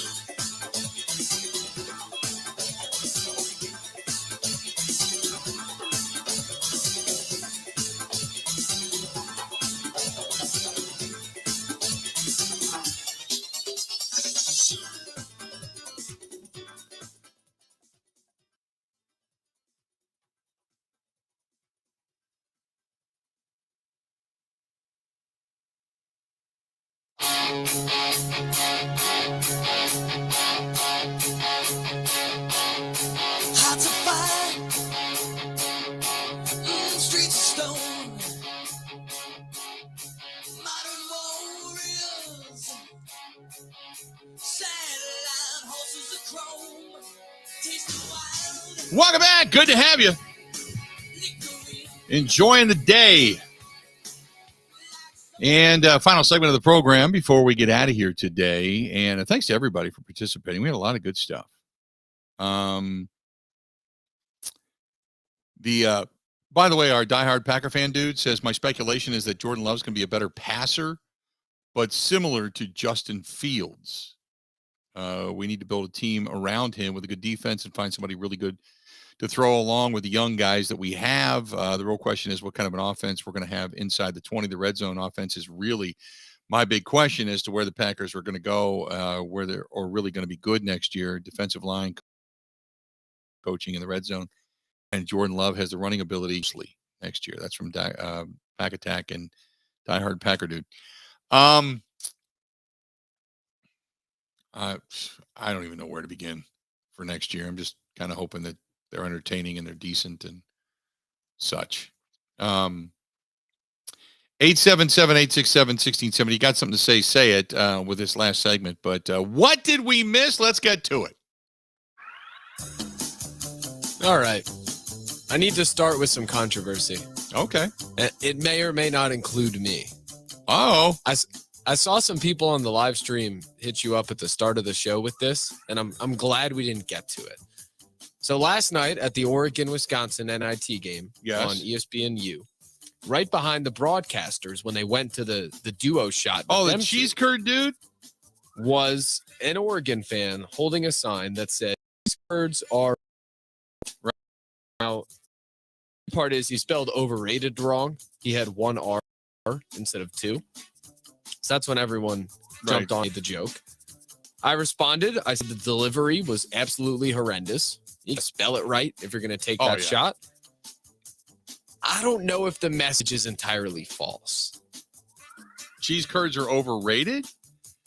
It depends on what you're getting and what type of cheese curds. There's some curds that are good, some are bad. That I'll admit. But I go with the fried cheese curds and not the squeaky cheese curds. I agree. And I like them. I was more saying, and it's a personal preference thing. When I'm out at a restaurant, I'm never driven to order them. Right. If someone else orders them, I'll have one. Oh, no, I'll order them. I never think I want it. Yeah, I'm not all the way there. No, I'll order them. Absolutely. It's one of my go-tos. But just because they're fried and you get all that oil and everything, I've been trying to kind of stay away from it a little bit. But no, I'll order those things in a heartbeat. I don't have a problem with it. But I'm a fan of the bar fried cheese curds and not the squeaky cheese curds. I know people say like, oh my God, you got to get the ones that squeak. It's like, nah, I've never been a fan of that. But the fried ones, absolutely. And then there's some that do it better than others. The pre-packaged cheese curds that you just drop in the fryer and whatever. But the ones that are actually made that have the good fluffy fried to them. Oh, I love those things. Love those things. Yeah, so I said that last night and people were unhappy. Okay. Which I understand. Okay. So I guess that's the explanation. Next, this story dropped. You mentioned it. Canadian billionaire. I'm going to see if I can get this right. It's not easy. Steve Apostolopoulos.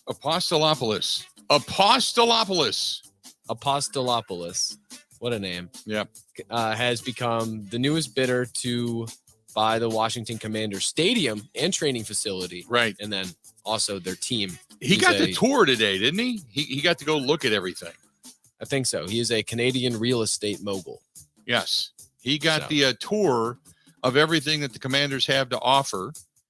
And he is, one of the prospective buyers. But don't forget, didn't Magic Johnson just jump into that with one of the ownership groups as well? Oh, I missed that. Yeah, I think Magic Johnson's now in one of the ownership groups that are possibly looking at buying the Washington Commanders. Oh, yes. Yes, I see that. Yeah. Will you have Bezos out there? I don't know. Right. Hopefully it's someone competent. Who's on the hot seat? So this came out, the MLB talking about the pitch clock and all the stuff they're going to tweak as they get into the season. Right. It's nothing major, but they're just trying to make it efficient and have it not totally ruin the games, which I get. And one of the notes in the ESPN article says, quote, new standards will be enforced for bat boys and bat girls whose ability to quickly retrieve equipment will help efforts to speed up the game. The league will evaluate the performances of the bat boys and bat girls and could ask teams to replace them if it's considered substandard. Really? That's what we're getting to? You can't put anybody in a booth to be able to cut down on this craptastic replay time, but you want to get rid of semi-slow bat boys and bat girls. This is why Rob Manfred is a horse's ass. Just is. I just what a rectal suppository. I'm wondering what it's going to do to the bat dogs that we see in the minors. Right? What if they're going to slow How are the that dogs thing? going to be Yeah. affected by this? God, you're going to fire the dog? It's messed up. Just terrible. Just terrible. So that's something to monitor if Okay. you're a bat boy and or bat girl out there. The last two kind of have to do with each other. Big tight end Darnell Washington. Many want him in the first or second round for the Packers. Uh-huh. He was visiting Green Bay yesterday. And today, if you're wondering, is Goody on the phones? Is he orchestrating this Rodgers trade? Probably not, because he is at the Ohio State Pro Day watching all the Buckeyes, including Stroud, Jackson Smith, and Jigba. And a great quote that came out of that Pro Day from Jordan Reed of ESPN talked to an NFL scout that was there about Marvin Harrison Jr., their younger wide receiver. Right. And the scout said, quote, "It's like window shopping at a Lamborghini dealership for the model that doesn't come out until next year." Yeah, he's going to be one of the top wide receivers, hands down. But He's incredible. I still would love to see the Packers get Njigba. Absolutely. Oh, I agree. And Njigba ran a 4.5 today, which everyone said was pretty good, pretty expected. Well, he runs 4.5, but he's got this incredible closing speed and really good hands. Oh, he's quick. Yeah. Yep. That'll do it. Good stuff. Good stuff. Ben, you're in tomorrow and Friday. Is it you Yes, and Grant? Myself and Grant. You and Can't Grant. wait. Next 2 days. I'm going to be down in Illinois for a couple of things going on with Kristen's. I've been dragging her all over the country, so I figured, you know what? Time for me to pay up a little bit for her. So I'm going to do that. So until I talk to you again on Monday, time for us to go.